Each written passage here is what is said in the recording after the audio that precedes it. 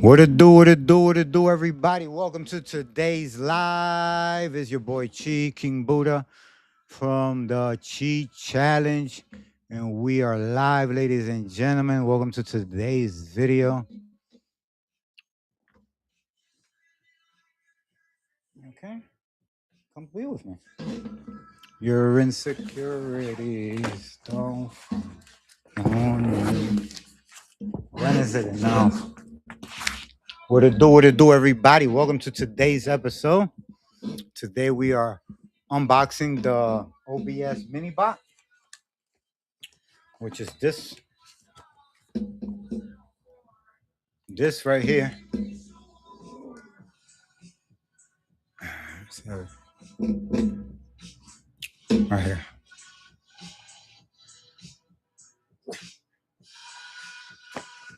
That's my headphones.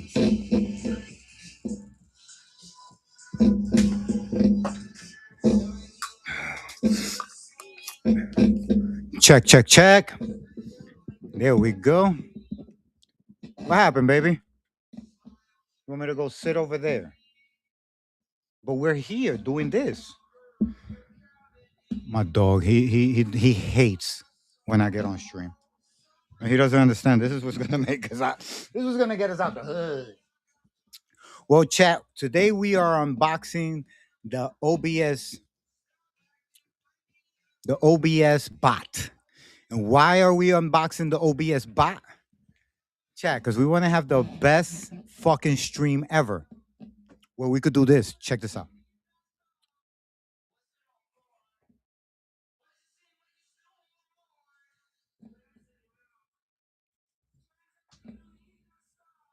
Chat, we could do that now. Oh shit, chat. We is the techiest motherfuckers we know, chat. You already know the vibes. It's your boy King Buddha, aka the Chi Challenge. And yeah. We doing this, chat.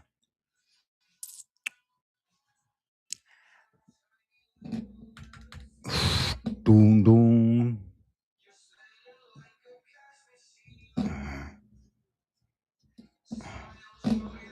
Let's do 180. Cavities. Fooling us all. And then check this out. We could. Oh shit! Wait, my microphones are over here.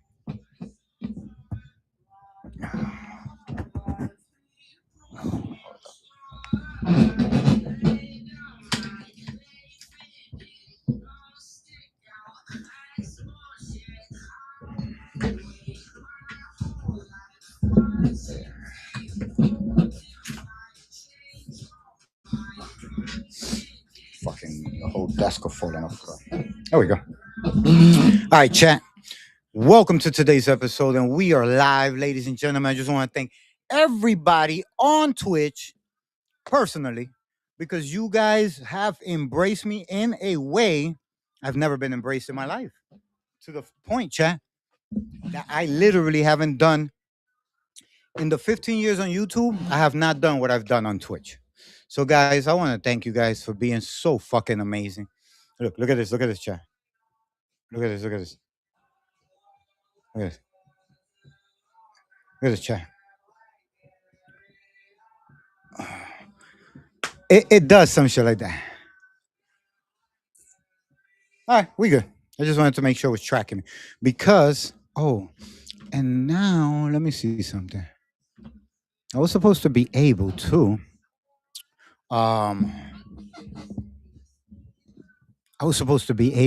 add another camera onto this setup. So I want to see how can we add another camera to this setup. All right. What to do, everybody? Welcome to today's stream. Today we are just being grateful.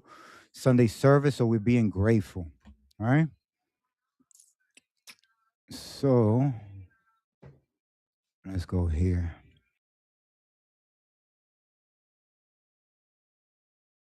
Right here. Pow. See right here?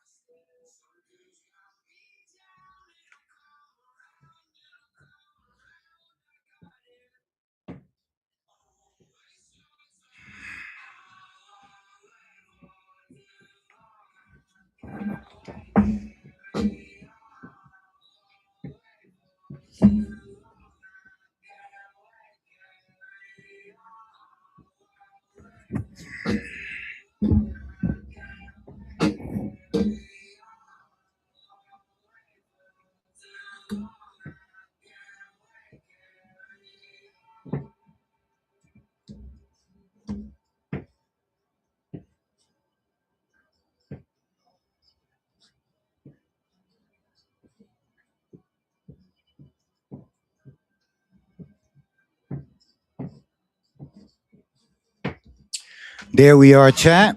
And we are back, chat. Welcome to today's stream.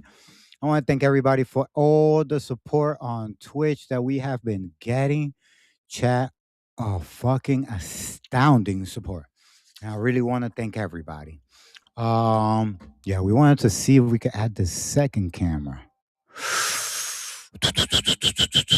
Add new layer. Web source, screen share, media share. What is it? It would be a media share. Let's try media share. King Buddha. Editor. Let's add this. Then this camera could be what? Uh,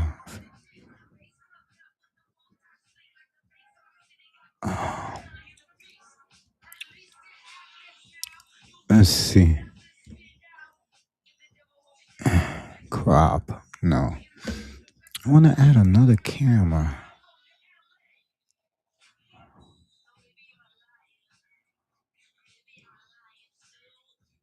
Media share. No, that's not what I want. I want one of these. Let's duplicate this bitch.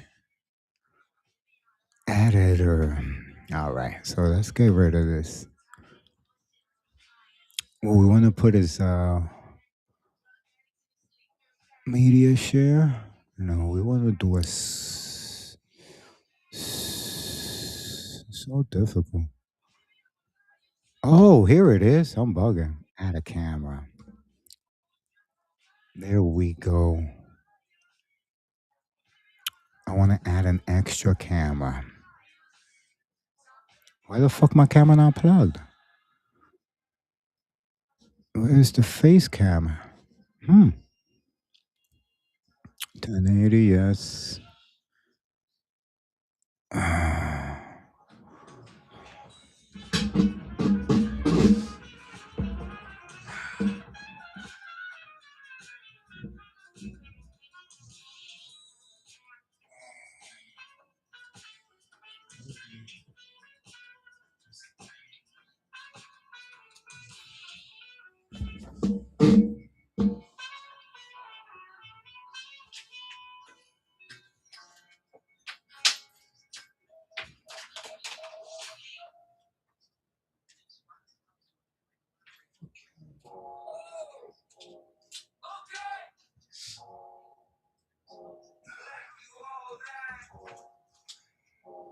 All right.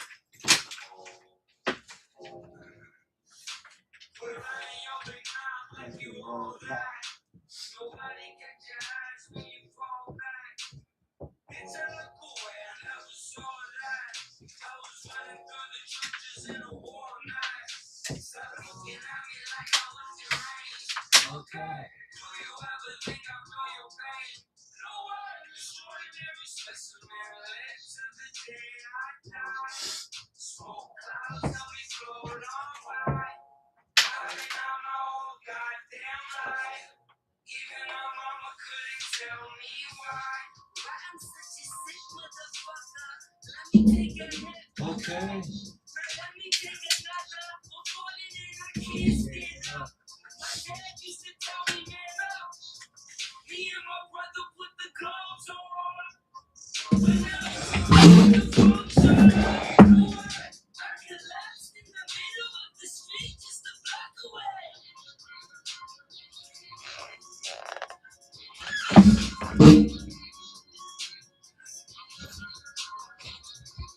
There we go. And that's why I like that camera. Now you see why I like that camera, huh? All right.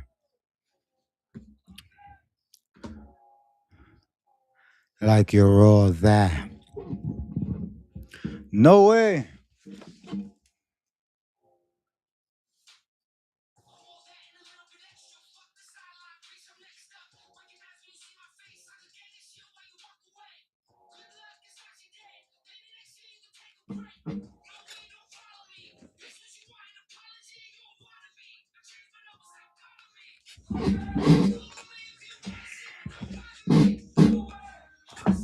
All right. All right, chat. We're just setting these things up, but I wanted to add. Oh man, maybe I got to restart the whole computer because that would be a fucking drag. That would fucking be a drag. I don't want to do that. I do not want to do that, chat.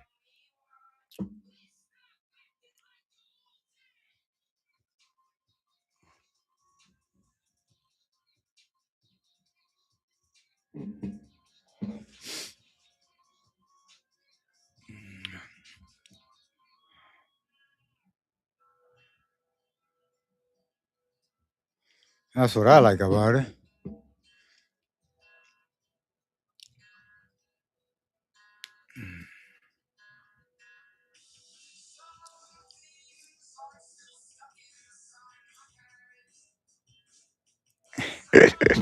Well, I guess that's all I could zoom in now, right? Y'all fucks with it, chat? Tell me y'all fucks with it, chat. The sun. The sun kills it. It's the one thing I did not anticipate. Worst thing I ever had.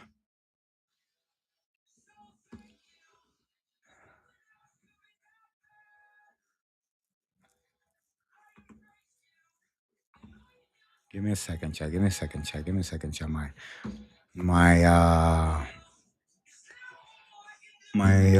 Instagram got all fucked up. So you're probably looking at my light right now, so that's okay.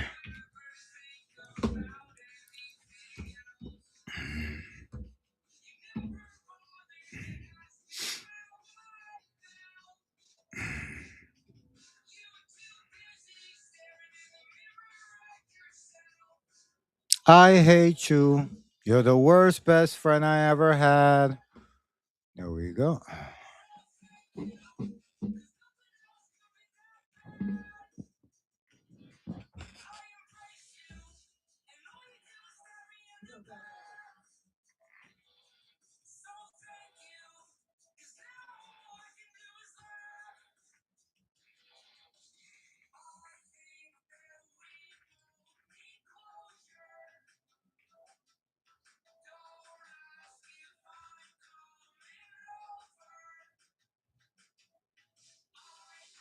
I need to cover that sunlight. Fucking sunlight. Oh, shit.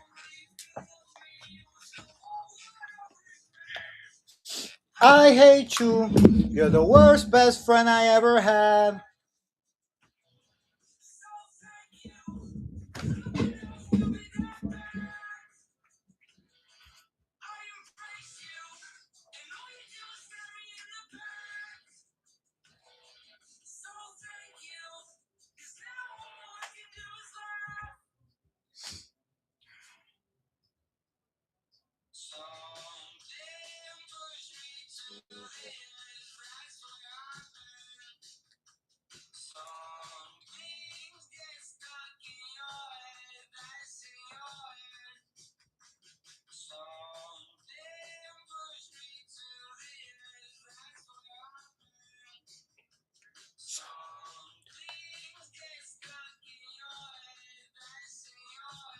That's in your head. Head. Siri, max volume.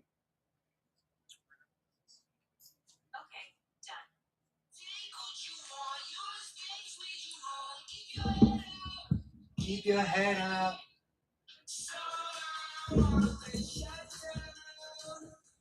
Again and again.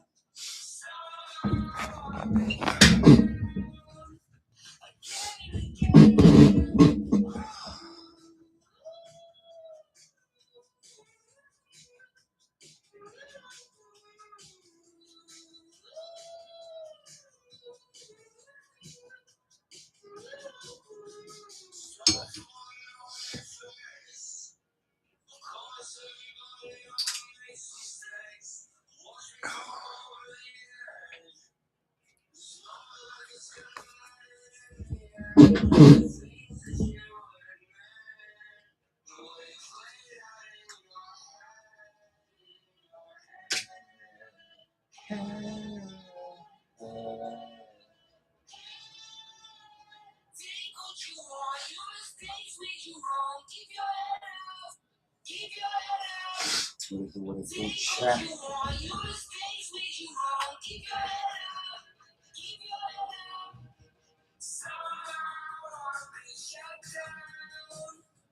Again and again.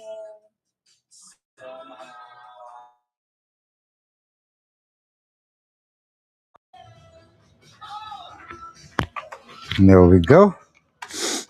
Welcome to today's stream, chat.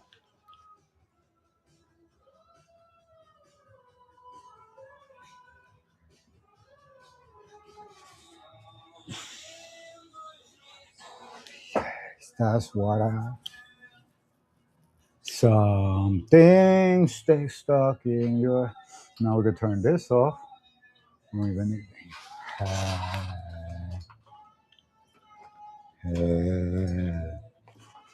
Of course, I would do that. Luckiest man alive. Take what you want, man. What you want. Get your head off. All right, chat. We are live. All right. So the OBS works perfect. I can't connect a second camera.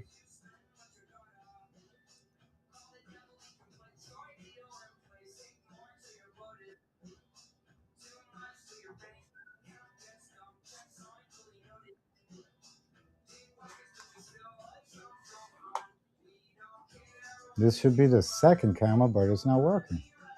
Gotta figure it out. I don't know why.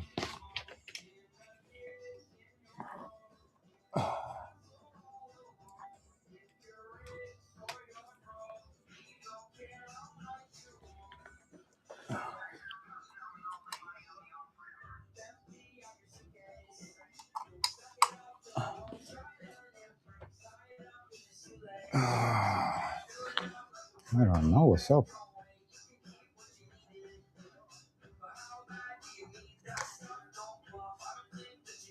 Here we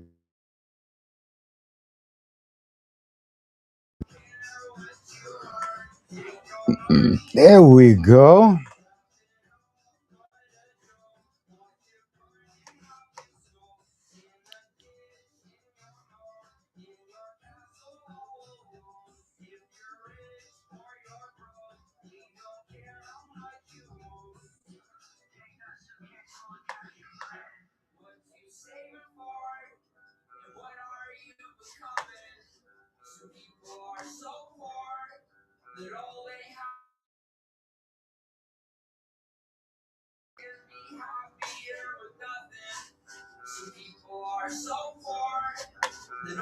Want his money.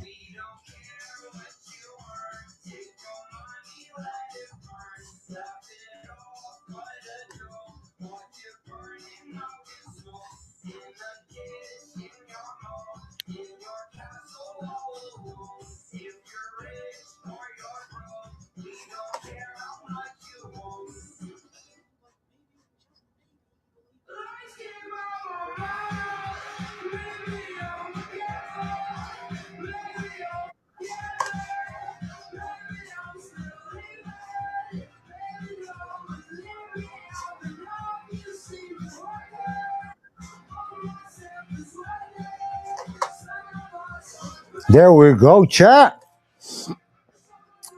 There we go. We got the master and then we got the close-up. Here we go. That's what I wanted.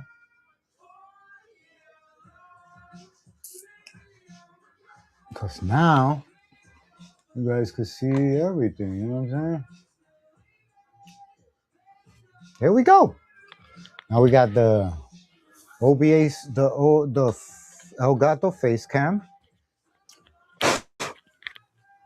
That one could go maybe here.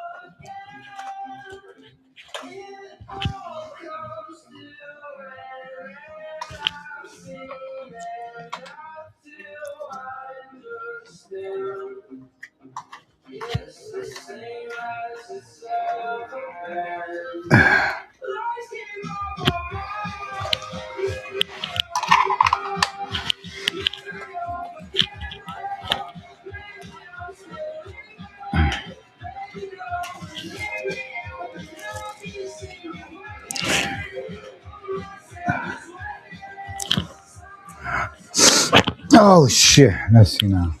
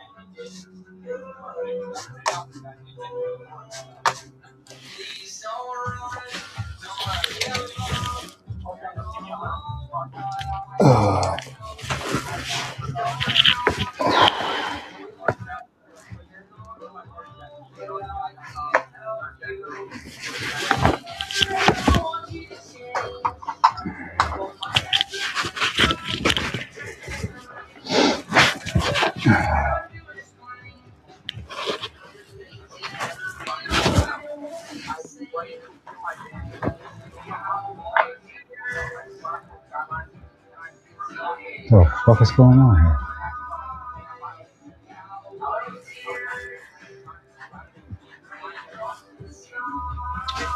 It's just working fine.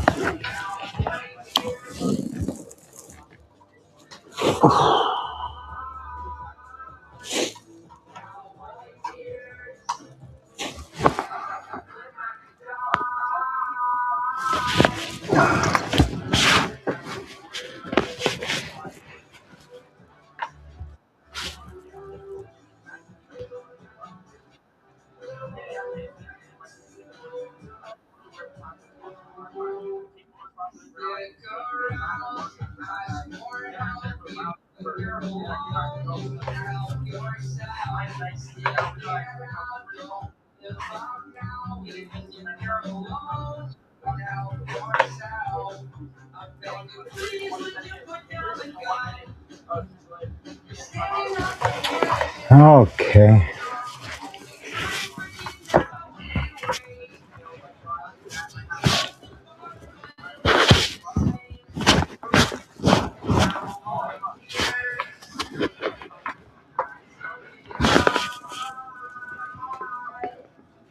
I don't know what I gotta do.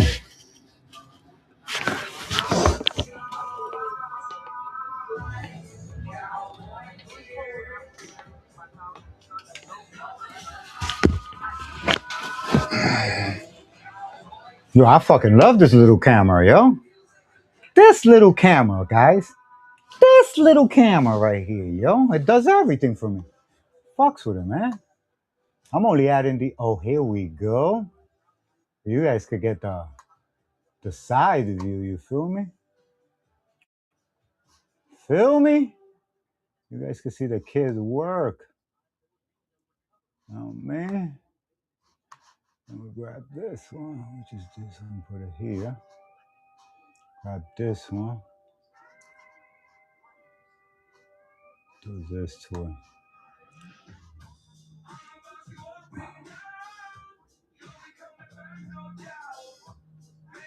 Oh, man. Quick cry when you cut your mouth. So true till the truth comes out.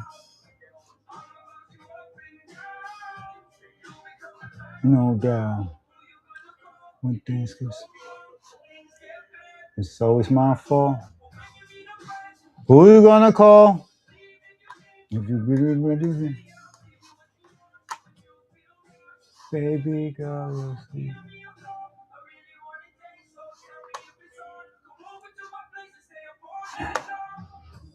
I'ma bounce you up and down. You'll be coming back, no doubt. Sound, you waking up my neighbors now. If you cut your mouth, so secret till the truth comes out. Here we go. Now, you guys get a stream that other people don't get. Feel me? Because everybody's doing what I'm doing, so we're going to do what everybody else is not doing. Feel me? Fuck it. And that's how we do it, chat. You be driving me crazy. Hey, what a fucking setup. Look at that shit. Dual cam setup. They ain't fucking with us, chat. They ain't fucking with us, chat. Know what I mean? Look at how we doing it. Look at my big Dominican flag right there. That's right. You see that big Dominican flag? Stop playing with me, champ. And you already see legend. You see legend, right? You see legend, right, legend? You mad at me? Don't worry, because now when I go lay down over there, guess what? Guess what? We got the camera for that.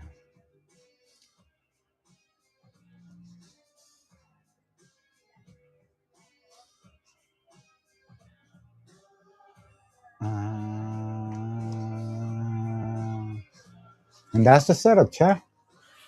We all set up. Know what I mean?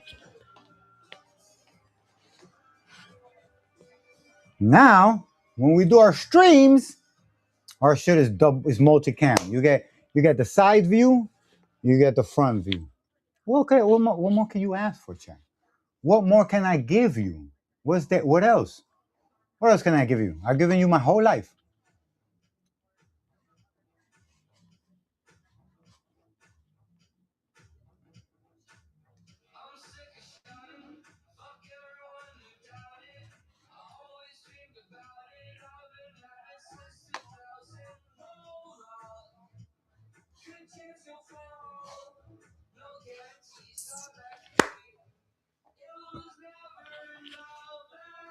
Now, when we watch videos, you guys can see what I'm doing.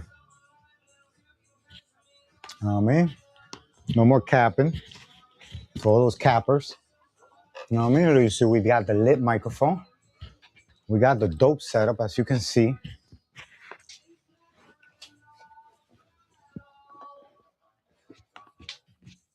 Now we can put a third camera. We can always throw the 360 in this bitch. Feel me?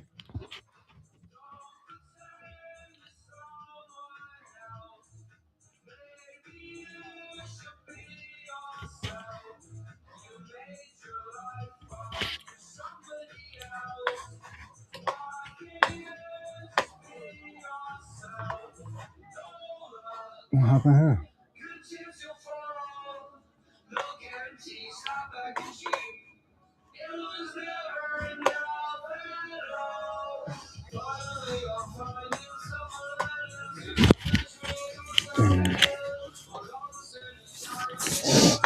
Oh, we're doing great, chat. We are doing great, chat. Thanks for all the support. I want to thank everybody for all their support, for seeing in me what nobody else saw. Feel me?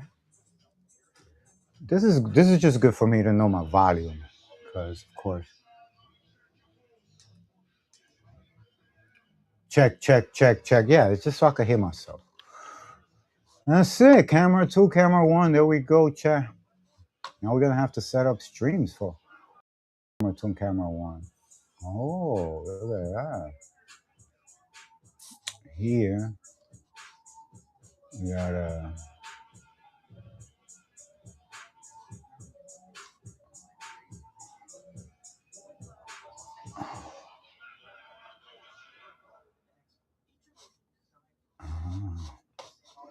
this is for when we have video to view.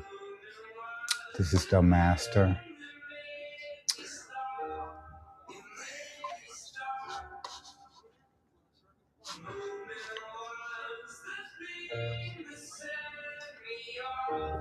Set me off.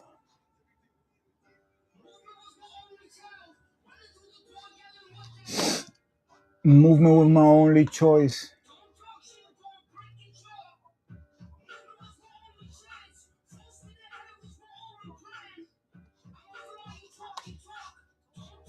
There we go.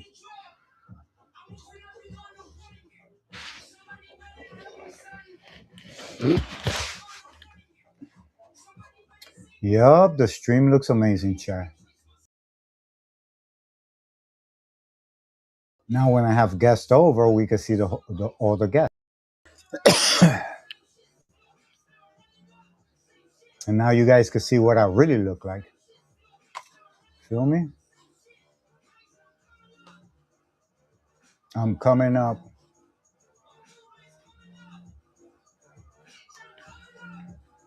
My movement's coming up.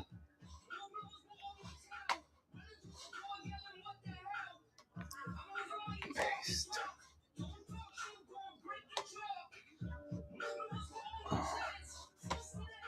Let's see.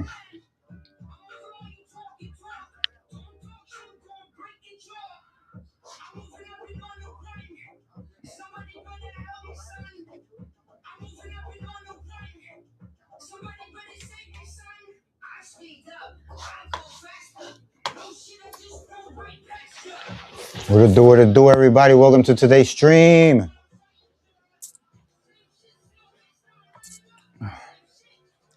Hope everybody doing good. What it do? My movement's coming up. My movement's coming up. My movement's coming up.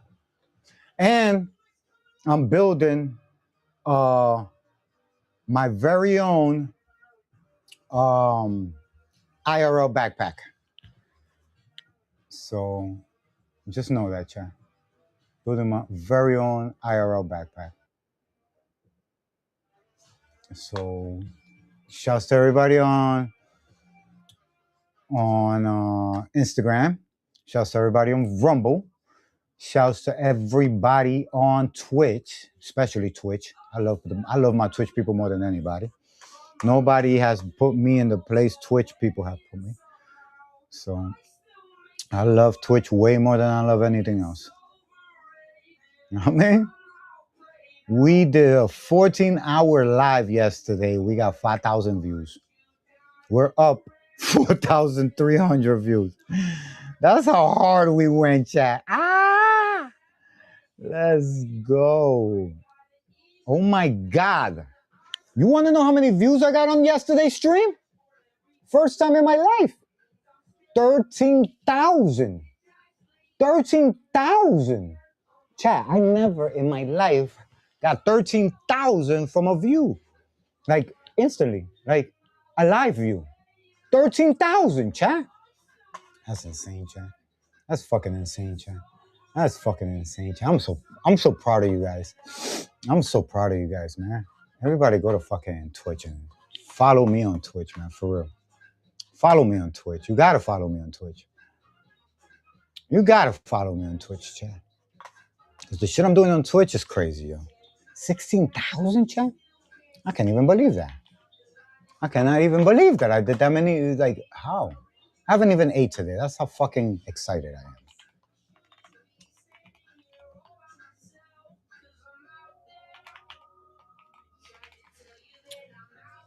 On my own. Chat. 16,000, chat. Oh my goodness. God bless us.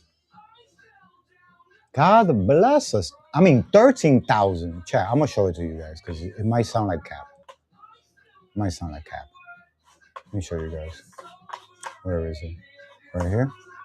Let me show you guys. Let me show you guys. All right? Check this out.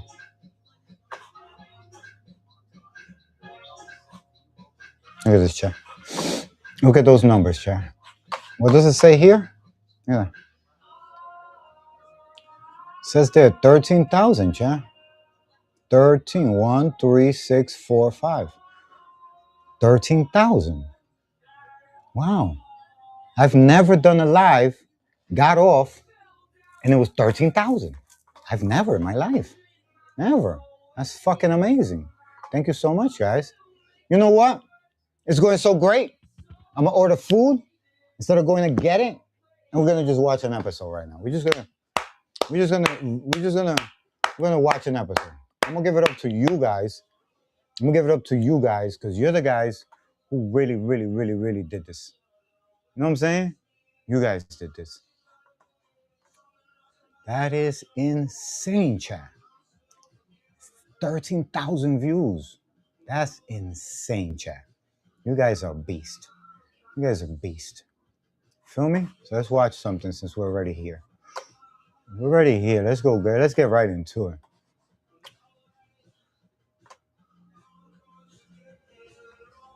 Jadakiss, former artist, shot and killed by her own uncle in Mount Vernon. 8 hours ago? Oh, we gotta watch this. Imagine being able to build an app with your name on it, just by thinking about it. Meet Base 44.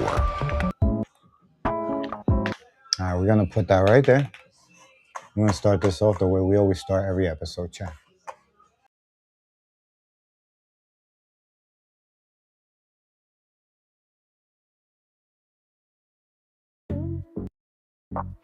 It's the cheap challenge. It's the cheap challenge. It's the cheap challenge. It's the cheap challenge. King Buddha, it's never too late to awake you. King Buddha, it's never too late for mistake to. King Buddha, it's never too late to awake you. King Buddha, it's never too late for mistake to. King Buddha, shut up or shut up. King Buddha, shut up or shut up. Karen.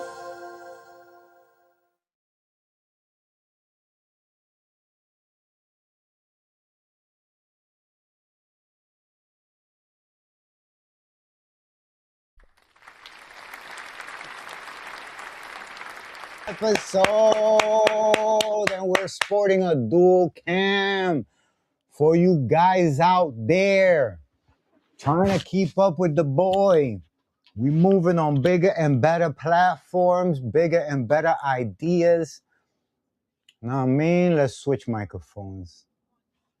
Let's switch mics. Nah, my mic is good. Fuck that. You know what? Today we're not gonna be doing this. We're just gonna be talking. Let's put that to the side. We just chilling, chat. Chilling with you guys. We just chilling. We just watching. You know what I mean? Watching. We just watching, chat. Yes. Today we just watching. And nice, chat. Fucks with this shit, chat. Now, whenever I want to do like a stream, that's like a sleepover stream, you guys got the whole cam right there. I could just leave it right here. And that's it. And then I watch my TV over there and monitor you guys on the fucking laptop. All right, let's watch, sorry. Let's get right into it. We gotta jam. We got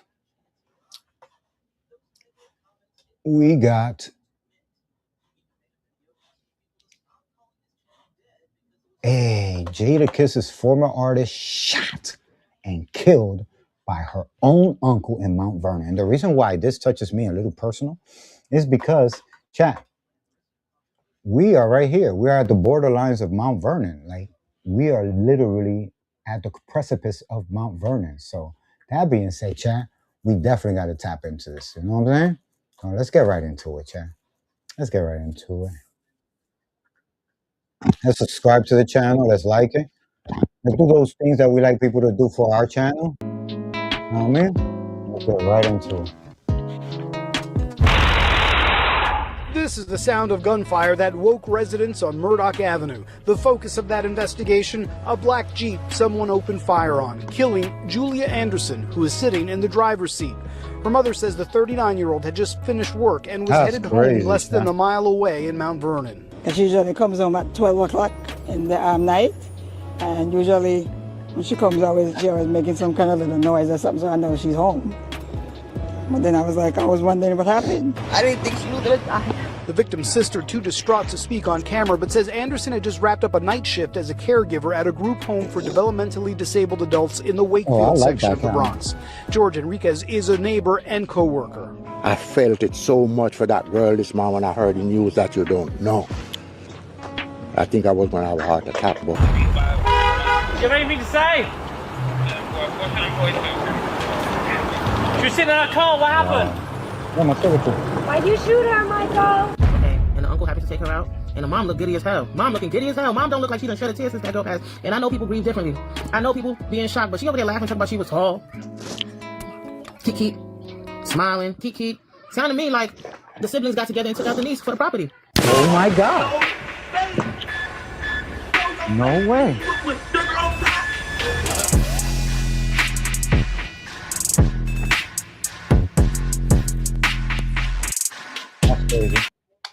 That's crazy. I got one challenge for you. Try Whisper Flow once. One time. And I promise you'll understand why I haven't typed a full sentence in 6 months. Next time you open ChatGPT, don't type your prompt.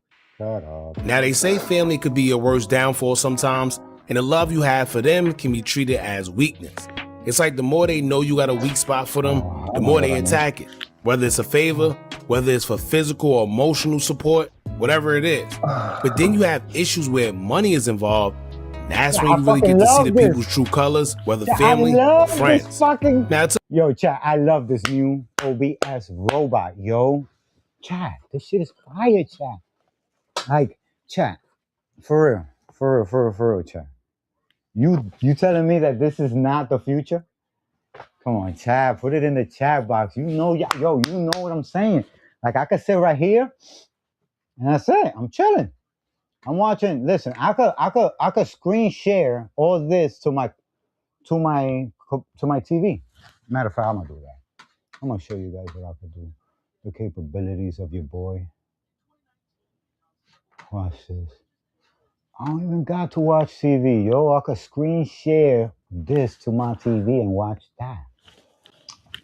Alexa, mute the Fire TV. That's it. Oh, where? Did not screen share?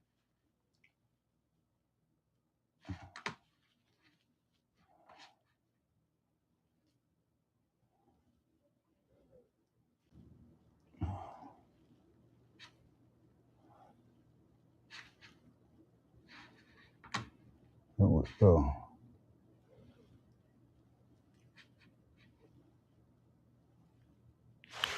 There we go. Now grab this screen right here and bring it all the way over there. That's right.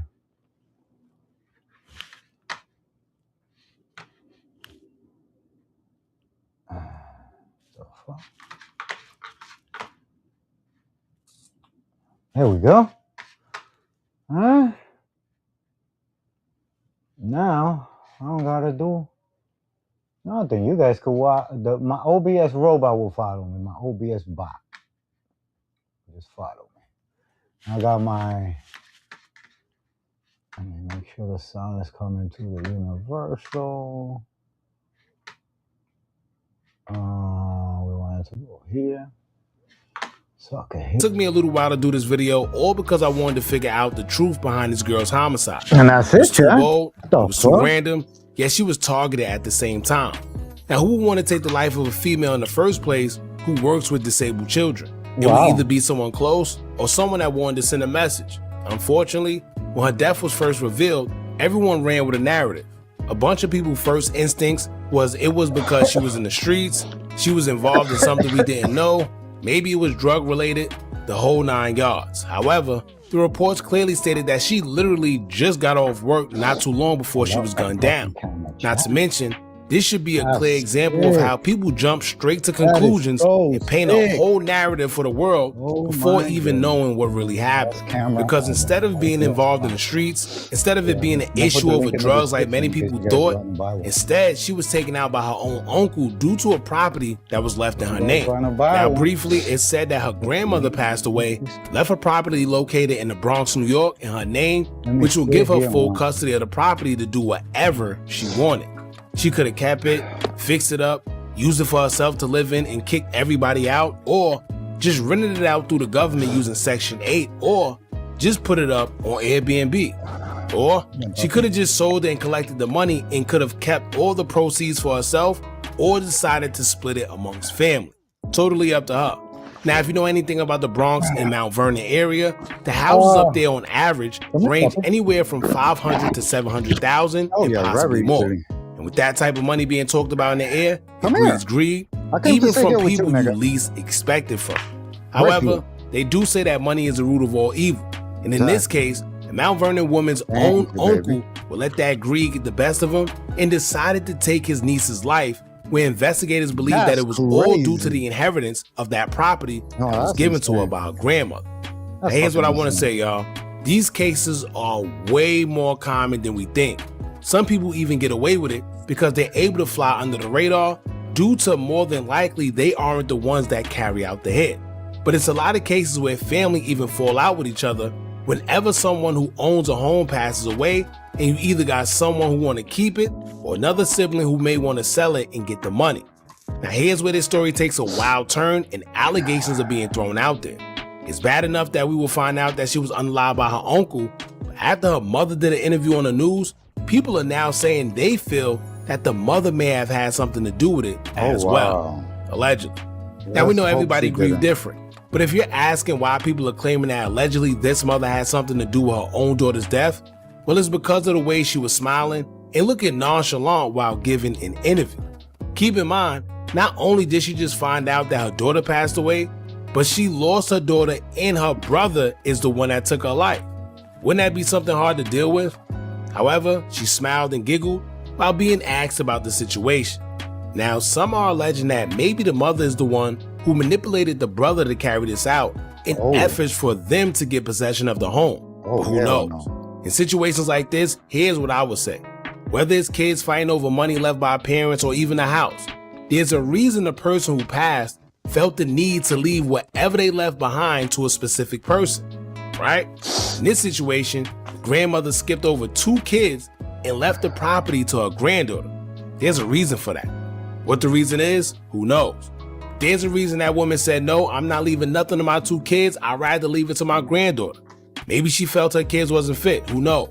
But actually now, we see why. Because now one of them kids is going to jail possibly for the rest of his life for taking his niece's life for no reason. And the mother is being accused of allegedly having a hand in it as well, according to social media. Crazy. And if this is true, her mother played all of them. Because her daughter is deceased, the brother is in jail, so now everything is left to her. See how that works? However, we're going to get into the articles breaking down what. Guys, go subscribe to his channel. Go like that video and go tap into that shit. That shit is crazy. Crazy, chat. That's crazy. It's just fucking insane. You want me to zoom in more to myself? Check this out.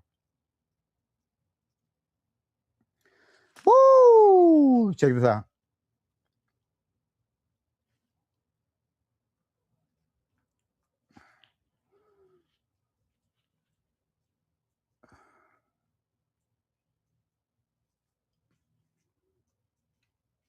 I'm having too much fun with this machine. I'm having too much fun with this shit.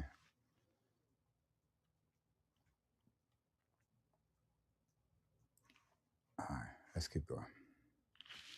What happened according to law enforcement, and then we're going to see what social media has to say and why they felt her mother. I digress, chat, because I'm so excited about this. Make sure you hit that thumbs up button. Well, not excited about what happened to her, I'm just saying. And if you not subscribed to the platform already, make sure you do so now. Let's get into it. Hold up, y'all. There's no way you're watching this video for free right now. Well, you could be getting paid literally just for playing games while this video play in the background at the same time.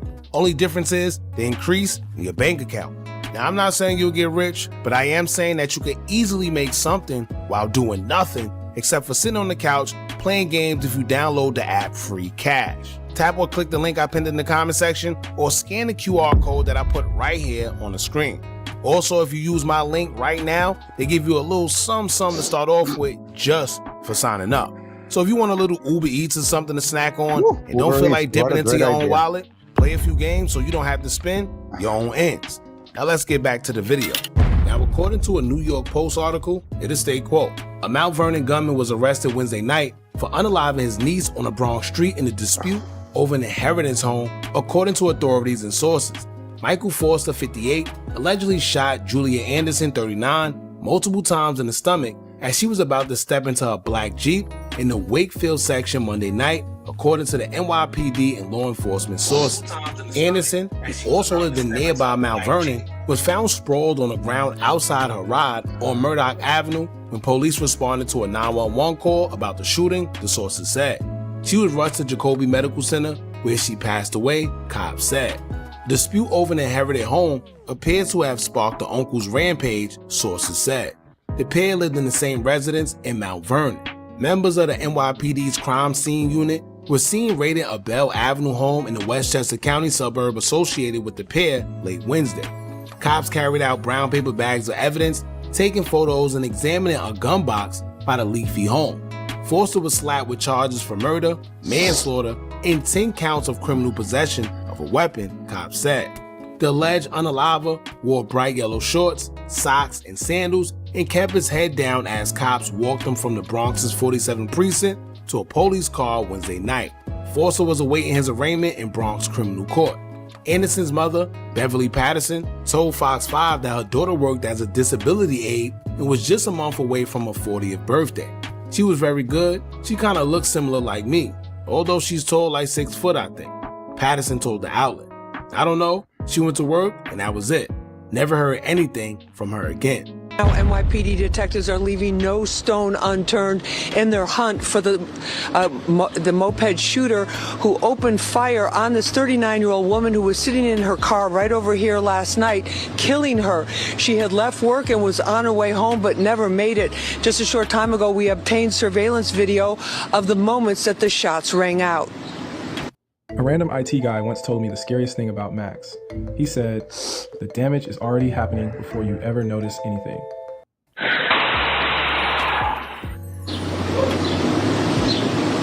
This is surveillance video from a resident of the street where it happened last night around midnight. You can see the moped shooter in the red circle there making his fast getaway. Now, NYPD tells us 39-year-old Julia Anderson was in her Jeep at an intersection with Murdoch Avenue when the moped shooter unloaded his gun on her. Now, NYPD detectives are going door to door trying to get more video angles and more witnesses. Julia's family tells us she was less than half a mile away from their Mount Vernon home when the tragedy struck. The gunman rolled up on the Jeep near Murdoch Street just before midnight, started firing through the passenger window. She was rushed to Jacoby Hospital, which is a high-level trauma center, but did not make it. There were so many loud gunshots it woke up this resident who was sleeping in his apartment across the street. Here's what he told us. I was asleep and I heard shots, and like I was telling them a few seconds ago, I don't know if subconsciously I heard 2 or 3 prior, and then I woke up and then heard 2 more. Well, I don't really know how many shots per se were shot, so I'm not sure. But I heard maybe 2 or 3. It's not characteristic of this neighborhood at all. It's very quiet. If the most noise you'll hear is a That is a fact, chat. I mean, I'm literally neighboring this place. Like, I live a couple of minutes away from this area. Trust me, it is rare for you to see some crazy shit like that. cars with loud pipes or something going by. Now, Julia was working, according to her family, as an aide to people with disabilities. That's where she was coming from. She never made it home. She was, is what they were expecting to plan a big 40th birthday party for her next month when she turns 40. Now, instead of planning that party, her family's going to have to plan a funeral. Detectives are determined. And this is why I watch a lot of true crime shit, yo. Yo, I swear to God, that's going to be on a true crime episode. You know why? Because that's the type of shit that be happening, chat. You be the people that you think that you're friends. Yo, nobody's your fucking friend. My uncle died by the hands of his best friend. I don't trust nobody, chat. You see me here, chat, you ain't going to see nobody else in here unless they need to be here. You know what I mean? When I say need to be here, like if there's no need for you to be here, then you ain't going to be here. This is not a bus depot. This is not a fucking loitering station. Like, chat, you got to be careful. The people who do it to you, chat, it's the people who know you. Because the people who know you know how to get the drop on you. So you got to be careful, chat. Got to be careful. To find this shooter, and we're following this story very, very closely for you. That's the latest here from the Wakefield section in the Bronx. I'm Lisa Evers, Fox 5 News. That's me. She ain't even say the Mount Vernon area. She said Wakefield. That's where we at, chat. We up in Wakefield. Oh, man, that is sad, chat. It's sad that people do this for greed, and now they all going to jail, chat. They're all going to jail. They are all going to jail, chat. Natasha, back to you. Now, I'm not the smartest man in the world, but the ending of her mother's interview kind of sound like an alibi, right? Damn, I don't know. She went to work and that was it. And here's the worst part. They're killing her for something that grandma left her rather than all the successful shit she achieved on her own. I'm not saying there's a reason to kill nobody. I'm just saying, like, they could have came after her for all the money she made, all the shit she gained. She's Jadakiss's assistant. But on the other hand, they're so greedy, they just didn't want her to inherit more. So when I tell you, Chad, you got to be careful, I'm talking about it's the people that they know you got a little bit. They see you gonna get more, they're gonna fucking kill you, Chad. That's why I don't trust nobody, not even my own family. Oh, just recently, one of my family members told me some crazy shit because I hit him up and said, yo, I got nobody to talk to because I've become so private with myself that I don't just talk to nobody about how I feel because people they waiting for you to feel some type of way so they can step on that. You understand what I'm saying? Like, use you for your weaknesses. So I'm trying to contact my family like, yo, can I talk to you? Because I don't got nobody I could trust or I could talk to. And one of them hit me with the, bro, you're a grandpa and you wealthy. What you need to talk to me about? And I don't bother you. Why you bothering me? And I was like, oh, I didn't even look at me having possessions or anything would be a value of not being able to count on somebody that I want to speak to in confidence. Like, just because I have something that has value, does that mean that I don't deserve to have somebody I could speak to in confidence? Is that what you're getting at? So, chat, people might look at you like you're more bigger than you actually think you are. People might look at you like you have shit that you probably don't think that you got. I got a family member that told me, yo, don't you be online flexing all the shit you got. I'll be like, I never flex nothing, chat. Do you see me flexing anything? I got on here today to talk about an OSB cam. And that should cost $1. That should cost $100, chat. If you guys want to go buy one, I'm gonna put the link in the description. That should only cost $100. You understand what I'm saying? Like, I cannot come on here and actually be myself anymore because I noticed that my family members are looking at me like, oh, he thinks he all that because he could afford something. You know what I'm saying? And that's scary, chat. It's scary when people are watching you and their opinions are like valuing you based on the shit that you own. Like, I didn't know that anything that I own was worth having. And nonetheless, did I think that it was something that would out me to the point where it makes me look like I'm fucking showboating. Like, chat, I could showboat. And nobody see me showboating. If I wanted to showboat, like, I got a pair of sneakers for every day of the month. You know what I'm saying? Like, I'm not showboating. You understand? I used to roll when I was at the radio station. I remember there was an episode at the radio station. I gave away 2 Apollos. That shit is $1,000 a pop. And I was not showboating then. So you understand what I'm saying? Like, to you, you're like, let me help somebody by giving them something they cannot afford, or and then there comes those moments when you need some help yourself. And you know what they're gonna tell you? Oh, but weren't you the guy that was helping somebody else? So you're not allowed to ever need help if you find financial freedom. So that's crazy that the first people who notice that are your family members. So just imagine if that's your family that you cannot trust. Just what about the people that are not your family? Oh God, you got to be careful for those. Because those people will be like, does anybody know I'm here? And they'll try to bury you. That's probably what happened to this girl. What happened to her was that she probably was like, oh, let me tell my aunt that my grandmother's going to leave me this house. And they figured, who knows that we're here? And nobody knew they were there. And they killed her. And now guess what? Because they're stupid. And stupid people don't notice that there's cameras and pings from your phone and messages that you sent that's going to incriminate you. The cops are gonna ask who was the last person that saw them alive. That's it. So chat, please, if you have a good job, if you get a good check, if you got something that's coming, do not tell your family. I know you want them to feel like you got this, like, yo, you don't gotta worry about me no more. I can hold my own. Listen, appear weak when you are strong, and appear strong when you are weak. As you can see, you see how weak I am, huh? I'm just laying in my bed, child. I can't even walk, child. I got a broken foot, child. I'm weak. But the question is, am I appearing weak while being strong, or am I being strong while being weak? Like, you can't let them know, chat. You got to keep them guessing, chat.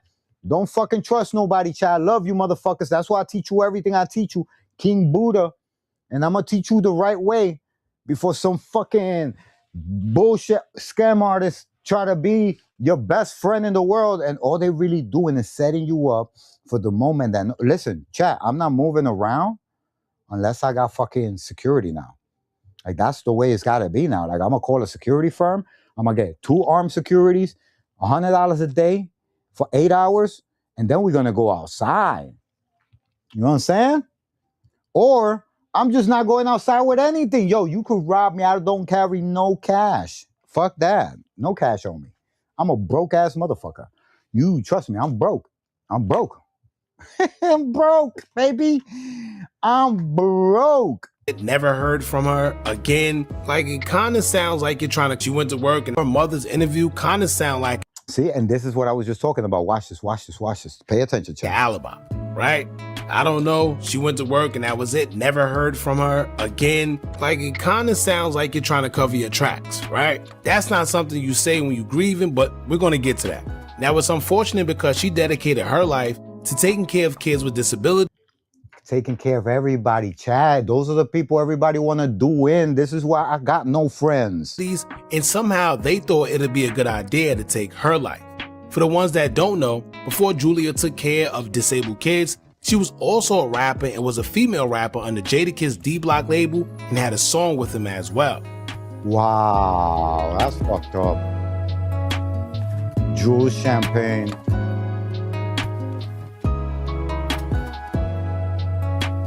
That's so sad, Chad. It's sad that people do that to you. That people take advantage of good people. That's the sad part. It's the part where people take advantage of the good people because they are so fucking, they're such haters. Yeah, they're such haters that they don't want to see you have anything. They're mad that you got anything. Now, the irony of this all is that her uncle, Michael Foster, was once the road manager for Jadakiss as well. Why he got cut off. According to Google, it states that Michael Foster is best known in the hip-hop community as a road manager and a key operations figure for Yonkers rap legend Jadakiss and the D-Block Deluxe camp. Based out of Mount Vernon, New York, he manages tour logistics and day-to-day operations for the artist. But now, let's get down to the meat and potatoes. Because we know for sure, according to law enforcement, allegedly, her uncle was the one that took her life. However, people are starting to question whether the mother had something to do with it or not, based on how she was acting during this interview right here. Y'all check this out. Her mother says the 39-year-old had just finished work and was headed home less than a mile away in Mount Vernon. And she usually comes home at 12 o'clock in the night. And usually when she comes out, she always making some kind of little noise or something, so I know she's home. And then I was wondering what happened. My younger daughter came and she told me, Shouts to Hookah Anonymous for this story, man. It's only 2 days old. And I don't normally do local stories because I try to stay out of the politics of who did what to who. And then it seems like you're picking sides. But chat, this is devastating, chat. This is devastating. I had to cover it. She was going to, my heart felt like it was going to come out. Why is she laughing? Hey, y'all let us know in the comments if y'all feel the way the mother was acting was a little bit sketchy or not. Wait. And was headed. Wait. We gotta take that in, chat. We gotta fucking wait a fucking second. That's her mom. She does not sound like she lost a daughter. What the fuck? Less than a mile away in Mount Vernon. And she usually comes home at 12 o'clock in the night. And usually when she comes, she always making some kind of little noise or something, so I know she's home. But then I was wondering what happened. My younger daughter came and she told me. That's suspect. She was That's my heart suspect. felt like he was gonna come out. That's too suspect. Oh my gosh. You know. Hey, y'all let us know in the comments if y'all feel the way the mother was acting was a little bit sketchy or not. Because social media made it very clear how they felt. Underneath a post of the interview on Instagram, one user would state, quote, "What's the mom laughing for? I'm confused. Me too. Makes me think she has something to do with it." What the fuck is that? Someone underneath her would state, quote, "That's what people are saying, especially once they found out that the mom's brother did it. Something about an inheritance." Another user would state, quote, "I personally feel like the mom manipulated the brother to get both of them out the way. On the other hand, she could be one of the mature Jamaican women who doesn't care to show emotions. Crazy, They're stoic." child. Then another person would state, quote, "That mother had something to do with it. She was too happy and relaxed, period." Now in the post where they identified the uncle as the shooter, someone underneath that would state, quote, "Yeah, that was strange, because her mom was giggling after the interview. She might have been down with the whole setup too. Put her on investigation too." Underneath that same post, another user would state, quote, "Oh wow. When they said uncle, I immediately wondered if it was her brother, because people were saying her reaction after her daughter just passed didn't add up."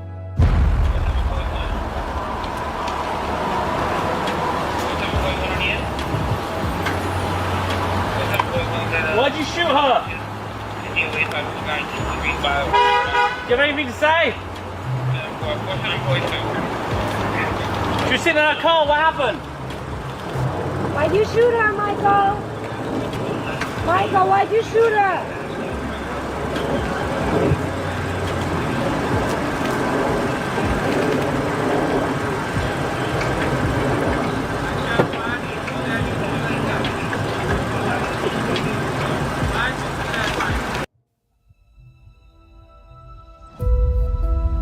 EVE Online is a vast universe.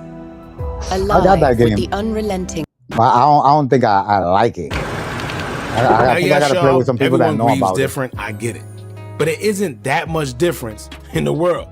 I'm not saying the mother had anything to do with it, because of course we don't know enough to be able to come to those type of conclusions and allegations. It just feels but good what to I be able would to say sit is this. here One, and to watch- lose a child being gunned down after Yeah, work you is guys, one thing. we could definitely Two, stream to for find 24 out hours a your day now. own brother did it is even when it's time to crazy. go to sleep, we hit I don't this- care we how hit this stoic right here, you watch. think you are. How? That's enough to break the And that's it. And then I'm going to sleep. You guys could watch me sleep. You know what I mean? did. One user by the name of Bouncing Back with B already spoke a few weeks ago on how people will turn on their own family members over houses, land. Oh yeah. Fast forward to now, we have this. Here's what she had to say. She's very good. She kind of looks like me, although she's tall. She's around 6 foot there, I think. And I don't know. She went to work, and that was it. Never hear anything more from her again. And she usually comes home at 12 o'clock in the night, and usually when she comes out, she's making some kind of little noise or something, so I know she's home. But then I was wondering. I feel like she's just trying to not. She don't want us to ask more questions, Chad. She's saying that's it. And she comes home and that's it. No. There must have been something that you picked up on, shorty. Then what happened? I didn't hear it after 12. What I told y'all a few weeks ago when I was talking about witchcraft, when I was talking about my house fire, when I was talking about my father's property in Ghana and his sister, y'all play with it if you want to. And I'm sorry to generalize, but I deal with Africans and Caribbeans. But baby, them people back home, them people here, listen, anybody, because regular people will do it too. Because we see the gentrifiers with the black tops. Yo, I know what she's talking about. Because that's exactly how I got scammed out of my inheritance by my dad. It's that Caribbean shit. I'm telling you, them niggas would do anything to take the house. My grandfather's son killed him, beat the shit out my grandfather, pistol whooped that nigga to death, and took all the shit we lived in. My grandfather had adopted me, so I was his kid. And that motherfucker, my uncle, that motherfucker took everything, Chad. Doing it too. Will kill you behind some property. It is rumored that allegedly her grandmother died and left her property. Okay, and the uncle happens to take her out, and the mom look giddy as hell. Mom looking giddy as hell. Mom don't look like she done shed a tear since that girl passed. And I know people grieve differently. I know people being shocked, but she up there laughing, talking about she was tall. Not like fucking Kiki, that. smiling, Kiki. Sounded to me like the siblings got together and took out the niece for the property. Yeah. And especially if it was a property in the Bronx. Those be worth a couple $100,000, a million. A million. Fuck out of here. Piece of that young lady. That is crazy. That's how you, listen, man, you can't play. A million. When you see that type of rivalry going on, get out the way. Because these people will take you out behind some property. That's sad. Lord have mercy. So as y'all can see, like I told y'all before, family getting into it over inheritances is a thing and been a thing. There's plenty of situations that transpire from it, and some of them are even fatal, like the one we see here. They say that the uncle, mother, and Julia all lived in the same household, not too far from where she was shot and unalive. So more than likely, there was a dispute over the home. We don't know what it was, but it could have been a plethora of things. Maybe she wanted to sell it and they didn't. Maybe she wanted to keep it and they didn't. Maybe they just didn't trust her to make whatever decision that they wanted her to make. Who knows? But this is the story of Julia Anderson. May she rest in peace, and condolences to her loved ones that actually cared. Right. Y'all jump in the comments. Let me know what y'all think about this. That son of a bitch. I cannot believe that shit happened, bro. That's sad, bro. It's sad that there's still old school people from the island that believe in doing shit like that. Like, oh, I'm gonna muscle that piece of property. You know what I mean? That's sad, bro. You're a shame. You're a shame to your family, bro. You're a fucking disgrace. 50 Cent versus Hurricane Chris. What happened? Yeah. Andrew Tate arrested on 42 charges. What the fuck? Let's watch this. Deleted talking about Streamer University. Yo, shouts to Deleted. That motherfucker does some good content. I ain't gonna lie. No glazing.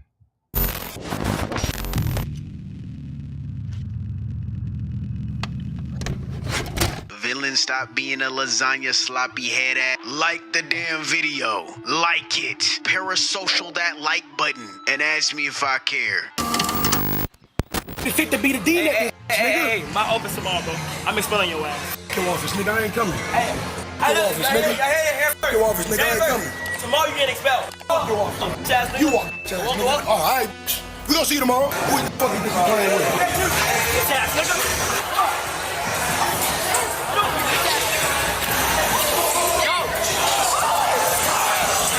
If y'all ready for 2026, say hell yeah. If you ready for like 2026, say hell yeah. Hey, play that.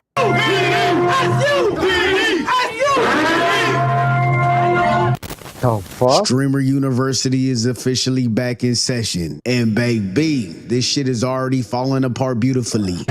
Switch to Google Fi Wireless and oh my goodness. Let's go. This shit is already falling apart beautifully.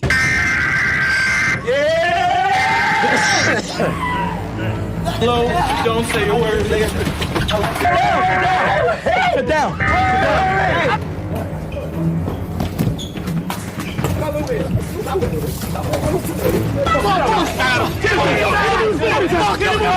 Or what, nigga? Don't touch me. Or what? Don't touch me. I'm touching you again. Or what? Touching me. Or what? Ain't got. Streamer University done lost its damn mind to the point where even Kai Cenat got pew-pewed in his eye. It was a pellet or some shit. I don't know what it was. Get it.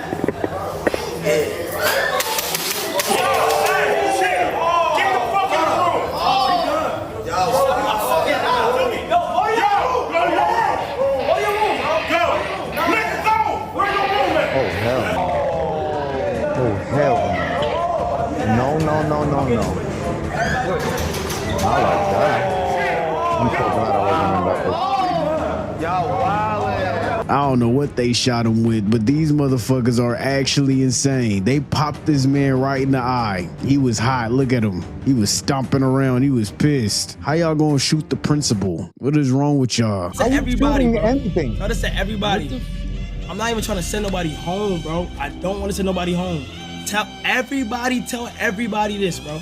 I just got shot in my eye with a Orby gun. I was trying to tell everybody relax. I got shot in my eye with a Orby gun in my eye. No, Chad, that's the problem with trying to help people. That you gotta be like Kai Cenat to be able to do some shit like that. Because I tell you, me, man, if you my friend and you think I'm coming back for your ass,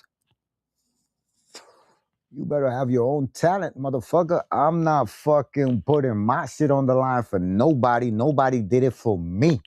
Fuck nepotism. Nah, bro. And now I feel like people disrespecting me, gang. Why you laughing, bro? Nah. I knew it was gonna be messy as hell, but damn, they came back swinging. Northside bitch, I done came with the fully on me. Talking like he don't when he not, I bully homie. Buy the butter guns, rock up on me, put that toolie on him. Bitch, throw that ass in a circle. 2 straps on me every day, bitch, I'm Urkel. Let a nigga throw the deuce down, I'ma hurt you. They ain't outside, them little niggas got a curfew. You know I don't play that. You wanna fuck me and my friend, just say that. I got an AMG Benz where the cake at. You wanna talk body cams where the K at. Bitch, shut the fuck up, sit back and listen. You fucking up the blunt, pass it back, I'ma fix it. I look like I can't look.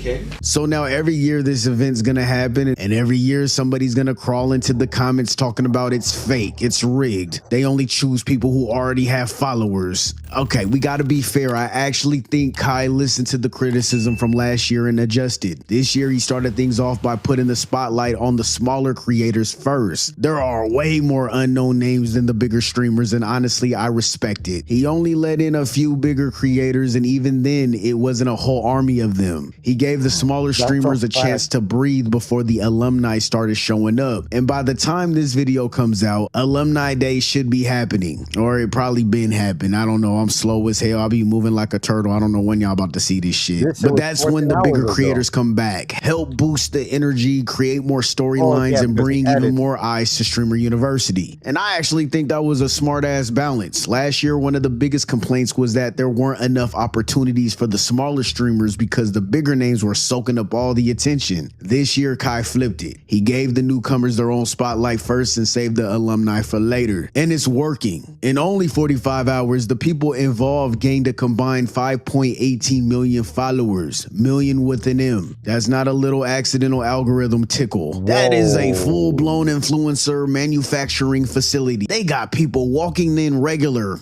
and now they're gonna be leaving with motion. Right now, Yana, Suburb Baby, and Wardrobe are sitting on the top of the leaderboard. Streamer University does one thing perfectly every year, it seems. It immediately exposes who actually understands content and who just pulls up hoping fame would notice them standing in the corner. Some of these people really think all they have to do is arrive. Class is open, chat. Right now, we are learning. So when we get into Streamer University next year, we know what to do. By then, my legs should be 100% fine. I should be doing flips into the fucking pool. I should be fucking wilding the fuck out for a nigga my age. Look pretty and wait for a viral moment to come tap them on the shoulder and slap them on the ass and punch them in the gut. Look at me. Chat, I ain't lying. I ain't tooting my own horn. Look, I just did a 14-hour stream. 14 hours of Call of Duty Marathon, 13,000 views. You think that if you would have told me, yo, if you do a 14-hour marathon, you're going to get 13,000 views, I would have believed you? I would have been like, hell no. There's no way that I'm going to do 14-hour marathon and I'm going to get 13,000 views by the time I end that live. And guess what, chat?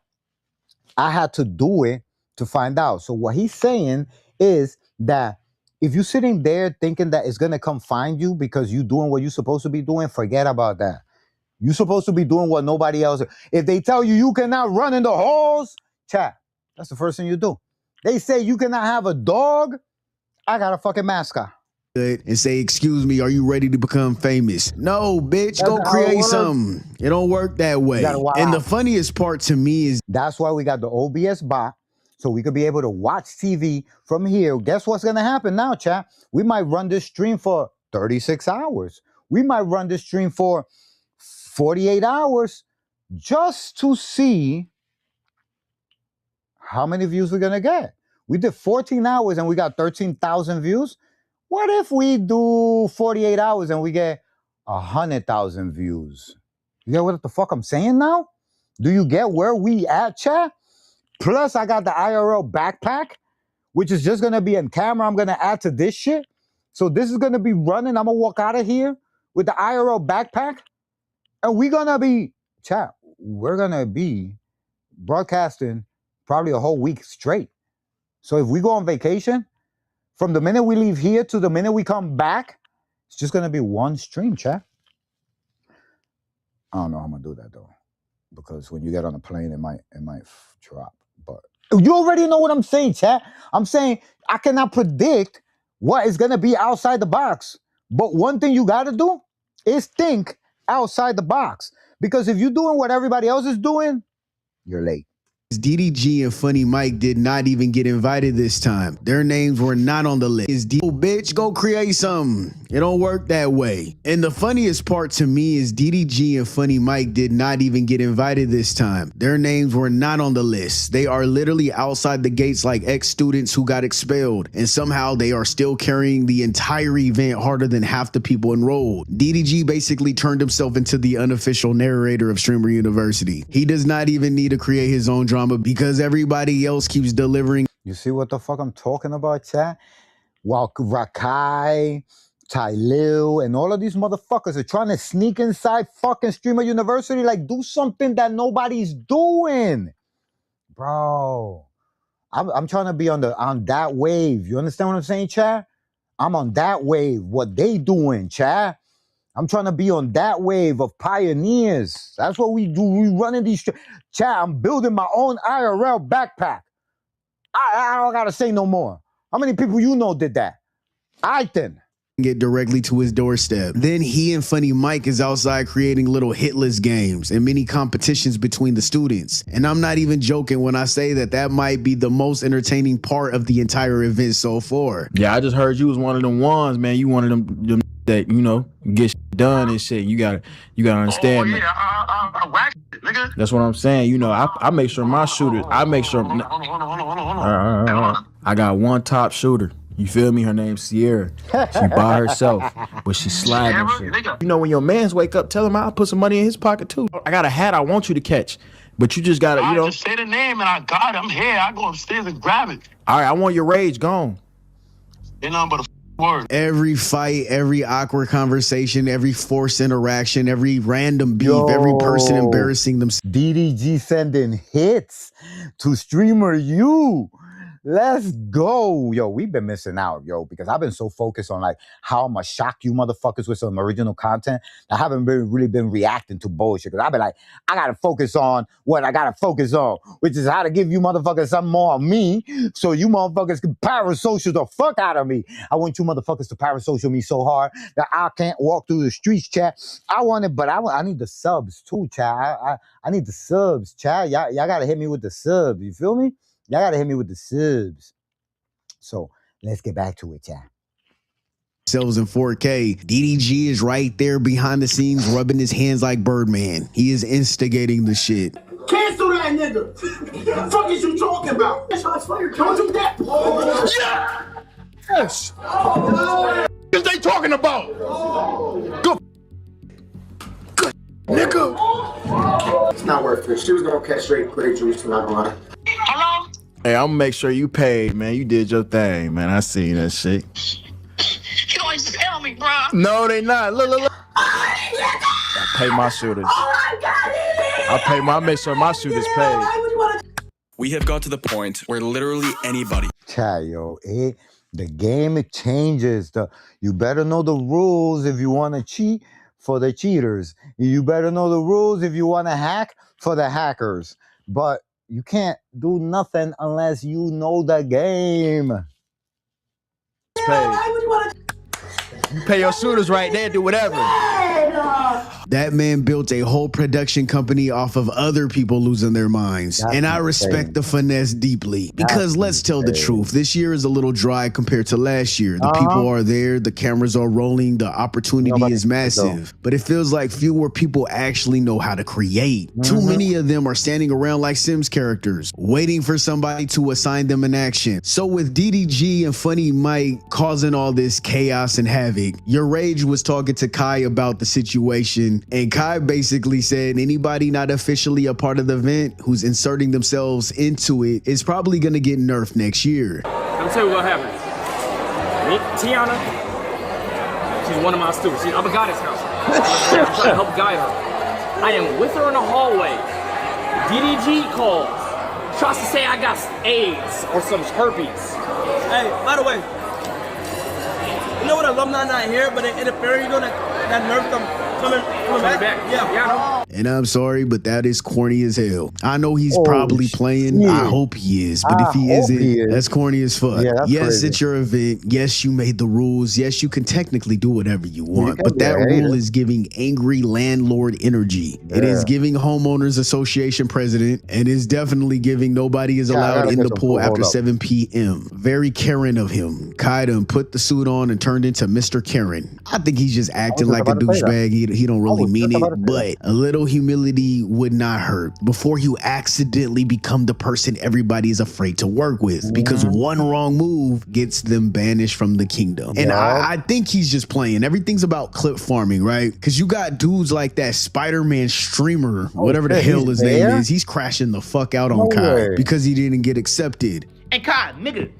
you know they finna troll worse, bro. You know they finna, oh, you ain't making it in the stream of you? Damn, this nigga ain't making it in the Clover Boys, and he ain't making it in the stream of you. Damn, you ain't making it in the mansion, bro. You're not a Clover Boy. How don't fuck, these niggas don't fuck with you. God damn, bro. No, you're not a Clover Boy. Man, 10,000 subs every night, bro. How you get your million? Bro. You cannot be entitled to your man, to Kai Cenat's dream, bro. Fucking subs, bro. Come on, bro. Come on, bro. If I don't, you got hired for a job and you made your money. That's it, bro. You should have done it. You should have worked harder. Get in the fucking stream you got, bro. If I don't get in the fucking streaming you game, bro, I'm finna break in that bitch or something. And you know what's funny? That when you do some dumb shit like this, that's exactly what happens. DDG and Funny Mike are doing the exact opposite. They're proving that it doesn't matter if you're inside the school or outside the gates. If you're really a creator, that's a fact, chat. Because the cool guys, the cool kids, they don't go inside the school. They stand in front of the school. When the bell rings, all the good kids go inside, and the bad kids stay with the motherfuckers that don't even go to the school. So, who you want to be? Motherfucker that goes to the school? Or nigga outside with the Duchess in the motherfucking butt? Stop it, cat. Make content anyway. You involve yourself. You create moments instead of waiting for one. They are literally being professors without even being there. They are teaching their audience that you do not let anybody tell you no, and you keep going. That's literally the biggest lesson Streamer University is supposed to teach. Sometimes people get that fame power trip. That little guy. That's what I say. If they say you can't run, you run. They say you can't have dogs, you bring a mascot.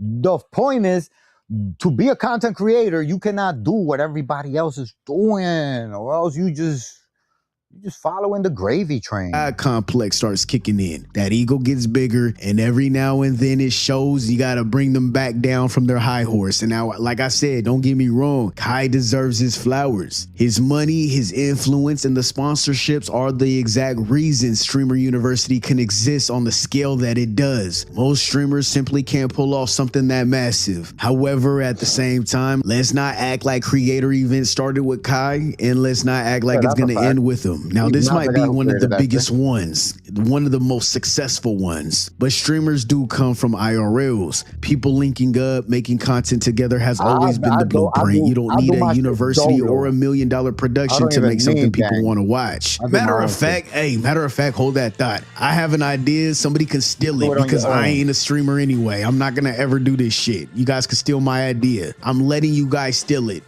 Put a pin in it. Wait till the end. I got an idea for y'all. Now, of course, it would not be Streamer University without some completely unnecessary left field drama. DDG's brother Dub was chilling, minding his business, and here comes McQueen asking him for a friendly boxing match. However, why did the friendly boxing match immediately start feeling like actual beef? I'm gonna do it when I get done with my shit. That, nigga. I'll shake my hand. You scary, nigga. You scary as hell. What the fuck is you talking about, nigga? Fuck is you talking about, nigga? Hey, this ain't no bloodhound, nigga. This is a buster ass. Man, listen. Man, don't get the fuck out of here. Nigga, listen. Nigga say he's not Man, a listen. Don't do that to me, cuz. Don't, nigga, that's my glove on. Nigga, listen. Put the gloves on. Man, listen. Put the gloves on, nigga. Don't come at me like that while I'm doing this shit, nigga. Don't do that, nigga. Nigga, put the gloves You ain't on. doing that shit here. Just like I said, nigga. Just like I said, you ain't doing that here. Nigga, you just this your 10th time walking past me. This your 10th time walking past me. I told y'all. Just like you said, I'm not. Yo, that's crazy. Not the gang. Not the gang. Nah, don't put the gang there. He said, you are not a bloodhound. You are a buster. That's crazy. Nah, chat. Nah, chat. I gotta fucking... Chat. What the fuck is that, chat? I had to zoom in so you guys could see my fucking face. What the fuck was that, chat? Nah, bro, you cannot do me like that. Not like that. You feel me? Not like that.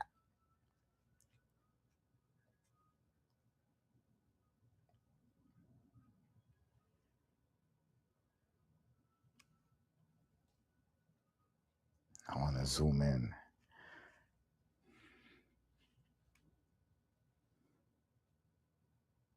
That's what I want to zoom in right there.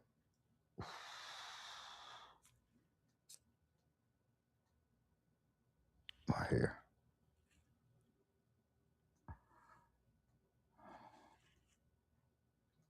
Here we go.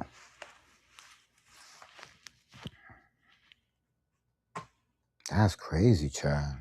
I'm not doing that here, nigga. Don't touch I'm not doing that here, nigga. The views must be low, nigga. Not that. You got me fucked up. And we know how this story could end. Twitch sees one real punch and starts banning everybody involved before the replay even finishes loading. They do not play about real violence, so why are we even flirting with it? People were calling Dub scary. I feel like he made a great decision not to entertain something like that because he could have got kicked out of the school for real. Hey, McQueen, that shit you did was some lame ass shit. Wait.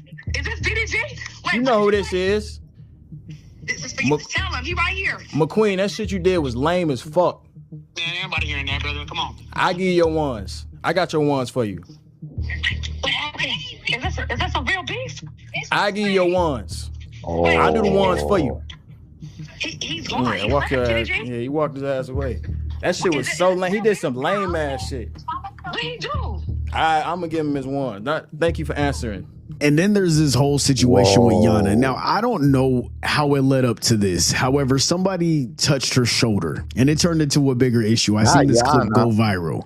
Not Yana. Yana had an issue with Adrian Broner, which we covered on the last episode, chat, where the episode that I covered, boxing's first creep.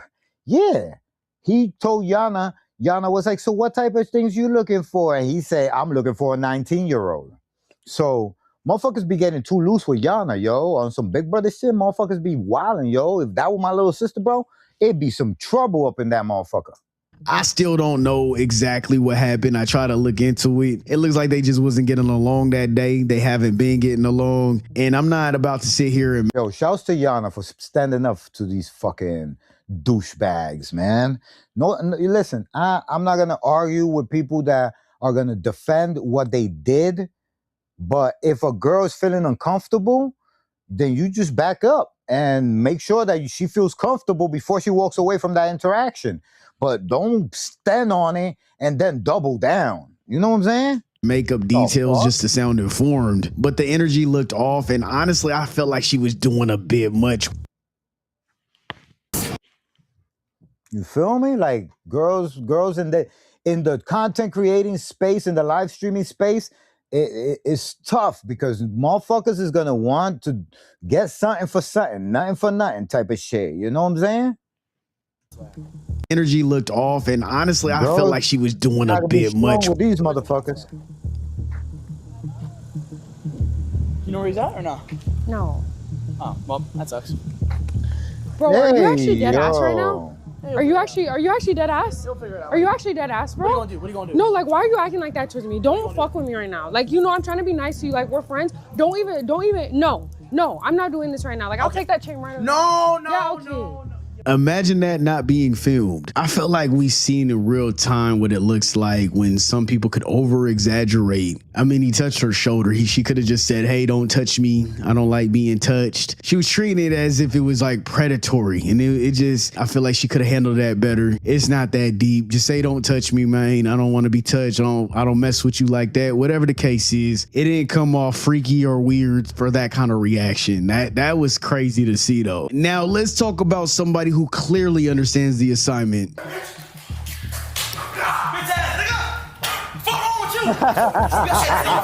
Somebody who clearly understands the assignment. Suburb Baby is currently giving a masterclass in how to use an event like this properly. This man is living through 4 separate storylines before lunchtime. I ain't gonna lie, the shit I do to just be you, nigga, like, fuck. Stop all that dick riding, bro. Nigga, you need to start dick riding. This dookie pookie. Anyway, dude, I really fuck with you, gang. I really fuck with you. Like, nigga, you gotta realize, I don't want to be Suburb Baby. I want to be Duke Dennis. First, he's glazing Duke Dennis. Then he gets arrested and starts running around campus dressed like an escaped prisoner. The reason Suburb Baby is exploding, pause, is because he did not create one bit, one clip, and one situation and drag it through the entire event until everybody got tired of it. He keeps improvising. Every few hours, he's creating another mini storyline. New character, new problem, new joke, new clip. That is how you keep people watching. This man used to pull around 250 views on a good day back in May. You started with 100, right? 180. Okay, well, it's like three high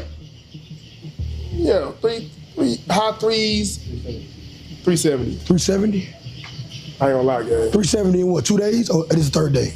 This second day. No, this third day. This is the third day. Wow. 370 in 3 days? You getting 100K a day. You getting 100 and motherfucking 25 a day. So basically you saying fuck that bitch. I never tell her. Nah, fuck that bitch, nigga. No, fuck her. Nigga, fuck all these hoes. Matter of fact, I never tell a nigga. Fuck all these hoes. Fuck my bitch. Fuck all they bitches. Fuck your bitch. Fuck all these hoes, nigga. Fuck them. We getting too much money to fuck with these little broke ass bitches anyway. You know what? If she want to fuck with Suki can have that little washed up bitch. He might have taken it too literal. Oh, and she was in your video. I ain't fuck that hoe. Dude. Oh, fuck. Appreciate you, gang. By day 2 of Streamer University, he has hit 76,000 concurrent viewers. That is not luck. Luck might get somebody click once. Personality makes 76,000 people. See, chat? And I was all excited about 512 people. This motherfucker got like, he went from 180 to 6,000. Oh man, God bless him. Will stay. He refuses to be boring for even one segment, and that is exactly why he's winning. Not only that, this man somehow turned Kai Cenat into his arch nemesis. Every time they see each other, they've been squabbing. They're arguing, chasing each other. It's literally given Peter Griffin versus the chicken. Every encounter turns into a whole episode. And honestly, that's smart as hell. Now people are invested. Every time Kai walks into a room, the chat is instantly wondering, is he about to run into him again? He didn't just become another streamer. He gave himself an origin story. And unfortunately, not everybody has the same flow as Suburb Baby. Not everybody's gonna have that kind of experience. Some of the smaller streamers are on camera feeling completely ignored. They are crying, saying the bigger creators are not checking for them. I didn't even think that could happen. Oh my God, are you kidding me? Are they treating this shit like a Mr. Beast challenge? That nobody's voting for me, so I'm crying like, no, nigga, you there, you should automatically be up. Get the fuck out of here. Nah, I ain't got no pity for nobody who made it in that motherfucker. Fuck you. Fuck you. Feeling like they do not belong because everybody around them has bigger numbers, bigger names, and more attention. Streamer you, I'm gonna be honest with you, people are definitely gonna gravitate towards the bigger streamers at Shut the fuck up. Not Jason the Ween. Fuck that nigga, yo. If Jason the Ween is complaining about being a streamer, you fuck him. You should be doing what the other motherfucking Suburb Baby was doing. Stop it. This motherfucker, I thought this motherfucker was gonna be doing some dumb shit. Nah, you lost it, bro. Fuck out of here. That's my opinion on Jason the Ween and what he's doing with his opportunity in Streamer You. Fuck him. Streamer You. Yeah. Okay? But your goal is to make, just appear on these big streamers. streams and make it about yourself, bro. And I understand that feeling. Imposter syndrome is real. Being surrounded by people who already have motion can make you feel like you accidentally walked into the wrong room. However, at the same time, nobody is going to walk over and hand you a viral moment in a gift bag. Yana came into the first streamer university as a nobody. Now she is one of the biggest names connected to the entire event. Nobody gave her that guaranteed career. She used the room. She used that opportunity. Streamer University is not a golden ticket. She make it seem like she's the super sweet. I got offended for anything. Let her be, bro. That's her wave. Everybody should be finding their fucking wave. Jason the Wing, man, you just shitting on you. And stop giving shitty advice. Lead with example. What the fuck? When DDG was there the first time, DDG was throwing a fucking party. He took everybody to a club. Fuck out of here. Y'all getting the wrong impression with this motherfucker. Shit. It is a hallway filled with doors. You still have to get your ass up and open one. You cannot receive a once-in-a-lifetime opportunity and then decide to become an extra in the background of your own movie. It's a waste of time. Then we have relationship issues, man. We got Queen and Clarence getting into it because Clarence was in Dream Doll's dorm room networking. They be trying to fuck with you. Yeah, they was saying, why was Clarence in blank room last night? Who? I'm not gonna say the name. Oh. A girl's room. They try to basically lie on you, unless you wasn't a girl's room. This is why you don't have a girlfriend when you do this kind of shit, yo. I swear to God, I'm so happy I don't got no girlfriend, bro, because right now, man, my whole career would be tanking. I would still be trying to get it up like an old dude on Viagra. Stop it, yo. Listen, if you guys want to get shit done, you got to know how to work together or just don't fucking be together. But I don't think you work, right? They must be talking about Jordan. Jordan Dream Doll. Oh, you wasn't there? Yeah. For a little while. Doing what, nigga? Get some liquor. See what I'm saying? Yo, why you pressing me? Because I'm thinking they lying the whole time, and I'm being No. I was with Pitbull. That's the whole shit. You can't, bro, you cannot explain what a vibe is if you just trying to be networking. Like sometimes you're gonna be doing some flirting, sometimes you're gonna be talking. Nothing of that shit is etched in stone, bro. But this is what is necessary to get where you gotta go. Really? You lying. For real? Yeah. I'm dead ass. I was on stream and all that. Sorry, Chad. Navan, the #1 rated business travel platform, lets your team book work travel in one place. Flights, hotels, cars. No, I'm good.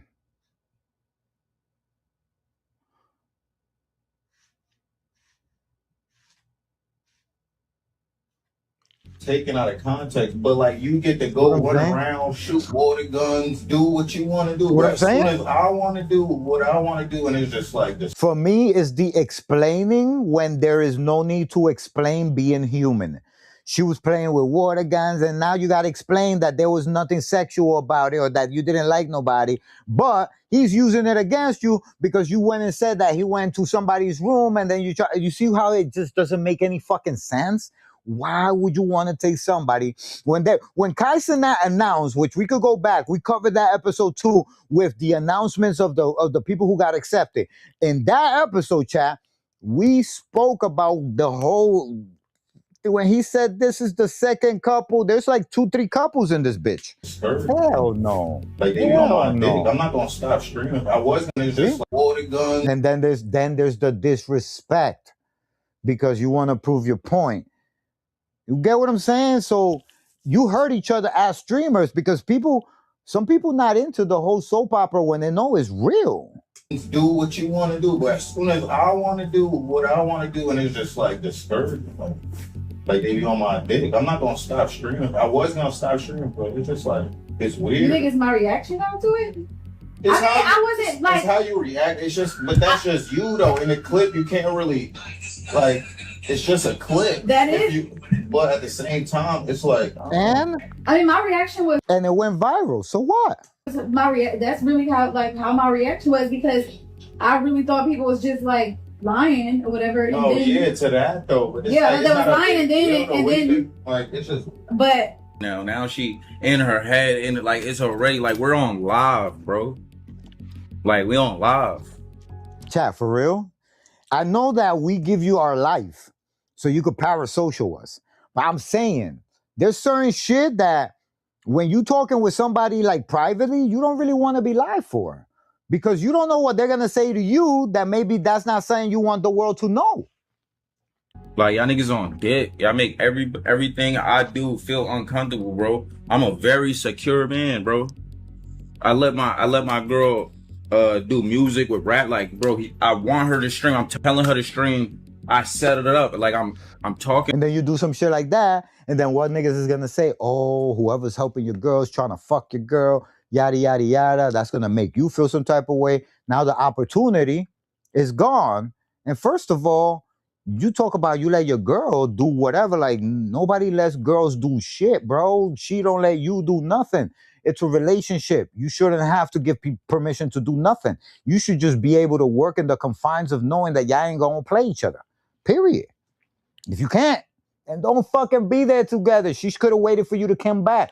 You should have went to Streamer U, or she should have went to Streamer U. That's it. To Max telling me, listen, if I would have had a girlfriend right now, or a chick that I'm fucking with, and I would have got accepted to Streamer U, and she would have got accepted to Streamer U, I would have told her, listen, we going over there as friends. Fuck whoever you want. We going over there as friends. I'ma fuck whoever the fuck I want. We not going over there, even if I don't fuck nobody, chat.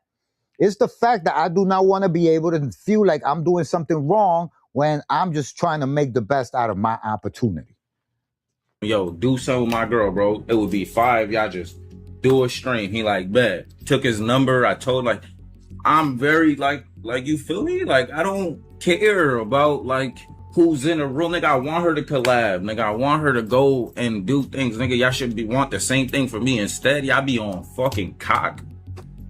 That's what it is. Y'all be on cock, bro. As soon as I'm around a female, it's like, what the fuck? But she could do a whole stream with T-Pain and Plaque Max, nigga.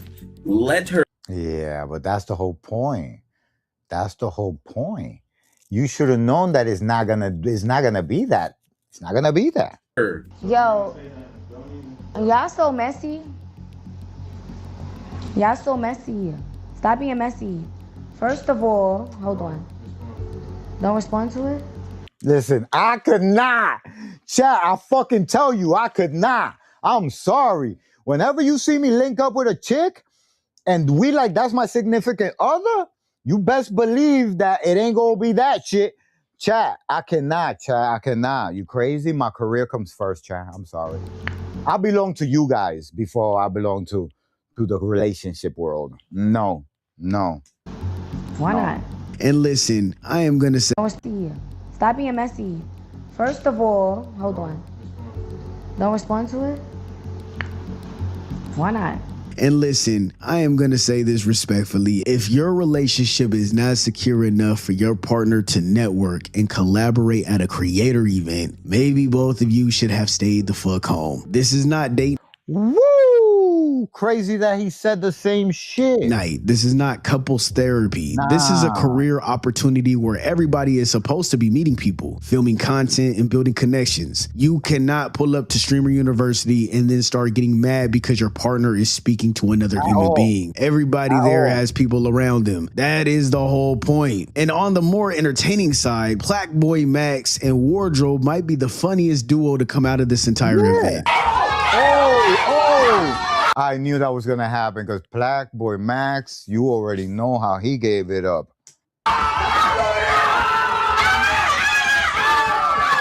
Told you. Hey man, what the fuck?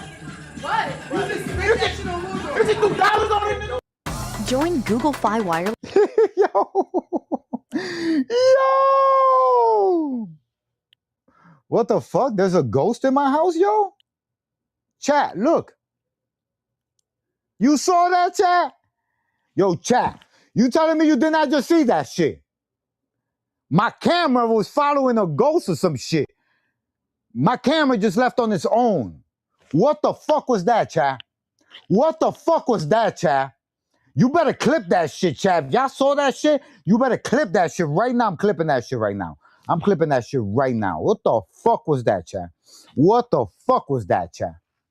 How old were you when you made your first million? What is this for? We're trying to get advice for the younger generation. I made my first million last year, actually. What line of work are you in? I'm in sales. Okay, what's the best advice you can give someone that's in sales? You're only as good as your sales reps and your CRM. What CRM do you use? We used to use one of the old legacy CRMs, but it just didn't give us the speed and agility that we needed. But then we switched to Monday CRM and sales started flying. Why is the CRM so important? Well, no specific CRM can make you a millionaire, that. but if you want to move fast in today's world, you need a CRM that I doesn't hold remember you that back. they said that Monday CRM propels where you they clip forward. shit for you. Instead of spending time messing around with old systems, you can invest in relationships, in cultivating leads, and in closing deals. One last piece of advice for our viewers. Make sure you have the right tools for your journey. If not, stop now, Yo, find that the right was CRM. crazy. That was crazy, Chad. Yo, y'all not paying attention if y'all didn't see that. My camera literally left on its own. On its own. The fuck was that?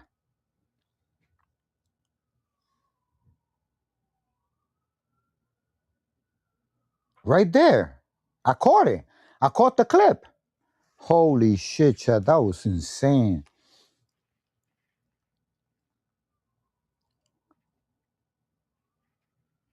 Now I see why Legend be looking crazy sometimes.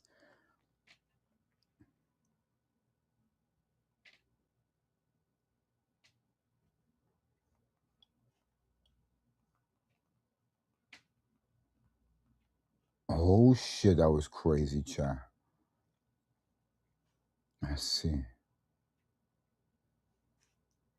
your first million. What is this for? We're trying to get. Join Google Fi Wireless. Yo! What the fuck? There's a ghost in my house, yo? Chat, look. You saw that, chat? Yo, chat. You telling me you did not just see that shit? My camera was following a ghost or some shit. My camera just left on its own. What the fuck left on its own? What the fuck left on its own? That was just crazy, chat. I'm sorry. I had to clip that. You know what I mean? You guys, that was weird. That's what I'm saying. Would you get my name tatted? I told you no, nigga. Third day. You gonna ask every day. Like, is you really gonna ask every day if I would tat wardrobe across my fucking chest? Or just in small letters. Why? You thought it was gonna be bubble fun? Like, for real.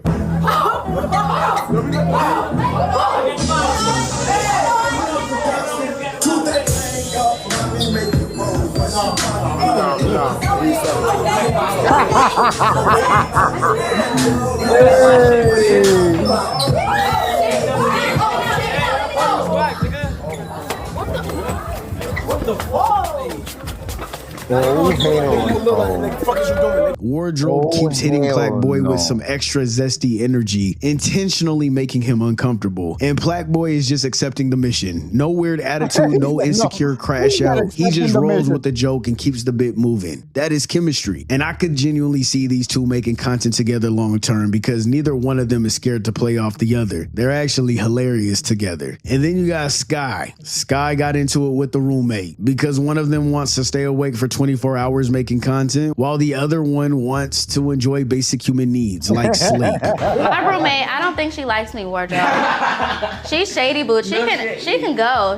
She doesn't have to stay. What? Because she's mad that I went to sleep at 3 in the morning and she wanted to stream 24 hours and I didn't want to stream for 24 hours. I told her we swapped beds because when I walked in there, I didn't know which bed was mine. Yeah. So she was like, oh, okay. And then she tried to put on an act for the camera like, oh, I was gonna press you. Press me about what, boo?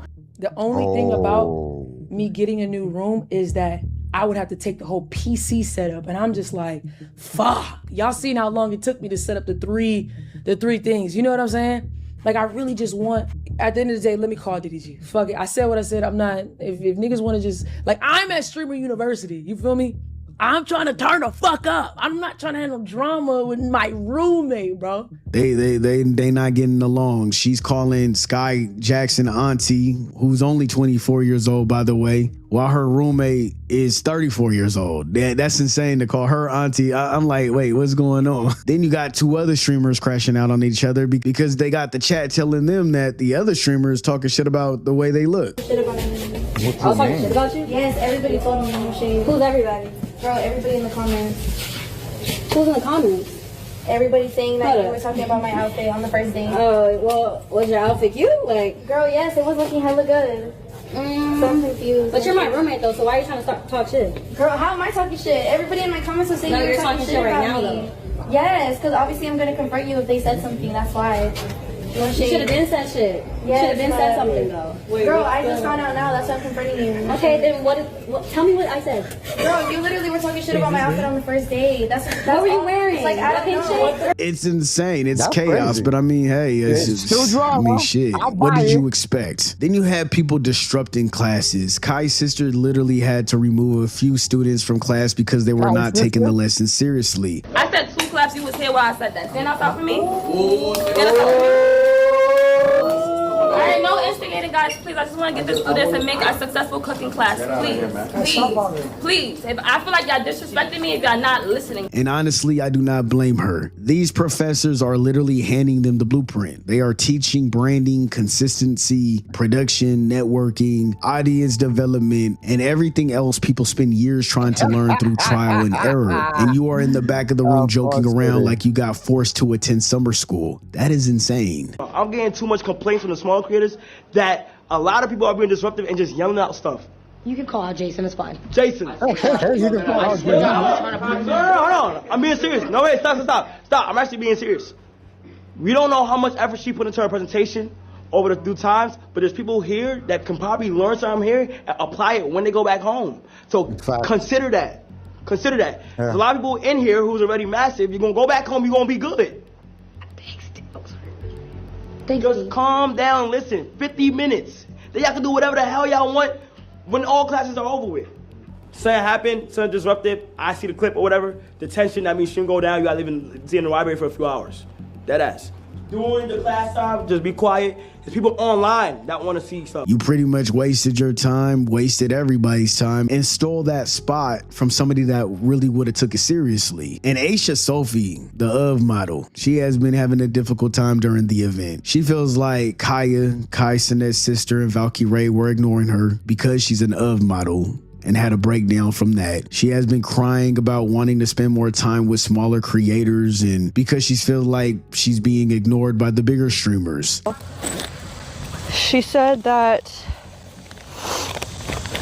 in Streamer University you will cry and it's okay, and everyone cries, and a lot of people cry on and I am crying like a little bitch, but no, people aren't being mean to me. It just really sucks because the Wi-Fi is not working. I know I'm being a little bitch about it, but I literally have an experienced cameraman. I have all the equipment I need. He just didn't get approved. And I don't know if we can make it happen, but if Kai can make it happen for my Do you realize how much money this will save us? What's that? I just built a budgeting app with Base 44. Look, it pulls all our expenses into one place.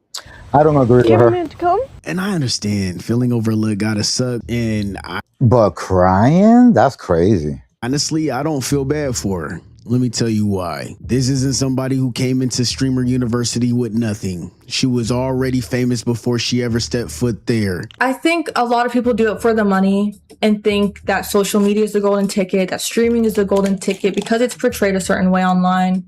And yeah, so that's why people see me and they're like, oh, you don't deserve it because you already have money, but I'm not doing it for the money. I do already have money and I don't need to do this for money because... Yo, did she just shit on every streamer in the world? She said, nah, I don't do this shit for money and I already had money. Yo, clip that. That's crazy. Twitch, you need to clip that. Oh my God. I feel like I've made it. This is genuinely just because I want to be doing this. She is huge on has millions of followers across social media platforms, and she even told Plaqueboy Max herself that she makes around $1 million selling feet pics. How much you make a month off your feet? I need to know. I'm not gonna. I can't. Like, no, not a month. Like, what was your biggest, like, you share, like, your biggest, like your biggest month? My biggest month? Around $1 million. What about you? $0.99. What the fuck? Yo, I never sold my feet. I don't think my feet would go for much. But do you make $1 million from streaming? No, the most I made in a month off Twitch has not been $1 million.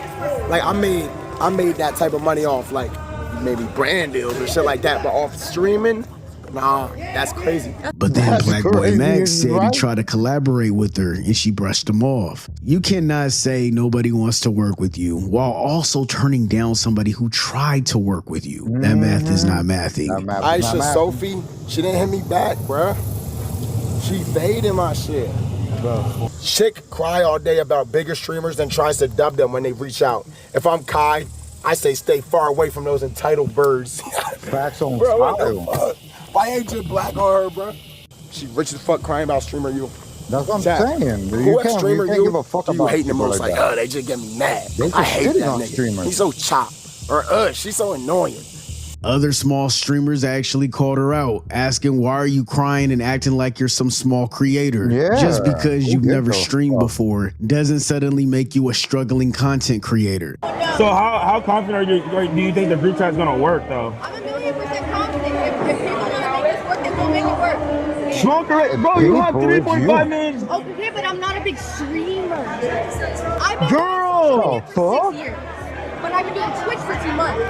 It doesn't translate. It doesn't translate. It translates. No, but listen. Listen. No, I'm not trying to kick you. But you're low-key being like, you got 3. No, bro. Only, bro. You have more followers than like most of every. You're probably the top 3 here. He was trying to say top 3, top 5. He was about to say more followers than me. There are people at the event who are genuinely trying to change their lives, build a career from scratch. So for her to keep pushing this, I'm just a small streamer narrative and crying all over her stream, it just comes across really disingenuous. To me, it feels more like entitlement than anything else. Like she expects everyone to instantly embrace her and make her the main character. But you're already rich. You're already famous. Just let it happen naturally. You don't have to force people to love you. Meanwhile, there are creators there who would kill for even a fraction of the audience and opportunities she already has. She honestly needs to humble herself. And you gotta understand, the exposure can be life-changing. Yes, a few people are going to leave with completely different careers. I would not. I cannot feel bad for somebody who doesn't give a fuck about the goals that we're trying to reach. Like, if those ain't her goals, like to hit a certain amount, to have a certain amount of following, like then she's in the wrong place. She should wait till they make a real university for streaming. Feel me? She in the wrong place. That's not that. But this is not a guaranteed come up. Streamer University gives you access. It does not give you talent. It does not automatically make people care about you. It's not a cheat code. It is an opportunity. And apparently a lot of people still do not know what to do with it. All right, so remember I had that idea. Let me just run it by you guys real quick. I'm already yapping too much, but real talk, almost any streamer with a little bit of motion can pull this off. And it doesn't have to be Kai level money either. I'm telling y'all need to call it streamer camp, creator camp, whatever. The name doesn't matter. Just listen to the concept. Because if you don't got $1 million yet, you can't do Streamer University. Do not try and rent out luxury cabins and all of that. Keep it cost friendly. Buy a bunch of sick ass tent. Make this bitch look like Coachella. Find a huge campsite. Lean into the whole summer camp vibe. Y'all can throw campsite parties and all the shit. The content writes itself. You could go hiking, river rafting, fishing, obstacle courses, scavenger hunts, tail scary stories around a campfire at night, roast marshmallows, make s'mores, tie-dye some shirts, play camp games, do survival challenges, yoga, workout competitions. I mean, literally everything we used to do at summer camp growing up. You could do all of it. And imagine the nighttime stream. You hear a branch snap in the woods. What the fuck was that? Everybody grabbing flashlights. Chat is spamming run. It starts feeling like Blair Witch is out there. That's cinema. Or imagine everybody trying to survive river rafting. The raft flips over. Now everybody's screaming their asses off. That's IRL content people would actually sit there and watch. That's the type of event where personalities carry everything instead of needing some huge $1 million production. I'm just giving y'all game. Giving y'all the free game for people who don't ever get into Streamer University. It doesn't need to be the only event. And it isn't. There are so many themes people could build around. I just personally never seen anybody do a real streamer camp before, and I think it would go crazy. Honestly, somebody should steal that idea from me because I'm not a streamer. I'm not gonna do it. It's not even really expensive like that. Buy a bunch of tents, food, s'more supplies, and some tie-dye t-shirts. Rent a few kayaks or rafts. Throw together some activities and boom, you got content for days. Now, if you got DDG or Funny Mike money,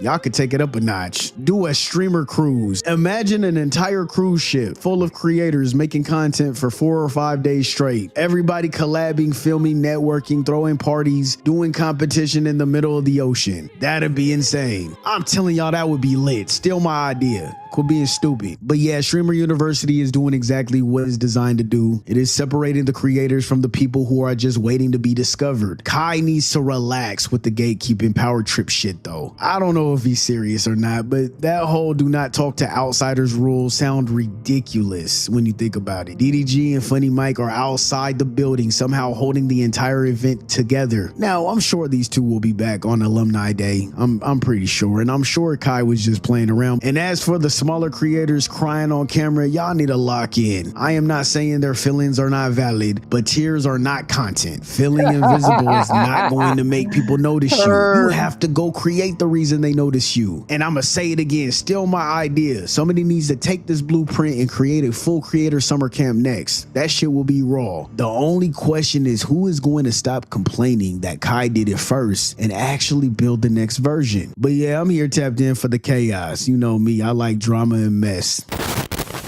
Villains, parasocial me.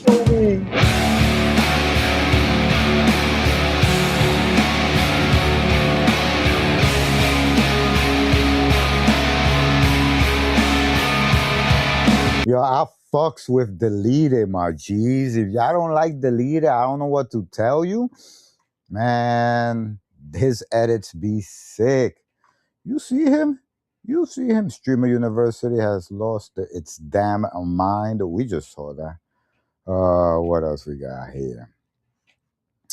Bigots are losing it over the Black Odyssey. I already saw that. I don't want to watch anything that I already saw. The Token Trap. Yeah, I didn't see this. What is this? Hi, my name is Tami, and I would like to give you a few reasons why you should consider dating a young Asian Hey, yo! You can choose a potential spouse from Vietnam. Lawyer and another kid's parent works in the jail. Happens in Mississippi on the 250th anniversary of our country. Wait.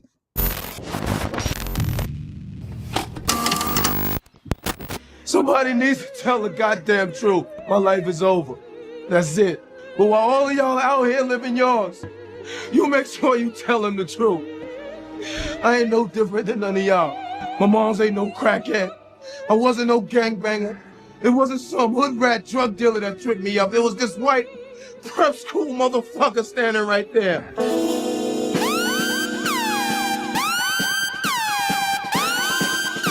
The more I learn about the Nolan Wells case, the more I'm convinced that it was a clan initiation ritual. One kid's parent is a judge, another kid's parent is a lawyer, and another kid's parent works in the jail. Happens in Mississippi on the 250th anniversary of our country, not to mention all the black people that have been found hanging from trees and the big group of white masked men marching on the Capitol. This is all clan activity. Bro, white people used to eat us, and they got the nerve to clutch their purses when we walk past them? As a black person who grew up in predominantly white neighborhoods, I'm gonna say this: there is no building community with white people, because white people don't want you to be yourself. They want you to assimilate. They want you to be many versions of them in their community. My mama always told me, if you the only birthday candle at the birthday party, 9 times out of 10 you ain't there for the party and you there as the present. Got to teach your kids, especially your kids that are hanging out with rich white kids. That is not good. You gotta stop letting them hang out with rich white kids. This Nolan Wells situation, the parents of Nolan Wells should have known better than to let him hang out with these kids. My father said it best. Never be the only one. Never be the only one of your race. Never be the only one that doesn't have any money. Never be the only one that doesn't have a car. Because it's going to create this energy to where you start to seek validation because you're trying to compensate for the lack thereof because you ain't got shit. So you try to live vicariously through white people. That's how you save yourself. That's the first rule of nature, self-preservation. Self-preservation is correct. Don't hang out with groups of white people on your own. Look at that. Whether it's white on a lady boat, saying that at shit. a party, at a slumber party with a bunch of your friends. Just don't do it alone. Black people have got to stop hanging out with groups of white people. I'm gonna keep it a buck with you, okay? I would trust one white boy with a group of black boys before I trust my son with a group of white boys. As a white individual, I don't even hang out with white people like that. Anytime a group of Caucasians have accumulated in a designated area, something bad's gonna happen. Oh, God. And as a black person or a person of color, you don't need to be there. You don't. White people aren't safe. If you are the only black individual in that friend group, you don't need to be in that friend group. Get the fuck out of that friend group. What happened to Nolan Wells could happen to you. And I don't care how much evidence that law enforcement agency covers up and hides. If they classify him as a suicide or an accidental death, we all know that his friends, his supposed friends, they murdered him. I don't think I ever thought I would say no shit like this, but listen to what these white people is saying. They said stop hanging with a group of white people if you are the only black person.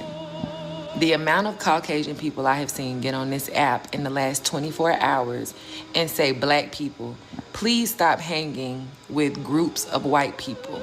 Like, as an individual sole black person, you should not be the only black person in a group of white people. It has been astronomical. Do you think race might be a factor? Like my wife said, I don't want to believe that. But what can you do? It's so many things have happened, and so many things have been swept under the rug. Because Nolan didn't see color. He didn't see color. He didn't see color. He didn't see color. Well, you shoulda. Join Google Fi Wireless and get Pixel 10a. Right, chat? You shoulda. The fuck?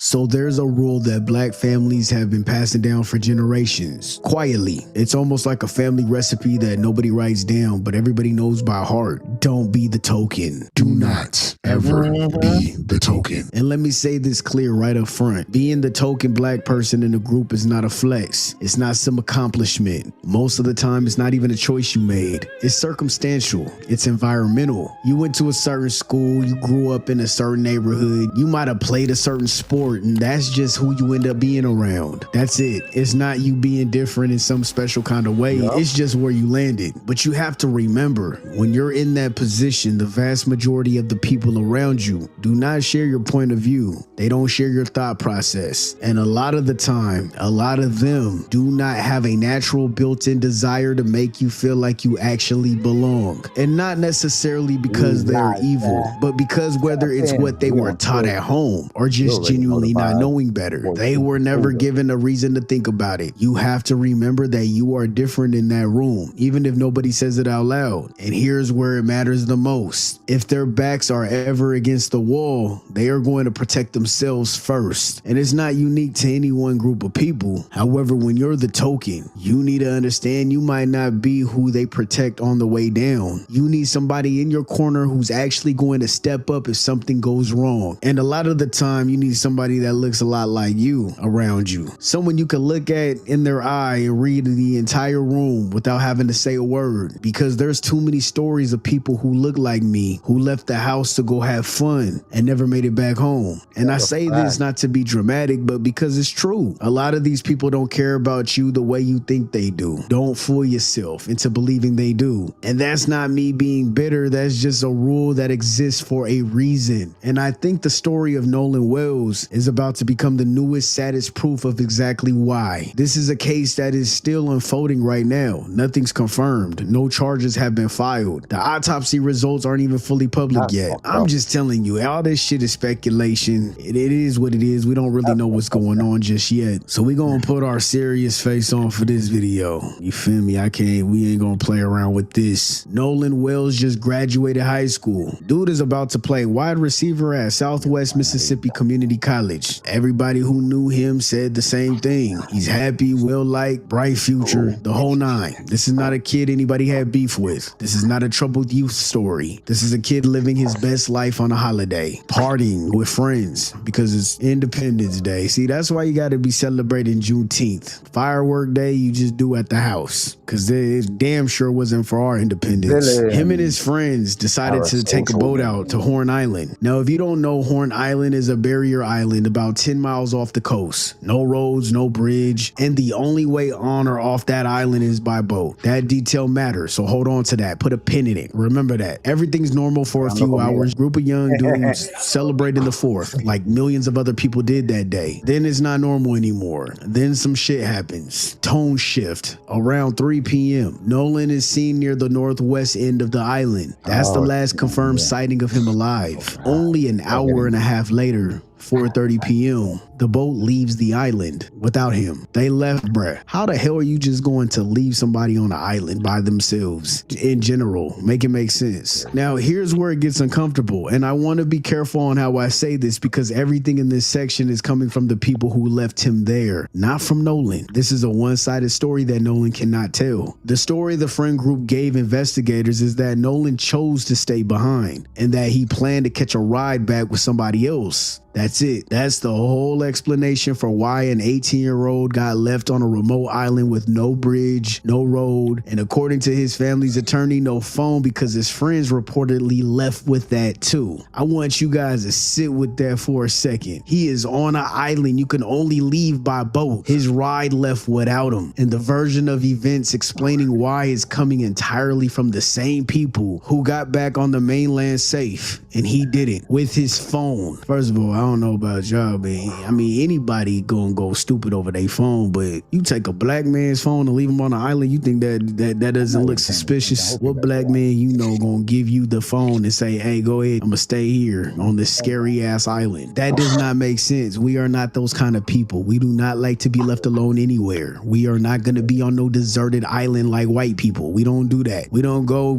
places that we ain't never been at. We don't walk around in some spooky ass shit by ourselves, phoneless. We don't do that. Wrong kind of people. So that night around 11 p.m., one of his friends calls the Coast Guard. We don't know what was said. We don't know why it was 11 p.m. and not at 4:30 p.m. And the Coast Guard has never explained it publicly. They just said whatever was reported didn't require them to respond. Midnight comes, Nolan's still not home. So his mother calls it in herself. 2 days later, a park ranger finds a body in the water. Same area he was last seen. And it's him. Now look at the picture that's going around, the one everybody's seen by now. Nolan is the only black kid in that entire friend group. And this right here is the whole point of this video, because being the token isn't just about awkward jokes or feeling left out of the inside joke. Being the token means when something goes wrong, and something always eventually goes wrong, you are the only person in that circle who nobody in that group has any deep lived in the blood obligation to protect. Everybody else in that friend group has each other's families, each other's histories, each other's parents who've known each other for 20-something years. And you're just there, attached to the group, not really part of the group. I mean, it could be a bad situation. They're going to point the finger at you. And it could be a horrible situation. They're going to forget somebody like you. And when it's time to circle the wagons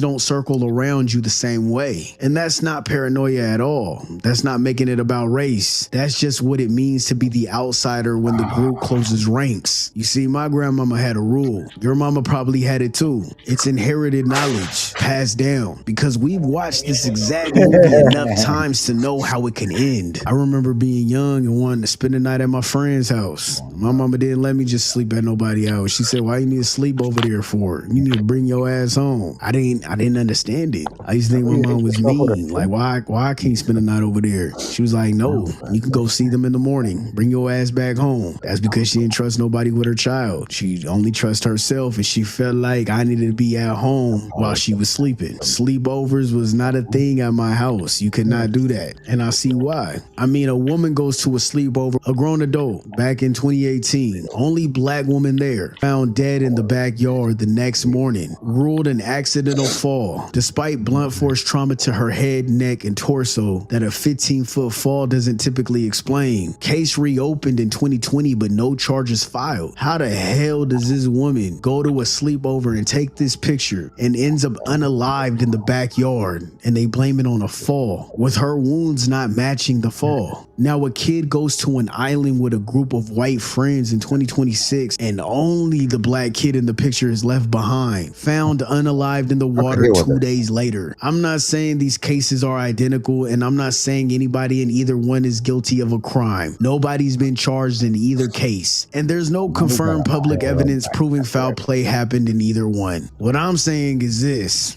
This is what I'm saying. This is where you apply the don't be the token rule. And this is why it was built, to warn you about. Not because your friends are secretly evil, but because when you're the only one and something happens to you, you're relying entirely on people who don't have your back the way your own people would have. And that gap is where all these unanswered questions like to live. I don't even know how to stretch this point any further because the history speaks for itself. A lot of white families in America have had generations to build wealth, influence, and connections. You have families where the dad was a police officer, the uncle is a judge, the cousin is a lawyer, the aunt works for the city hall, somebody's in the district attorney's office, somebody knows the sheriff, somebody sits on the town council, somebody's a mayor, somebody works in the state government. Those relationships don't just appear overnight either. They get passed down from generation after generation. They are Nepo babies. When you have had a family tree that's been established for 100 years or more, people know people who know people. If something threatens that family's reputation or legacy,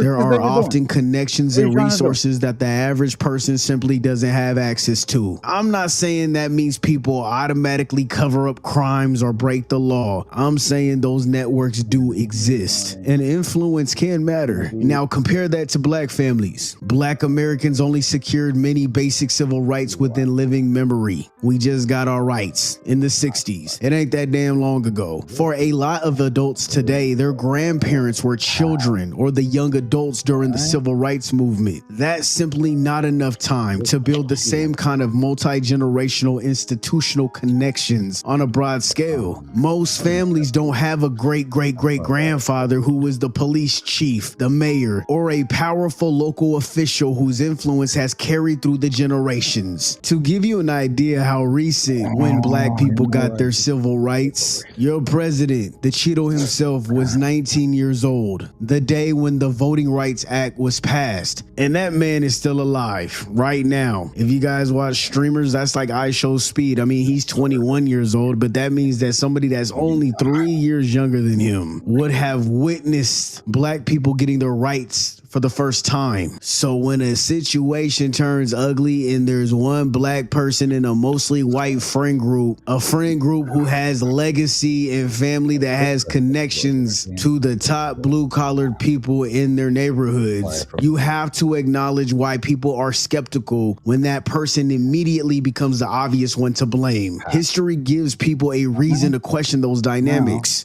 And am I saying that's what happened in this specific situation? I don't know. We don't know. We won't know until the autopsy report comes back. And I'm not necessarily claiming that there's some secret network that's protecting anyone. However, what I am saying is that these broader power structures are real, and they're a part of why many black people are taught to be careful about being the only one in certain spaces. Do not be a token. You have to think about the possibilities, because history has only shown that when institutions, relationships, and influence overlap, they can shape how situations unfold. And that's the uncomfortable reality behind why so many people worry about becoming the token person left holding the bag. Never be the only one. Never. And I want to be crystal clear one more time, because I'm about to get into the speculation section, and I don't got time for all you crybaby snowflakes in my comments. I'm just laying out every detail that's coming out from the family, the attorney, and the press conferences. And we just thinking out loud. So shut up. Let me just put put together what I got so far. 1, the phone. According to Nolan's mother, when she couldn't reach him,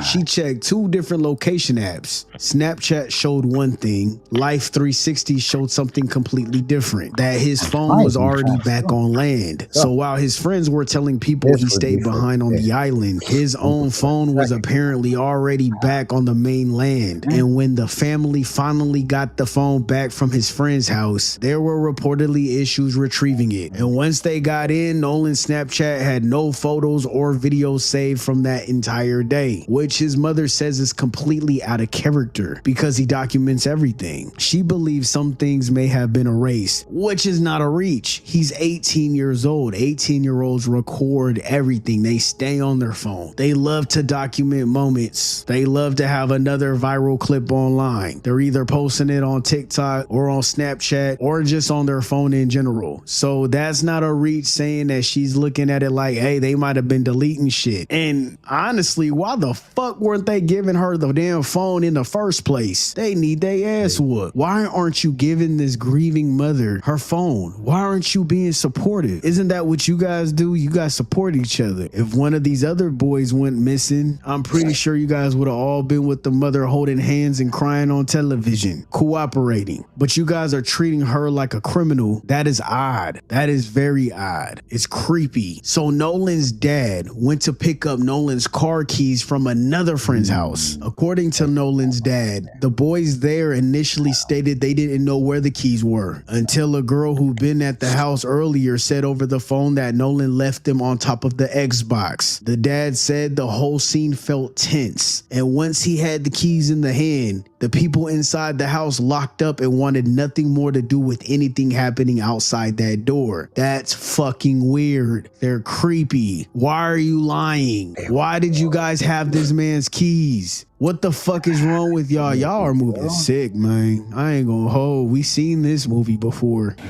You said that you're gonna do an independent investigation. Yes.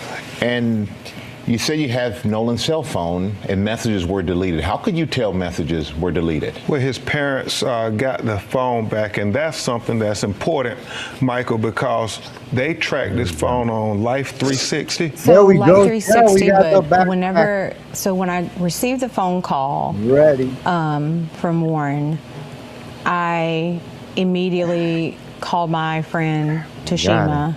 And I said, hey, have you guys seen Nolan? Because her 2 sons, Jalen and Javon, like they grew up together. They played City League sports together. When they got into school, they played sports together. And so she was like, hey, like, okay, the boys were pulling up the location from Snapchat. So the Snapchat location looks completely different than the Life 360 location. So when I pulled up Life 360, it was different. It was showing everywhere the phone had been. Like it had, I was like, well, it's showing that he's back on land. Like I'm not, he's like, but no, he didn't come back with us. Well, how were you able to get the phone? So we tracked it, and my friend Tashima went and picked it up. That's cool.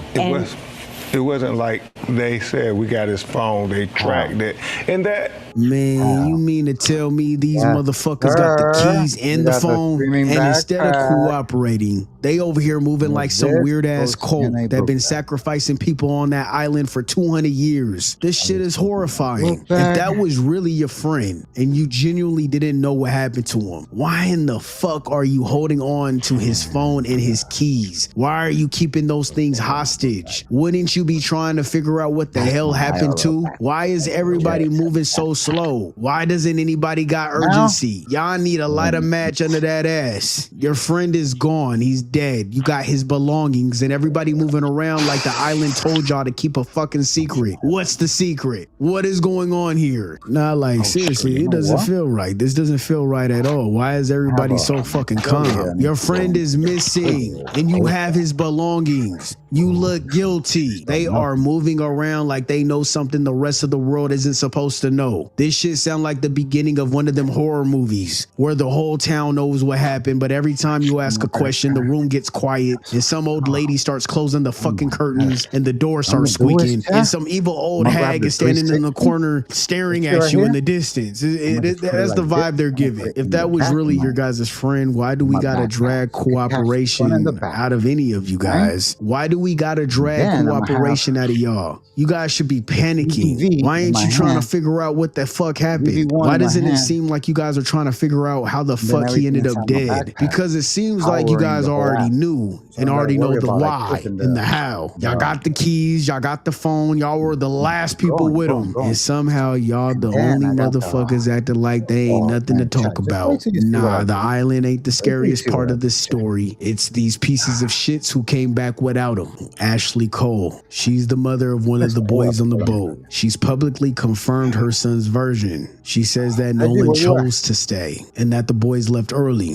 because the boat was taking on water. That's her account, secondhand from her son. It's fair to sit with the fact that her account is shaping a big part of the public narrative. I mean, that doesn't mean that that's what happened just because your son told you that. Kids lie. And even though they're 18 years old, they're still teenagers. That's what they do. They lie. Attorney Ben Crump has referenced an alleged audio clip from the island where a voice, which multiple people reportedly identified as Nolan's, can be heard demanding his phone back and asking what's going on. The sheriff's office hasn't confirmed a fight took place, but they have asked the public for any footage of an alleged altercation. So we don't really know. It's not a fact, but it's now part of the official record of what the family's legal team is pointing to. We don't know if it's Nolan, but people are confirming that it is. And I feel like that's enough, because why would anybody lie about that? The boys say Nolan stayed behind to talk to a girl. Well, that same girl reportedly says Nolan told her he was heading back to the boat.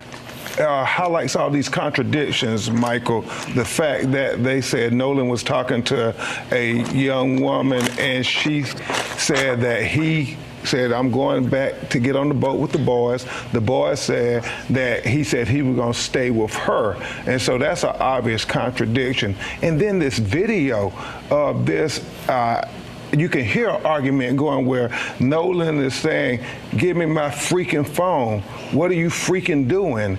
And so then his phone ends up missing. I don't know any teenagers, Michael Strahan, who says, if you believe their story, I'm gonna stay behind and I'm gonna leave my phone. Crump's own words on this. One of them is telling the truth and one is not. That's not me speculating. That's the family's attorney saying it publicly, and that's how he feels, and that's how I feel as well. Who the fuck is lying? And honestly, it seemed like them boys is lying, because usually I'd be like, okay, well, yeah, y'all need to check her, because if he went with her. However, why did those boys have his phone and keys and didn't want to give it to the family? Now, I'm looking at them because they had his belongings. She did not. A friend called the Coast Guard around 11 p.m. that night. The Coast Guard says whatever was said didn't require their help. Nolan's mother says she also got a call around the same time from a friend of Nolan's who'd been on that boat. And then there's the body itself, found on Monday morning, 2 full days after he went missing, in an area that his own father says he'd already personally searched by boat that weekend without seeing anything. No one was ready for what just happened. Seedance 2.0 just dropped, and it keeps your character consistent. Before this, AI videos were unable to keep good character consistency. It could show you good motion, but it could not remember a face. Oh my god, my face changed. But Seedance 2.0 solved it. And so then there's so many things their parents were telling us about. Even why didn't his body wash up with the tide on Sunday? Why would it come on Monday? It's not adding up. And that is the problem when you think about the history of Mississippi. Yeah, so there's so many questions that need to be answered. Now that's where that gets a little creepy. That's creepy as hell. However, none of this proves foul play. Not yet, at least. Now, the autopsy ain't out. We don't know. And I gotta say that. I gotta say that, because even though this is my take, I'm not the police. I'm not a lawyer. I'm not accusing any specific named person of a crime. However, I do have my own speculations, because when you stack a phone that was already back on land while everybody said he stayed, a missing day of Snapchat memories, keys that weren't there until they were, a judge's family shaping the public account. Oh yeah, I didn't even tell y'all that. That boy, the mom, the one that was saying, oh, they went to the boat and then they left and because they wanted to leave early. Yeah, his mom was a judge. Apparently, me making videos about Nolan Wells has got me on their radar down there at Ocean Springs. Oh, yes. Oh, yes. I have been made aware that I am on their radar down there in Ocean Springs. And y'all know who I mean by they. Well, prepare to watch this, bitch, because I got some more heat for y'all. Check this shit out. Y'all know the judge, Ashley Cole, that released that bullshit-ass statement lying? She finna be sick of me. I got some heat on her. Listen to this shit. Somebody wrote in, they said, so the kid whose stepmom is a judge, they talking about Ashley Cole, there was a huge suicide case in Ocean Springs a few years ago, and she told the grieving mother she was not allowed to post anything about it on social media. Aubrey Wyatt was the girl. So she's a horrible-ass bitch. That's number one. They also said she also had a case where a mother told her she feared for her and her children's lives from her husband. So could they please meet at a police station to exchange their kids?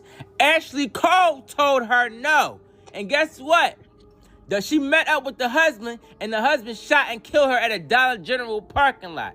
Yeah, you ain't know I was going to find that out, bitch. And that's not all I got. Goodness. Apparently, Wyatt's brother Ike is talking shit on Snapchat. Look at this shit. He says, I see you reposted this video, so I want to let you know what really happened. Can't be listening to all these black people saying his friends did something.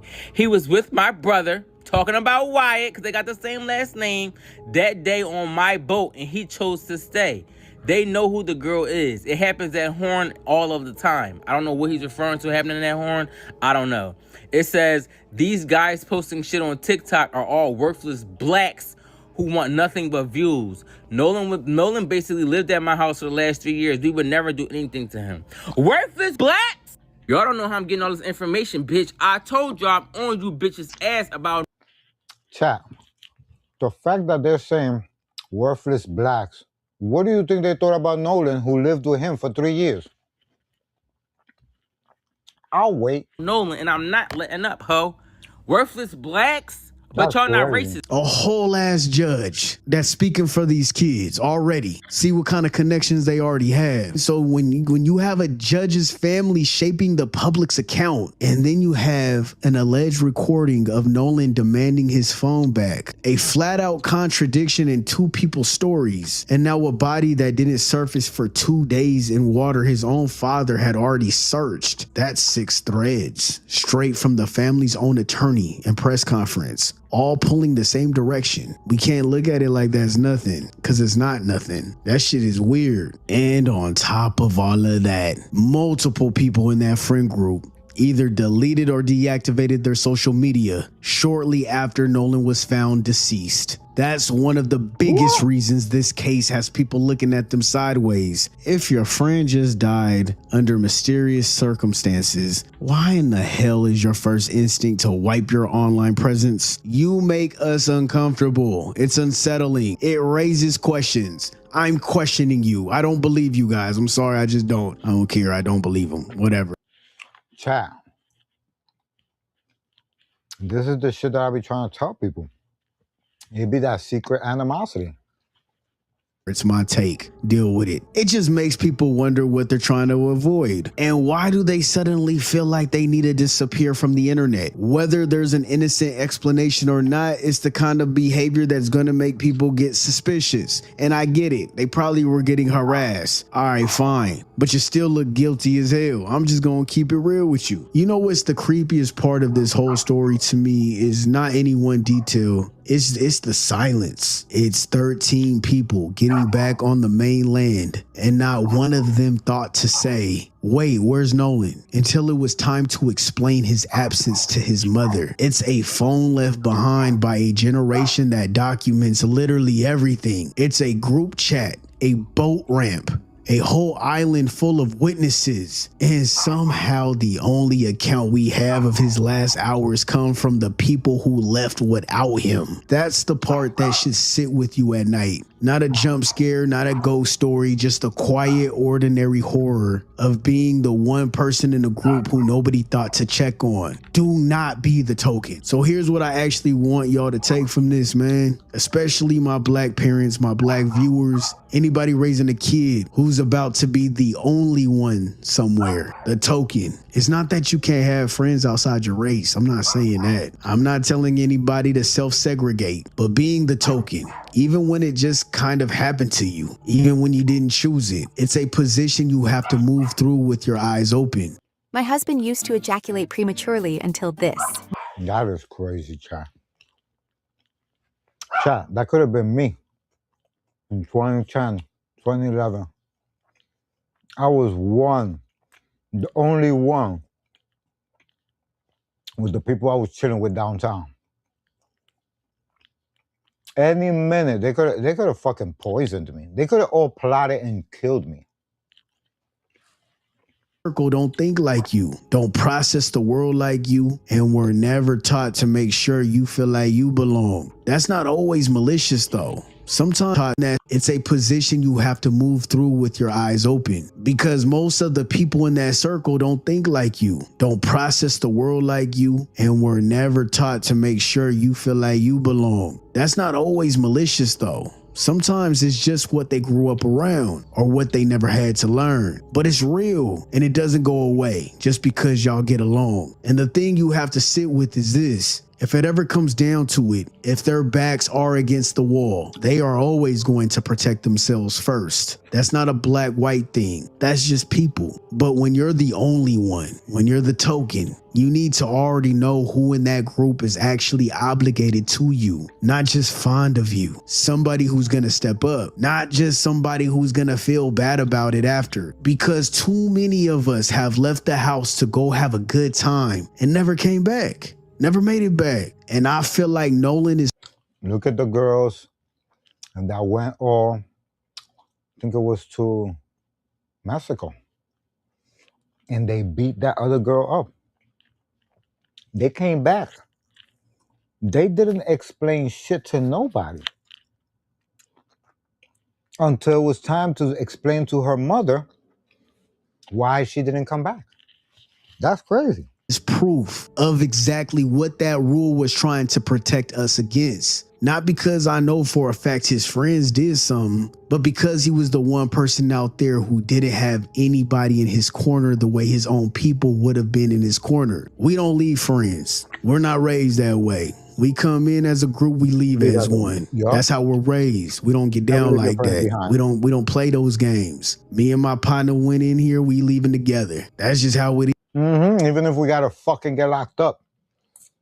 If you get locked up and I didn't get locked up, or I get locked up and you ain't get locked up, that's different.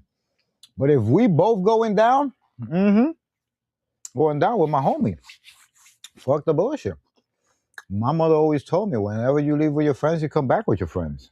You never split up at the end. Never, never, never. You come home together. It is. Real friends, real friendship isn't measured by who parties with you. It's measured by who notices when you're gone. If you leave a place with fewer people than you came with and nobody in that car is panicking, that's information. That tells you exactly how much your safety mattered to them. If you came together, you leave together. Full head count every time, no exception. Doesn't matter if you guys was arguing. Doesn't matter if y'all don't get along. Y'all supposed to make sure y'all all safe and sound when y'all dipping. That's the bare minimum. And it's exactly the minimum that didn't happen here. As of right now, no cause of death has officially released. The independent autopsy was supposed to come back Friday, but Crump's team said flight cancellations delayed it, and they're still waiting. And the autopsy could take a couple more weeks. With Kaepernick helping fund the independent autopsy and Tyler Perry covering funeral costs. Nolan's parents did their first interview on Good Morning America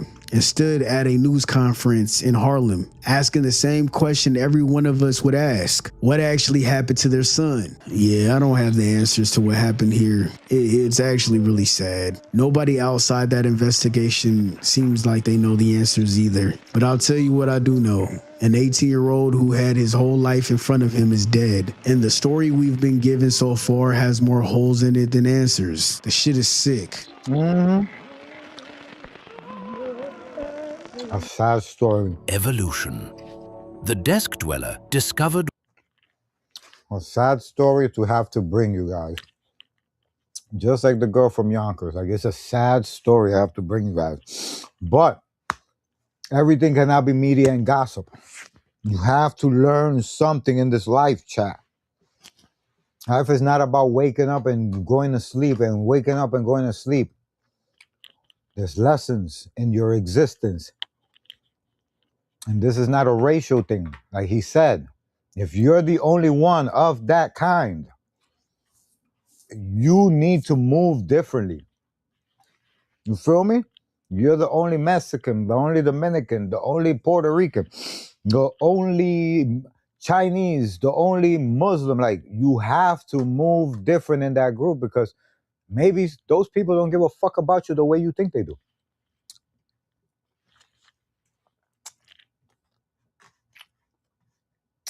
Rapperholics covered it. We got to see what Rapperholics got to say about it. On Saturday, July 4th, 2026. Chad, that's crazy when Rapperholics is covering it. Rapperholics. Do you hear it in his name? This is crazy, Chad. A group of 18-year-old boys took a boat to Horn Island to celebrate the holidays, with limited parental supervision on the island and several photos of the party showing some of the boys holding what seemed to be cans of alcohol in their hands. It raised the possibility that everyone's judgment and awareness may not have been at their sharpest if something were to go wrong. But no one could have prepared those young boys, their families, or the world for how that night was about to end.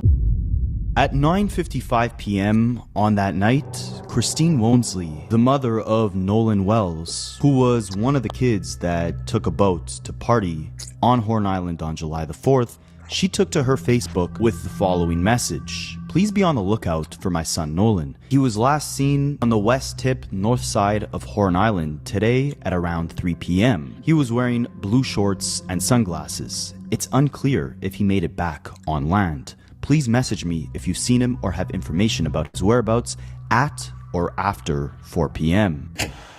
Less than 2 days after this post was made, on the afternoon of Monday, July 6th, Nolan's mother would provide another update on Facebook stating, I want to thank our family, friends, community, United Cajun Navy, local law enforcement, and everyone involved for all the love, support, and resources over the last few days. His father and I are absolutely devastated. My heart is broken for our sweet son, who was always willing to cheer and uplift others. Nolan was a special soul. God took his time creating our son. I ask that you all please give me and my family privacy as we grieve. Thank you all again. God bless. Wow. All the other boys that were on the boat that Nolan took to Horn Island that day made it home safely. But Nolan never got the chance to come back home. Authorities claim to have found his body on the edge of the island almost 2 days after Nolan had visited said island on the early morning of Monday, July 6th. And the world and Nolan's family have a lot of questions. Why did Nolan's quote-unquote friends leave him behind? Why did it take almost 2 days for authorities to find Nolan's body on the island when they claim he drowned? They had helicopters and an on-ground search team scouring the island for dozens of hours, but his body only appeared.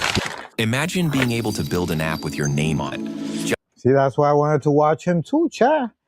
Just by thinking about it. Meet Base 44. Days later. And as the days progress, the questions only continue to accumulate. Who was Nolan's last point of contact on the island before he disappeared? Why did people that Nolan possibly knew post photos of him that may have taken place on July 5th, a day after Nolan was seemingly left on that island? And if Nolan really left the island and continued partying with his friends throughout July 5th, why was his body found on the island again on July 6th? That's what I'm saying. That's front to crazy back, work. we're going to unpack this entire case. We're going to look at everything law enforcement has stated about the timeline of events. We're going to look at what Nolan's family and Ben Crump, the attorney that they hired, has to say about the situation, as well as piecing the story as best as possible to understand if Nolan was truly left behind or if something bigger and darker may have occurred.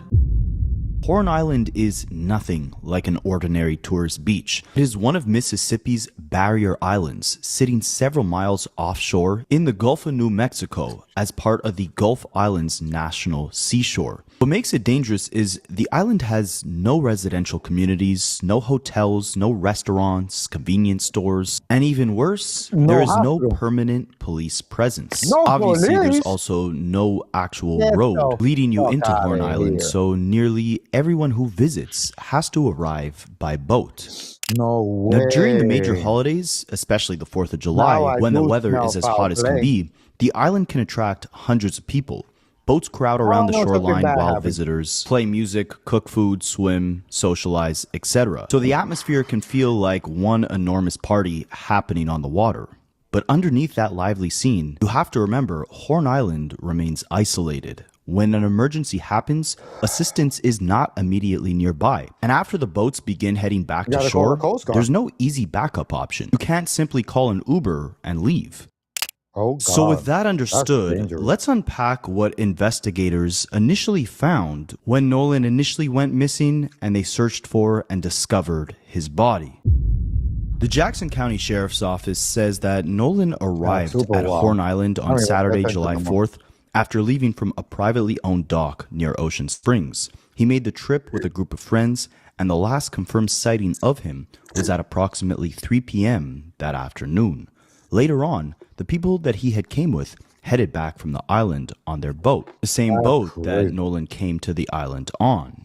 But Nolan was not with them on the way back, and that detail is important. Investigators have already offered some context for it. Sheriff extremely John important. Ledbetter has publicly said that based on the information they gathered thus far, Nolan appears to have stayed behind willingly because he expected to get a ride back to the mainland on another person's boat. Really?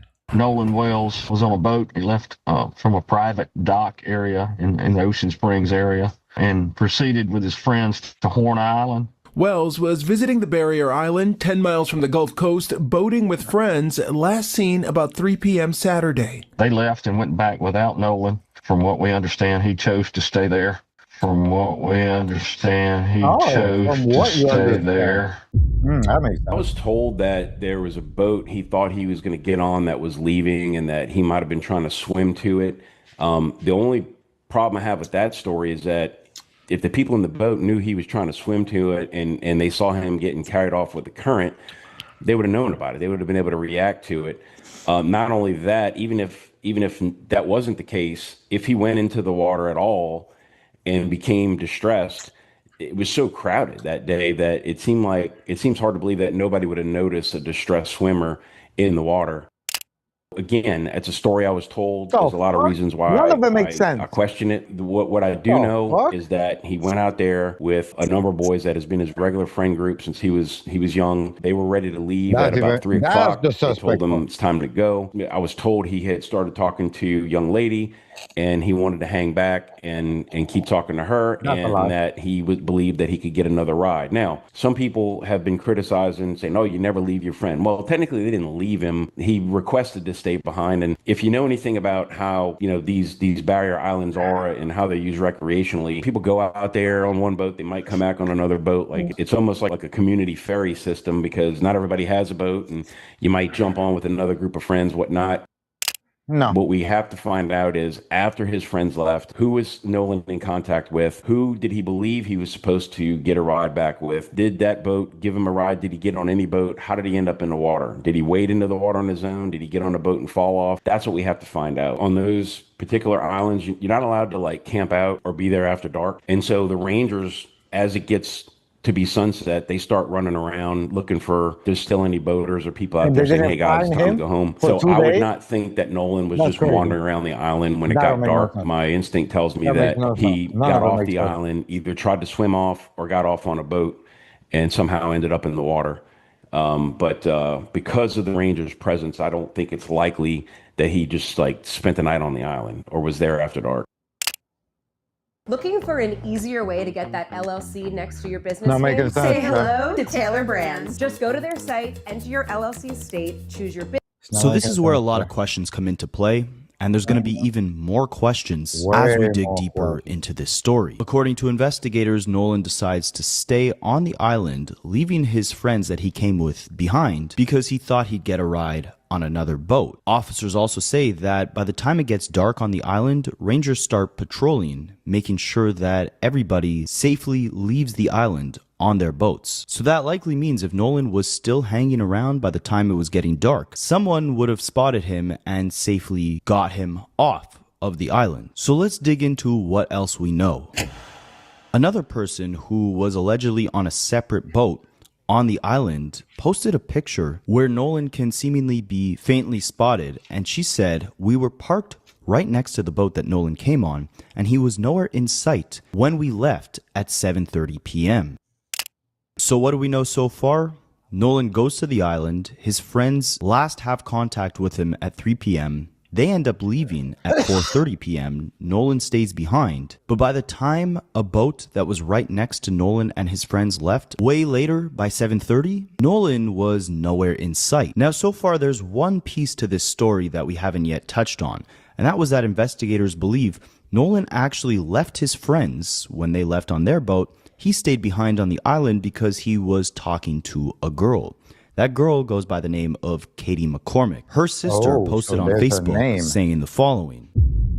Katie had a conversation and assumed that Nolan was getting ready to get on the boat that he came out in. Katie made it home because she was on another boat with different people. Katie was safe because my brother and sister-in-law went and got her. Katie assumed the quote-unquote friends telling Nolan to get on the boat would not have left him. Me and my family have talked, called, and are sending up prayers to bring Nolan home.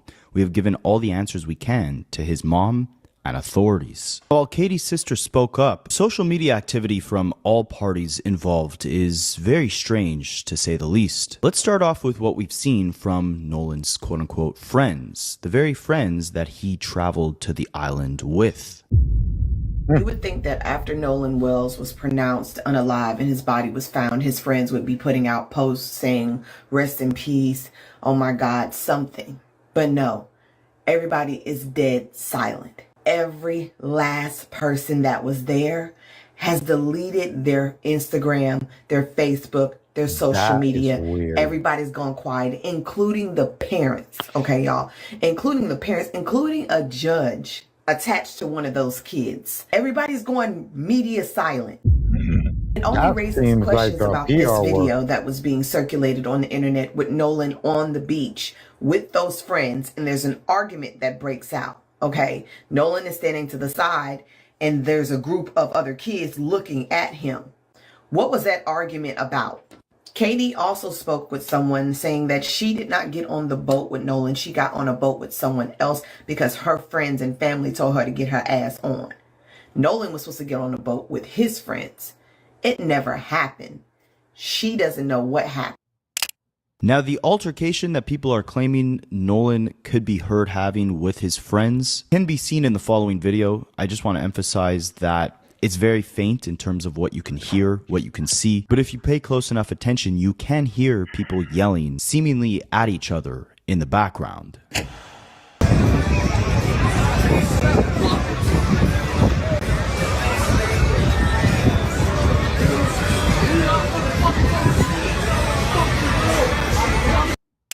Now let's go back. He said, "Give me my motherfucking phone." Back to the moment where Nolan was reported missing. It was on the north end of Horn Island where the currents can get intense. And when he was reported missing, multiple agencies immediately jumped into action. One commander, Josh Gill, had posted about the incident as they were actively searching for Nolan's body.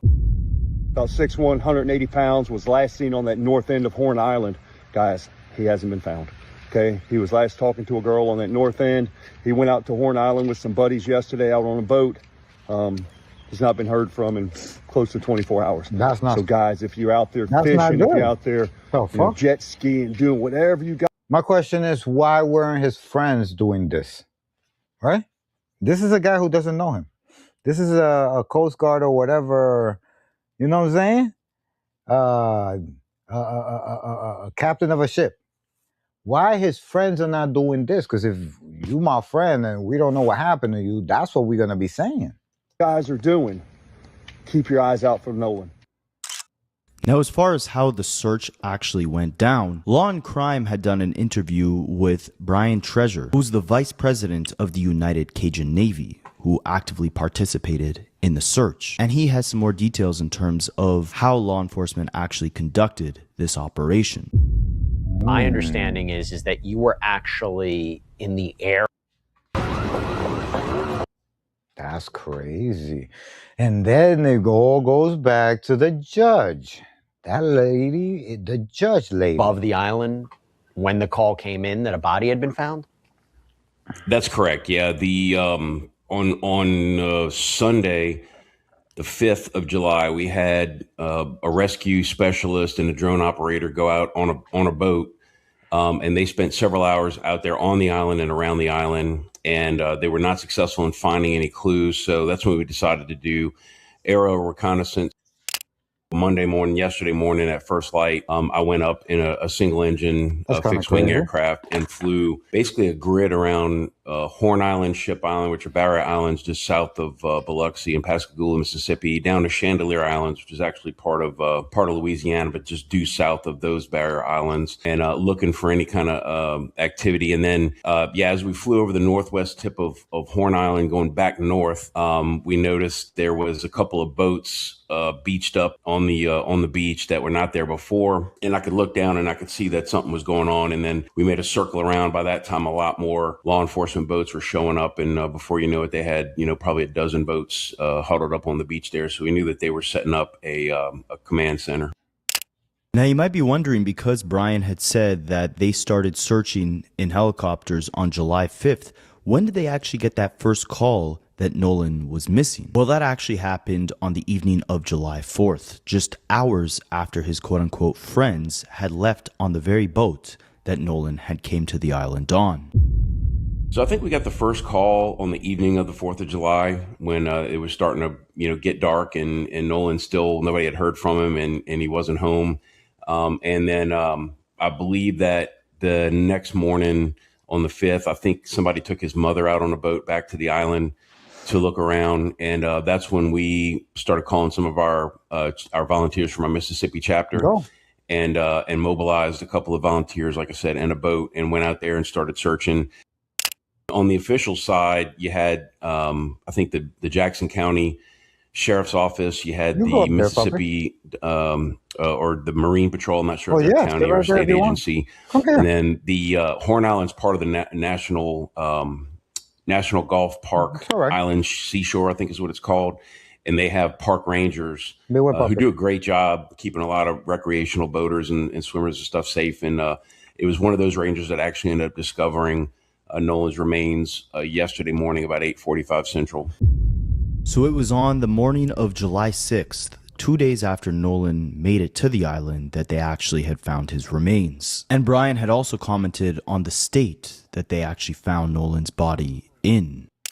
I saw the body from about 300 feet in the air, so I wouldn't be able to tell you like exact condition. I can tell you that it did not appear to be waterlogged. It was only in the water for a couple days. Nevertheless, the sheriff's office put out a statement saying that they had no reason to believe it was not Nolan, so I think they were pretty confident it was. I think the reason for the delay in the official announcement is that I don't think the coroner can sign the death certificate until he gets DNA evidence proving it is the person they're saying is deceased, is actually them. I think it's just a formality, to be honest with you, but I believe that the family or somebody in the family did identify Nolan, and because they put out their own statement acknowledging that it was his remains that were found and that he had in fact died.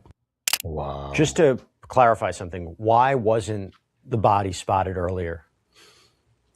I think that I can tell you that I've started flying over the island, that part of the island where the body washed up, approximately 6:30 a.m. And I believe he was spotted by a park ranger at 8:45. My belief is that he just washed up within that time period because we were flying kind of a long grid north and south. And I think he just washed up, and park ranger just doing his normal runs in the morning. But also, too, given the situation, I'm sure they were a little more hyper aware and probably a little more head on a swivel on the island, knowing what happened and what was going on. But yeah, I was told that it was about 8:45 when a ranger spotted, called it in, because I did see a long line of emergency boats coming north. Heading southwest toward the northwest tip of the island. And I thought it was just, originally I thought it was just another search party going out, but I think they were actually responding to that call. Now, one of the most disturbing details of the situation is the fact that even though Nolan did not return home on the same boat that he came to the island from, his friends actually had his phone on that boat and they brought it back to his mother. It raises a lot of eyebrows because why would someone leave their phone on a boat and then confirm with their friends that they're not going to get back on that boat to return home, but not go back to the boat at all to get their belongings? It raises eyebrows. However, according to investigators, and they have several theories, they believe it is an extremely high likelihood that Nolan simply drowned. But he was talking to some other people, had decided that, hey, I'm going to hang back. I can get a ride back with somebody else. He hangs out with this group all the time. They've been to this island together a bunch of times. It probably at the time didn't seem like a big deal to his friends to say, okay, you want to, go holler at that girl, and if she'll give you a ride back, then that's cool. We'll see you when we get home. That's the way it was explained to me. Later on, when it got to be, after dark and nobody had heard from him, but they also, somehow or another, his phone ended up staying on the boat that his friends were on. So they had his phone, so they brought it back to his mother. So he had no way of communicating unless he borrowed somebody's phone. Nevertheless, the sequence of events. It's so easy to become a podcaster with Riverside. First, go to Riverside and open an account. When you're ready to record, just hit rec to capture high-quality audio and video, all from the comfort. Events that transpired after approximately 3 p.m. to when he went into the water. That's what remains a mystery. The police might know. I'm sure they know a lot more detail than I do. That's just how much has been told to me so far. Based on your experience, do you have a theory as to what may have happened here? Yeah, I think that he either tried to swim out for some reason, either to try to get on a boat or to go, catch up with somebody or whatnot. And there was a pretty strong rip coming off that part of the island that day. And even though he's a really athletic kid, it was a strong rip. It would have been hard for anybody to maintain control, and he might have gotten carried out, and he may have drowned that way. Or, I hate to even suggest anything that sounds like a conspiracy theory, but I'm just saying it's a possibility that he got on another boat and maybe MOB'd and drowned that way and then washed back up. He did not, my opinion is that when he went into the water, however he got into the water, he didn't go that far out before he drowned because it only took like a couple of days for him to drift right back south to the tip of the island, same tip of the island where he was last.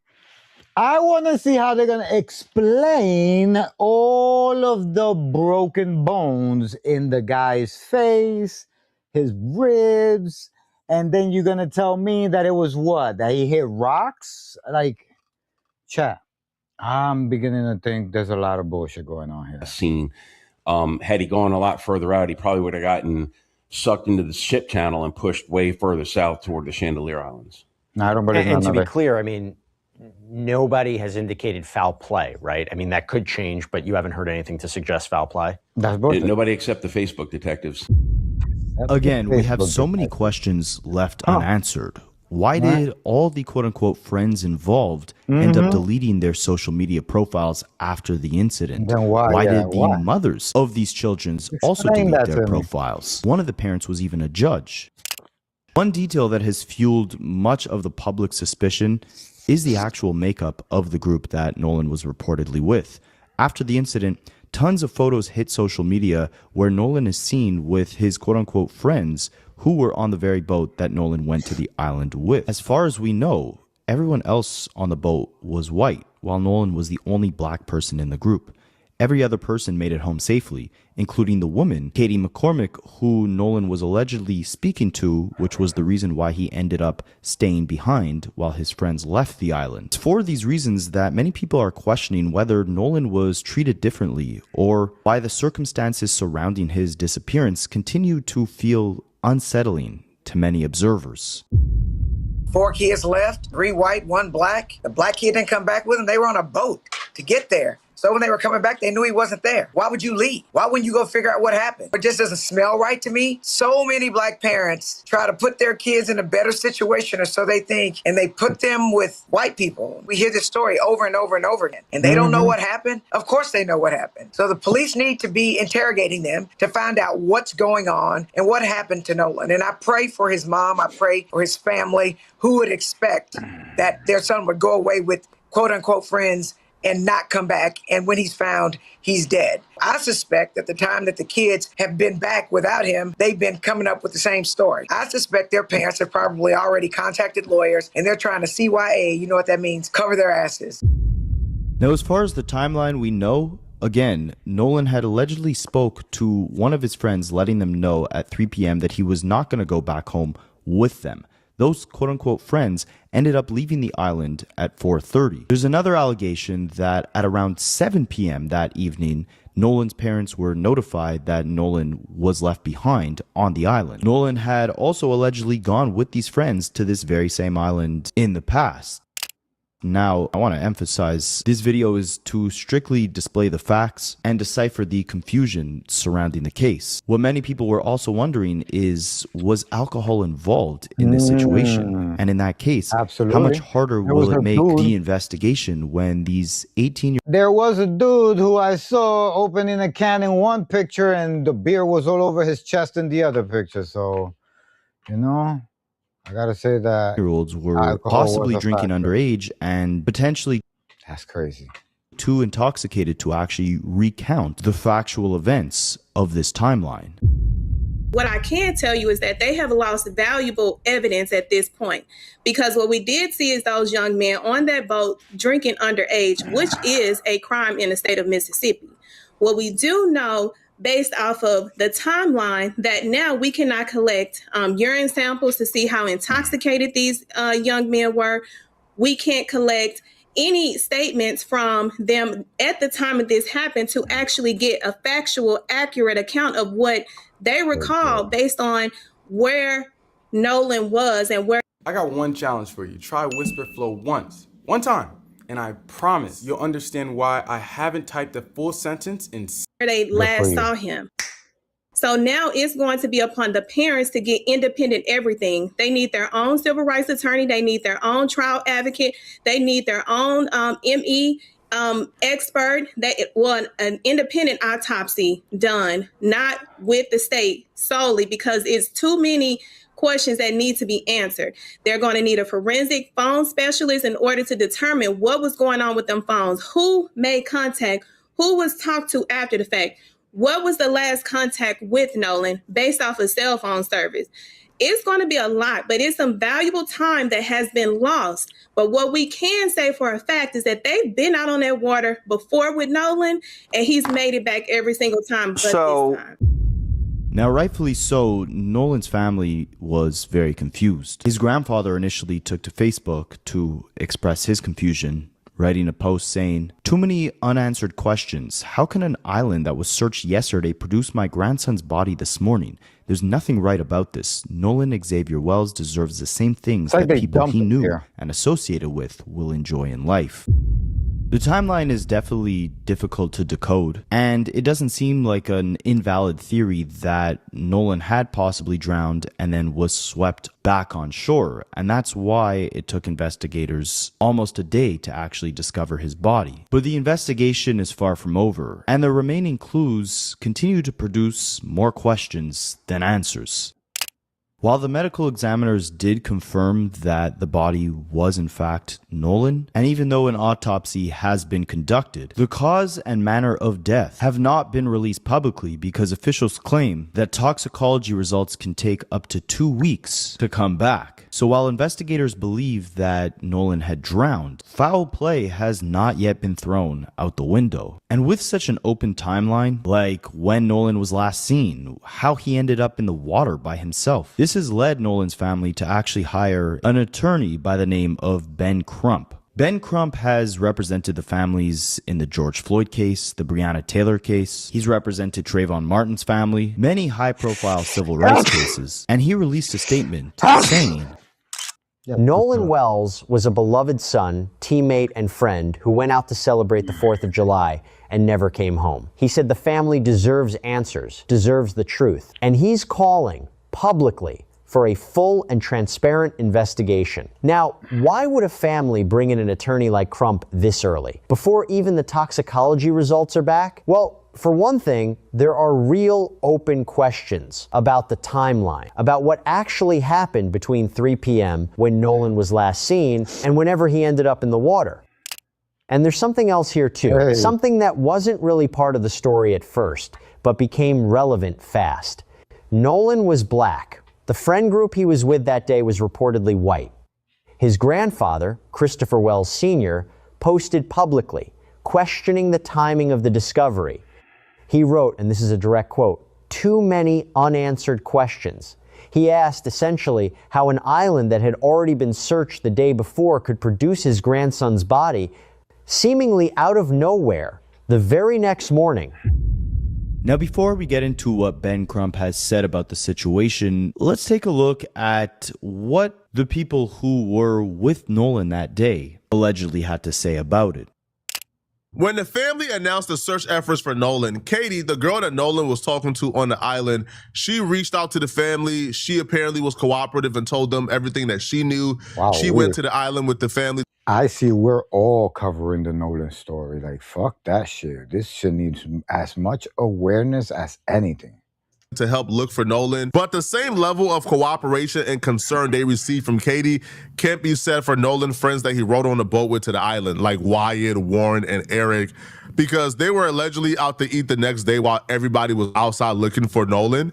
And when they were approached and asked why they weren't out looking for Nolan, they were out here eating with no care in the world, according to one of Nolan's friends, their answer was really sketchy and really bothersome. They wouldn't give his phone back to his parents, and they were seen eating out the next day. Wow. What the fuck? Creators, take these 3 apps I built to run my business made with Base 44. They're ready for you as free-to-use templates in the link below. Let's talk productivity. As a one-man show, I have to handle everything myself, so missing a task isn't an option. I built a scheduling calendar to manage my content, and I added reminders for all the little tasks that keep things moving. Second, my community. I built a content hub where I share free assets, gather leads, and even host paid memberships. Then I added a booking system so people can schedule one-on-one calls with me. Easy. And third, creative ideation, a hub that lets the AI develop my core ideas. One section for brainstorming concepts, another for splitting content across different platforms. And I can always add more, like a title generator for videos, so I don't waste time stuck on headlines anymore. You know your workflow better than anyone, so take these 3 free-to-use templates I built with Base 44 and make them your own. What the fuck is that? Oh. Fuck. The fuck?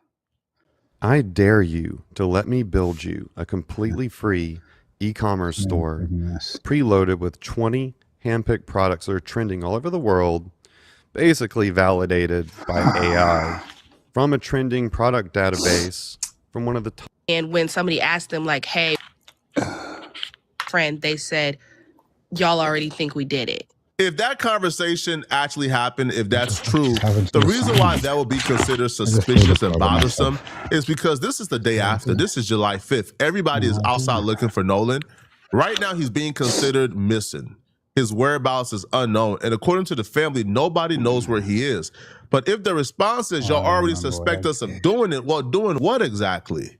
Doing what exactly? Because as far as everybody knows, he's just missing. By 5th, everybody is outside looking for Nolan. Right now, he's being considered missing. His whereabouts is unknown. And according to the family, nobody knows where he is. But if the response is y'all already suspect us of doing it, well, doing what exactly? Doing what exactly? Because as far as everybody knows, he's just missing. But that reaction and that reply would insinuate something tragic took place. Now, if this is really true, it adds another layer of suspicion as to why Nolan's friends potentially had his phone on the boat, the very same boat that Nolan had came to the island on and did not go home with. All these people involved allegedly have also now got their own lawyers. And another interesting piece of information to the whole story is that apparently Nolan's quote-unquote friends had initially wanted to leave the island because there was a malfunction with their boat. But after the friends gave the initial statement, Wyatt, Warren, and Eric, after they gave their initial statement, they now went quiet. They lawyered up, deactivated their pages, and had nothing more to say. The dudes that Nolan rode on a boat with, they claimed they were in a rush and in a hurry to leave the island and get out the water because their boat was experiencing malfunction. The boat was receiving water. They thought they had to get out the water as fast as possible or else they would be stranded. So they told Nolan it's time to go. Nolan said he's not leaving, and he stayed. However, they still had Nolan's phone. So Nolan didn't realize, oh, damn, bro, you guys have my phone. Give me my phone before you guys leave. It sounds like y'all was leaving in a hurry and Nolan had no idea, to be honest.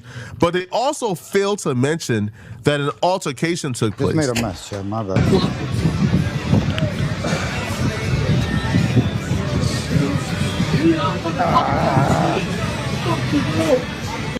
So what exactly happened from you guys' side? I'm sure you guys love this camera, huh? There was an altercation with a different boat, which had other kids on it, black kids. And there was an altercation. There was a fight. Something happened. And they went back to their respective boats or whatever. And when his best friend was on the other boat, so when he went to go like check up on Nolan and everything after the fight, Nolan's boat was gone, but they had stayed for a couple more hours. When they got back to land, they had his phone. So Nolan didn't even have his phone. The phone was at one of the boys' houses, and they didn't want to give it to his parents, and they had to send somebody to go get the phone from his house. That's why, like, when we checked his location, everybody was like thinking that it wasn't serious because we saw his location and said he was in Ocean Springs, Mississippi, like at his house. They wouldn't give his phone back to his parents. But the story that they keep trying to push out to everybody is that the boat was sinking and taking on water, and they were telling Nolan that he needed to get on the boat, but Nolan wanted to stay back with a girl that he never met, which he wouldn't have done. Because if that was like we're all from the same surrounding areas, she goes to Moss Point, which is like on in case you guys are wondering how 20 minutes away. Why could you not hang out on land when you got back? If the boat that you came in was sinking and you knew that. And so that was like the crazy thing is that they're talking about, oh, the boat was sinking and he didn't want to get on the boat and the boat had to get towed back.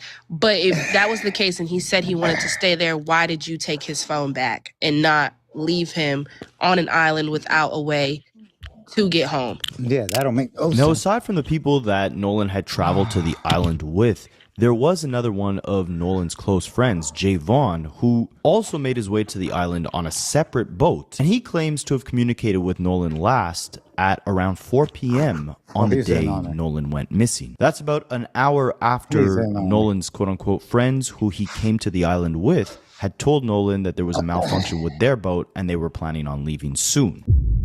Now, these two guys were Nolan's friends. On the right, we have Javon Williams, who is his best friend. He's 17. And on the left, we have his friend, Trace Carter. Now, his best friend, Javon, said that he was supposed to be traveling on the same boat as his friend Nolan, but that boat quickly filled up, and Williams rode out on a different boat, but he saw Wells on the island later that day. He believes the last time he saw him was at 4:00 p.m. on that Saturday. Now, he also claims that Wells visited with the girl, and he said he also chatted up with several friends in a crowd. According to Williams, both men left their phones on the boat that Wells rode out on.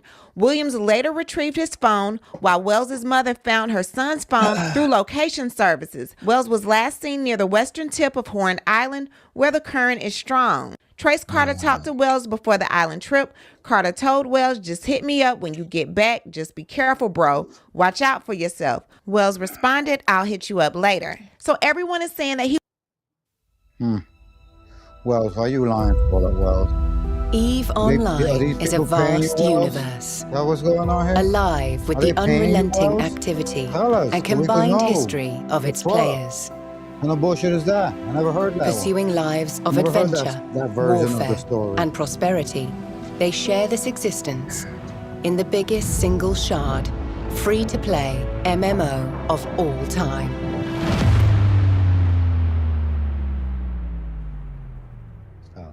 He was supposed to be on someone else's boat, but whose boat was he supposed to be on? And did those people know that they were supposed to give him a ride? Right. What happened after everyone separated? How did you still leave with his phone? Those are all questions that investigators are trying to answer.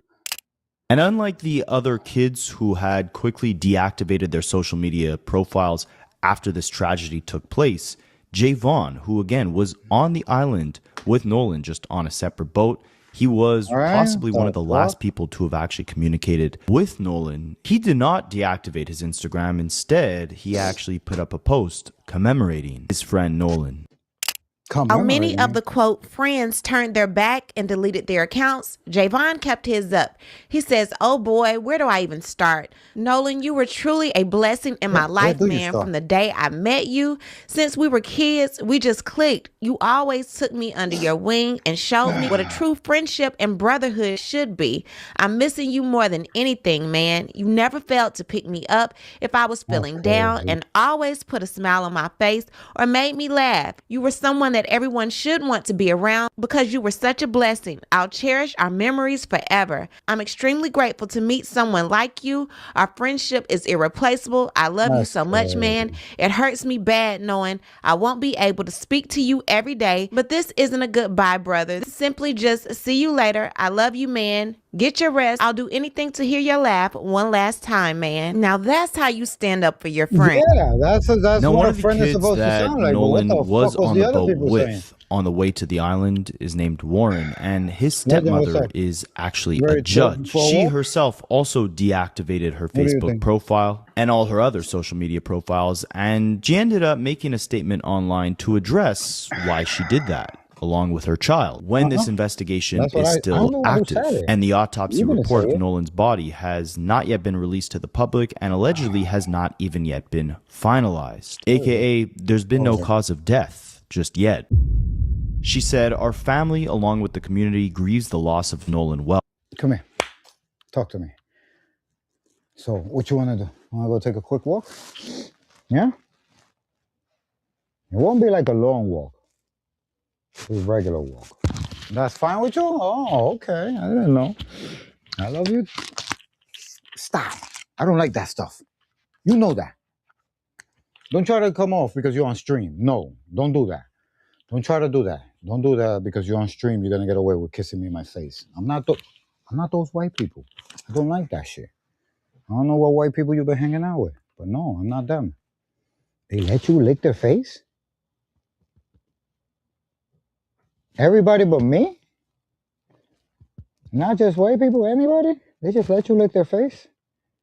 Why? Why would anybody let a dog lick their face? No. I'm not saying I want to try it. It's not what I said. I did not say I want to try it.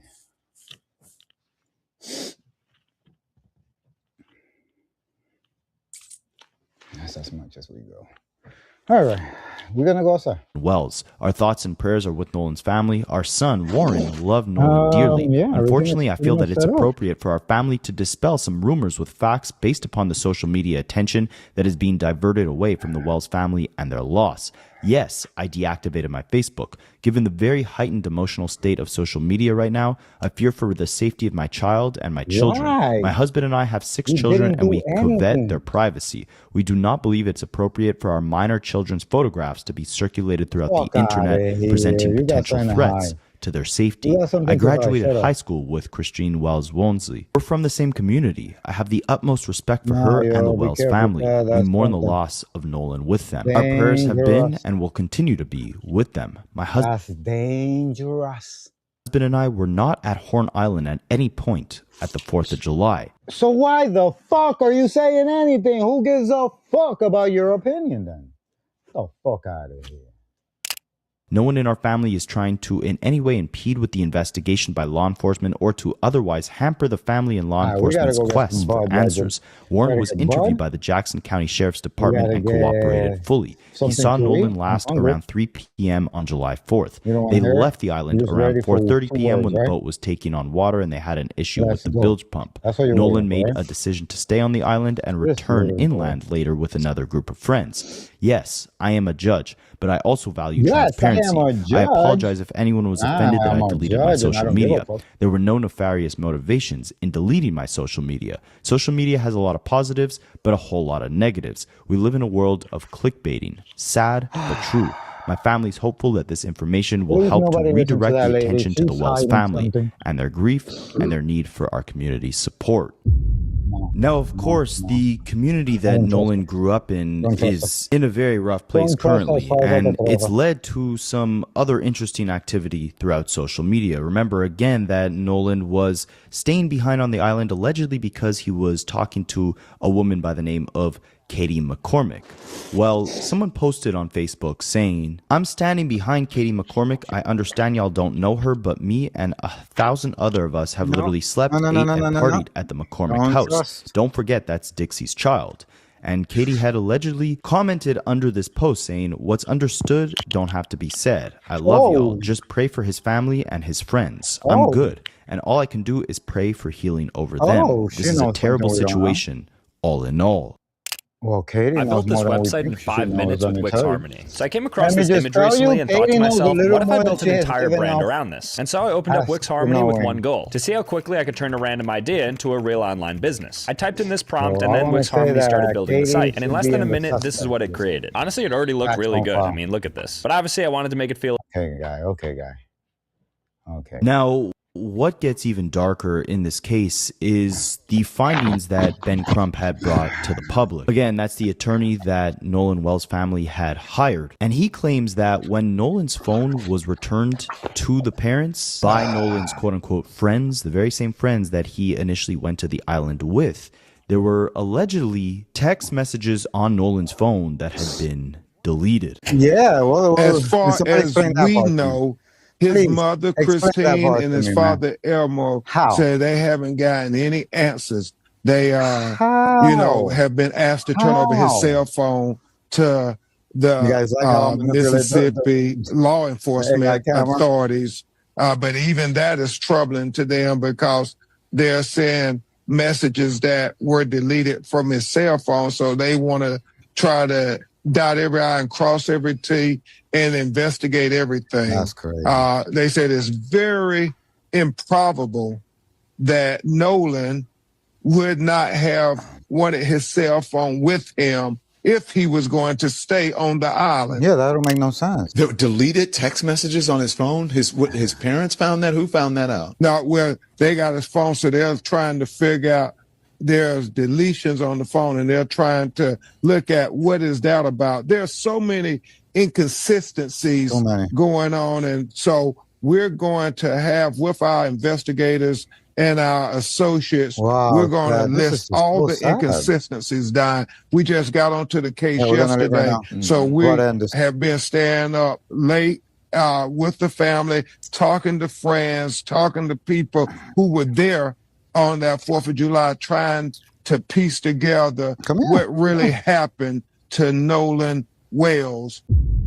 Now, the thing that raises the most concern to me is that if Nolan was truly drowning, we're talking about an island with hundreds of people. How did no one end up seeing him get pushed into the water, struggling in the water? Investigators had said that by the time it gets dark on that island, anyone who's there to party and enjoy themselves are told to leave. If there's law enforcement doing their rounds at that point, it means that Nolan must have disappeared before they were able to kick everybody off the island for the night. And if that's the case, then that means that it must have been daylight when he ended up losing his life. And if he was truly in the water, wouldn't someone have been able to see him and save him? The thing that gets even more troubling is, remember, Nolan's other friend Javon, who was on a separate boat, had spoke to Nolan at 4 p.m. Everyone else in the story has a almost contradictory recap of the events. The group of people that Nolan actually came to the island with claimed that he stayed back and was going to take a separate boat home because he was talking to a girl named Katie. However, Katie says that Nolan had planned on going home with the same group of people that he came to the island with. So which one is it? And why is this not a bigger point of contention in law enforcement's investigation? They've been very quick to say that they believe confidently no foul play has been involved, allegedly, and that Nolan drowned. We know that he was with his friends. And they went out on Horn Island, as Charles said. He was the only black teenager that was there. And, you know, all of them came back safely on the boat with his cell phone, Harvey. But Nolan's body was found washed up on the shore on Monday morning. His family is not accepting that it was an accidental drowning.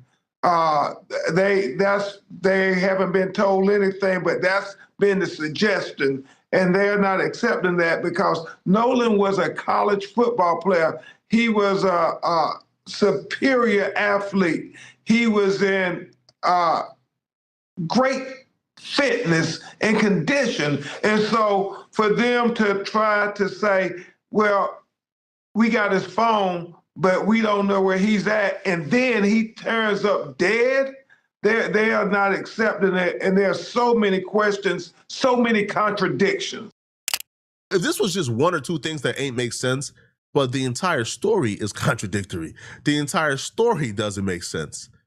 And then you take into consideration things like, yo, his phone was left with the very same people who claim they hadn't seen him since 3 p.m.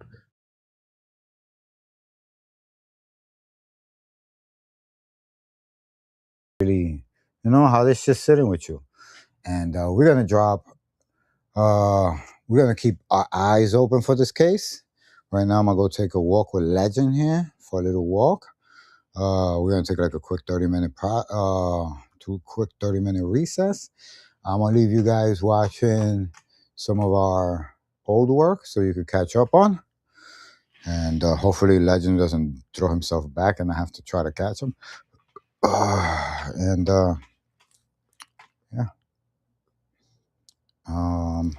Legend.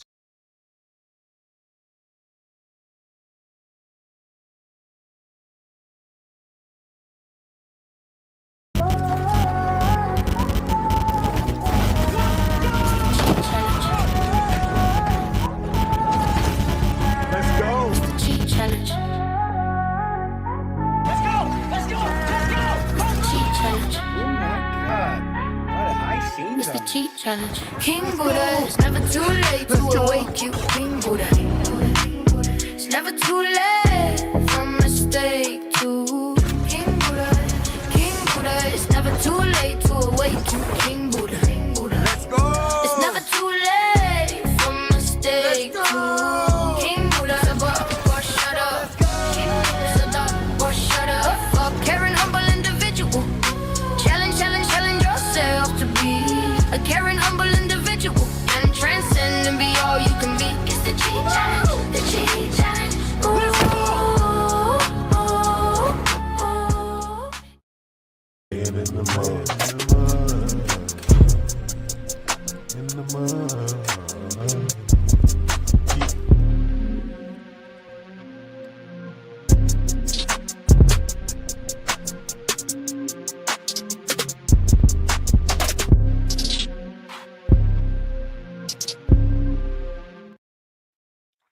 Yo, what up? What it do?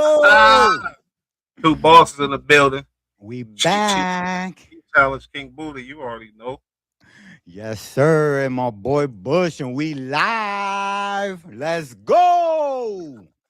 Hey, oh, man. Your Twitch been going crazy out there. Huh? Yo, nah, stop playing with me. Yo, YouTube have been going crazy. Bro, 7 notifications every day. The fuck? Did you hire the staff? But we gonna get there. One day they're gonna realize the real, the realest that could be on this internet, and then they're gonna be like, oh damn, I should have been tapped in. Oh shit, Geo Live. Shouts to Geo. Oh, Geo is? Yeah, he right there. Look to the homie, man. Yo, listen, I'm gonna tell you something, man. I want to, because I don't think that we give each other our flowers enough, and I think that should be a part of our everyday. And I want to give you your flowers, my man, because you are doing what makes me wake up every day and be like, I'm not doing enough. Man, I'm not fucking doing enough. People want to do this shit, but they don't understand what it takes. And you are a dude that when I met you, you had your channel, and you put me on all the equipment and shit, and I'm still got to upgrade because you know you got but. Dude, this is it's different with you, me and you, because your channels are you started your stuff from the bottom and it's going to the top. Bro, that same with you, bro. I love that whole setup with the chair, bro. And I'm gonna tell you something. Your best episodes are when you throw on that black jacket. For some reason, I don't know, bro. No homo. The black jacket, that's you, bro. Like I don't know. It gives me like a pit bull. What I got to be to berry type of shit. You know what I'm saying? Like you gotta do that, bro. Gotta do the jacket, bro. Today me cheat because we're gonna be reacting to all the whatever's going on because you know we really tapped in. I ain't gonna hold you, but you ain't gotta know what's up, but you will find out. But you know, man, crash out. Did he do it? Whatever. That's a matter of opinion. But tonight we're gonna go through some things and really analyze why he did it and what's really going on. First video, all Urban Central. You feel me? His mom. She shouts to Urban Central. Now, before I even play that, shout out to all Urban Central for sure. But before I even play that, you feel me? I'm sure you know, but you know his cousin Big Scar, OD. I got a brother that OD. Rest in peace to Marco. R.I.P. Yeah, no, I know about that, man. I got a little. He was signed to Gucci. He brought Gucci a lot of bread. He wasn't no slouch artist. He was a nigga. You know, he had the potential. He's going. And you know, the family felt disrespected. They felt like Gucci violated with the funeral and this and that and all kind of other drama. You know, Gucci dissed his road Gucci Pooh Shiesty's road dog, Big Scar, and a bunch of shit. And Pooh Shiesty in prison just watching all this shit he get out. But not only that, we got the new. Oh my god. Oh my goodness, bro! You wilding, bro. You just trying to start some beef on the internet, I'm just saying, not only that, homie. You're gonna get somebody. 25 million, though? All right, we gonna get into it. Let me stop. All right, let me shout out all Urban Central. This Pooh Shiesty's mom. This is the first video we reacted to. Damn, wait. Before you press play, why is it that everybody's mom gotta come to the fight, bro? That shit is crazy. When I was young, that shit didn't happen, bro. You didn't want your moms to know. But some moms is gangster like that. Some moms ain't. I ain't saying gangster like that because I wouldn't want my mom doing that. But my mom is gangster. She you know. Take a shot for the mamas. A shot for the mamas. But she ain't gonna get ghetto on the internet and do all that though. I ain't gonna hold you. But let me see what's going on. My mom take it to the streets though. Boy, it's so. I ain't gonna hold you could tell she your mama. Let me tell you something. Hold on, Bush. You could tell she your mom because she eating celery. You could tell she your mom because she knew that she could not eat a Big Mac on her broadcast. She came out with celery. That's a mom. Yeah, she represents. Say what you say? Hold up, because you said. Hold up. See, I gotta learn. Oh, okay. Now I know how to do it easy. Go ahead, King Buddha. You can tell that Pooh Shiesty's mom is a mom. That's a mom. Because she came out eating celery. She could have been eating Wingstop. She could have been eating fucking. What's the motherfuckers? Man, you ain't gotta say chicken, you racist motherfucker. Wingstop. I'm saying that's what I would have been eating. Crazy going on the internet today. Mm-hmm. Well. But I was gonna say I could see the pain in her face though. Listen, I could see that. No disrespect, yo. Pooh Shiesty could be my stepson. Yeah, we old niggas. I know. No. I'm saying. But you look at here. He's right. Oh, you violate. No, hey, no disrespect. I said no disrespect. Lucky my sound machine. She is mad beautiful, yo. Violate, Never seen his mom, yo. Nigga, I was born in Hartsville, Tennessee. Nigga, I'm Memphis. I'm Tennessee too. Shouts to his mom. Mm-hmm. Oh yeah. I can't comment. My girl Some of y'all owe me an apology. Oh shit, she gonna have me eating celery. Y'all know what I'm talking about.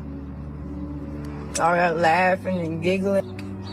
At this point, I need a documentary. I got you. She said all that laughing and giggling. Oh, I'm sorry. I thought this was a FaceTime. I thought she was talking to me. My bad. Go ahead. You dreaming again. She said everybody laugh. She feel like everybody laughing and giggling. I think a lot of people, because Pooh Shiesty, man, I did the show when he got out of prison. He dropped that FDO. They was on the radio saying hip hop ain't on the billboards. No hip hop on the billboards. This nigga hit the streets, nigga, and dropped that FDO, and he was he's hip hop back to the billboards when he got out, nigga. Let me tell you that Pooh Shiesty does make good music. I'm not a fan, but he does make good music for these YNs. But the thing about it is that that situation that we're in right now is Pooh Shiesty's team versus Gucci Mane and their team. And here's the part about it. This is like chess. So it doesn't matter which piece you move. It's going to be checkmate. Somebody here is going to have to scream checkmate. Somebody here is going to be a snitch. I don't care what you say. One team has to. When you get subpoenaed by the feds, you versus the USA, not you versus the state, you versus the USA, you have to talk or you're going to go to jail for a long ass time. Little Kim tried to play that game and she did a lot of time for that. I'm trying to tell y'all, somebody going to be snitching in this one. Guess what? I was about to do a reaction of before I realized I got to stay with the hot topic. I was about to do a reaction of all the crash outs. Little Kim, Remy Ma, we can go Shine, we can go on and on of the industry. But I don't consider Pooh Shiesty a crash out because this situation is different. I'm sorry. I ain't gonna hold you. You feel me? And you'll learn, you know what I mean, about more about it. I feel that Gucci Mane already said something. Because why would they know that Pooh Shiesty was there? Yeah, they saying he said something. The word is out. His name is in the paperwork. Let me let Mama speak. Somebody document me. Okay, here we are. Yeah, I'd be mad too if won't let me out my contract. I'm in a situation right now where I want to hit a Pooh Shiesty on y'all. Hey, that's Gucci Mane artist. I forgot her name, but you know, yeah. Who, her? Gucci Mane ex artist. I'm painting a picture out to make it seem like everybody just like it's a curse with Gucci. There ain't no curse with Gucci. Everybody chose their own fate when it came to 1017. And I'm speaking for everybody because I don't have nobody here to speak for themselves. And 2 of my goddamn label mates is gone. Chant gone. Scar gone. I don't even know where the Road Boy at. Y'all got so many opinions, but y'all don't even know that Fujiano and Pooh Shiesty and Scar was beefing with Gucci the entire time. It was the back and forth of who leaving the label and who want to stay and come back and give me your chain or no, you can have your chain. Like it was a lot of that shit going on. Why? And that's one of the artists. We went through that though. But I thought the Gucci man, Pooh Shiesty mom speaking, but we going. But salute to the homie, feel me, Gio, and y'all go subscribe to that page. Yeah, shouts to 90s underground hip hop. Go subscribe to Giovanni.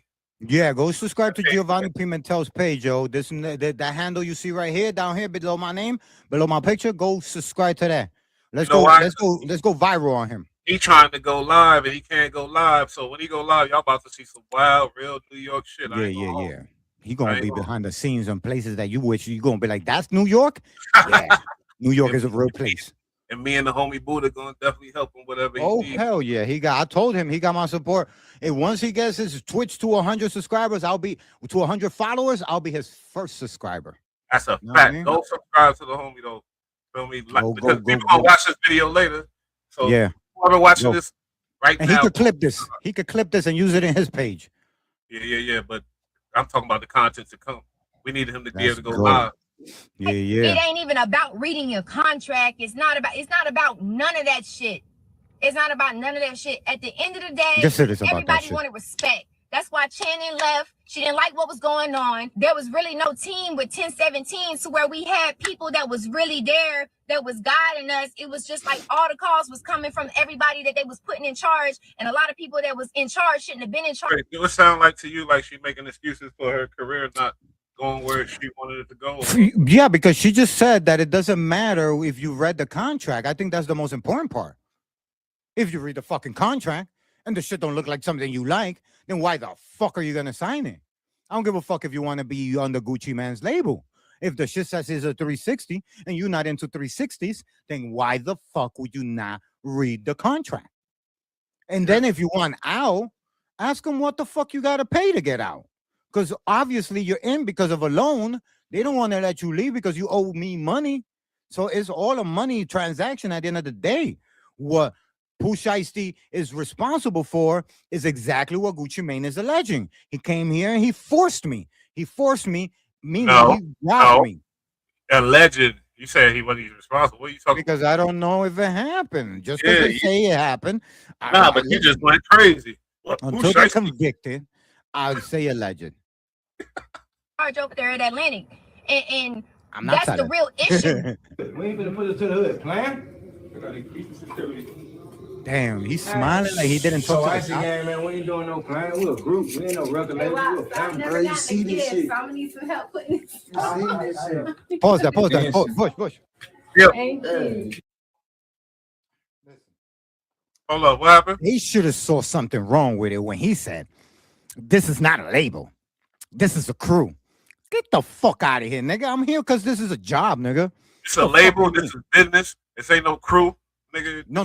Watch. Go back. You're right. I know. I'm saying. I'm agreeing with you. I'm like, no, nigga. This ain't no crew, nigga. This is my job, motherfucker. Hold up. I'm gonna rewind.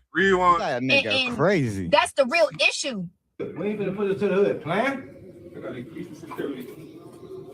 All right. So icy game, man. We ain't doing no plan. We're a group. We ain't no record label. We're a family. You ain't no record label. Fuck out of here. You can have your chain back, nigga. I'm good.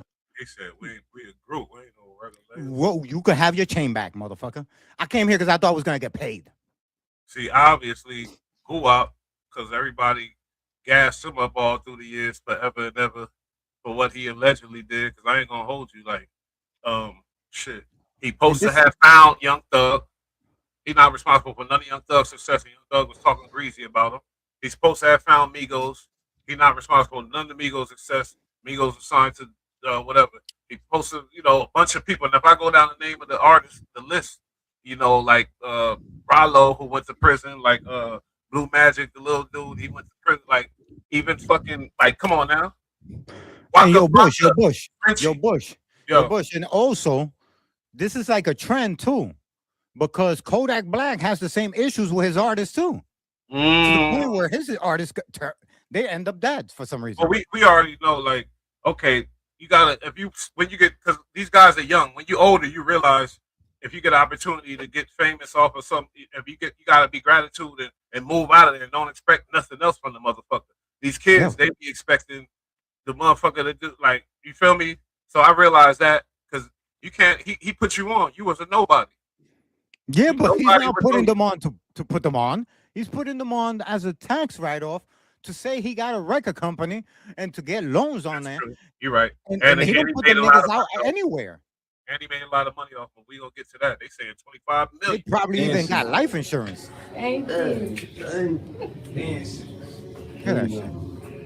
That's fucked up. That's using the power of your celebrity. Big boy rolling now. I ain't even playing. Look, you don't have to sign nothing for it. This a girl, man. This ain't even no man, man. This ain't even no man, man. This a girl. Look how a girl kicking it, man. Look at this shit, man. This a girl. The first. Be wary of people who do that. Man. We ain't playing, man. Tell them bitches lay down. They gotta lay down, man. Now that's a red flag right there all the way. Finished. Over with. Okay, go and bring out some red. What you mean that's a red flag? It's a red flag. One. Man, you bugging. Hold up. In hip hop, all through the years. No. You see that. The chain, you see the big chain giveaway. Your family, Jay-Z, La Familia, Dipset. Oh, this is this. See them give the chain, all type of shit. Now you saying that. Go look for on YouTube. Huh? Go look for on YouTube and show me Jay-Z giving a chain. It is not in somebody's house. It is in a place or an event. So that's why you're getting out of a fucking Rolls Royce or some shit. Like, yo, my nigga, I always wanted to. Now you La Familia. You know what I'm saying? Or at a concert. Yeah, I feel you. This nigga was in his own house. He came to his house by himself. No champagne, no dollars, no party. Yeah, that's red flag. Sketch. That's a And that's Pooh Shiesty at the point. At that time, he already put in work. See it, right? That's too low key. Just a video? Look. Don't worry about me getting cold and Charlie and Pooh. The new 1017. Shouts to Gucci, man. I know the vibes. We heard it. Imagine how many dudes did that with different labels, talking all do da. Yeah, you know what it is. It's for life. We family. Look at Big brother. U. Big U signed that kid that ended up in the desert buried. Nobody even knew when he signed him. I'm pretty sure he got one of these videos in his phone. Ain't charged with that though. Nah, he ain't charged with that. But I'm just saying that dead kid has a video of people receiving a chain. People die every day. So, but I'm just saying, the situations with Wack is it's so sketchy. If Wack wasn't involved with that element in there, you know, I wouldn't be really speaking on it. But he's involved in so much, all kind of shit. Because I studied that game. You smell me? Oh yeah. So much shit to where actually it could have So I don't know. Feel me? So I'm gonna let them people do their job, and then we'll see. No, absolutely. Absolutely. It's just weird that this is the package video he would have when he got inducted into that company. You understand? It wasn't some major broadcast. It's not on the car. I agree with you on that point, though. You know, it's a low-key video, like to gas the artist, not like to tell the world I signed you. Book was falling out the bells, and we weren't. Let me get in there. Okay, they flossing. Okay. I'll tell you one thing. Pooh Shiesty is lucky he's telling the story, because I know Gucci Mane has gotten away with pop. You know what I'm saying? His mom was basically, I heard one point she said, she was like, it should be a documentary for me or something like that. And she looked like she was going Absolutely. through a real I agree. pain. I want to see it. And what could you do when your son is like, fuck that, I'm standing on business for the family. Ain't nothing. Be scared. Be and then when scared. Imagine the situation when your pops is with you, like, all right, son. I know his pops tried to stop him. And then that's probably why she felt okay about it, because his pops was involved. That's probably why she was like, all right, this nigga gonna make sure. Yeah, you're right, too. You know, there's a cushion. There's a cushion. If something bad happens, it could be the father who takes the F. You know what I'm saying? The failing grade. You know what I'm saying? Doesn't make it. But his son gotta make it. He's the breadwinner. You gotta protect Ray. I don't think he's getting life, and I think he's gonna make a lot of money while he's in it. He's gonna get out, and he might be washed up when he get out. But listen, this is how it's gonna go down. I'm gonna tell you a prediction right now. Gucci already spoke. He's gonna probably backpedal, but he already said his statement.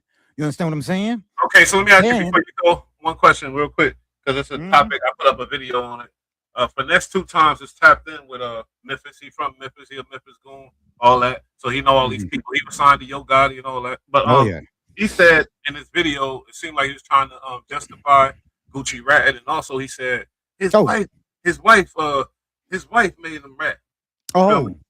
And I was thinking when I thought that, maybe his wife ratted to the police, and no, that's but the statements don't get written like that. If it has his name and his last name, it was him. Yeah, no, they don't do that. No, hold who does that? Tell Finesse 2 times, because Finesse really think that. So tell him, oh shit. Listen, I'm gonna tell you something, man.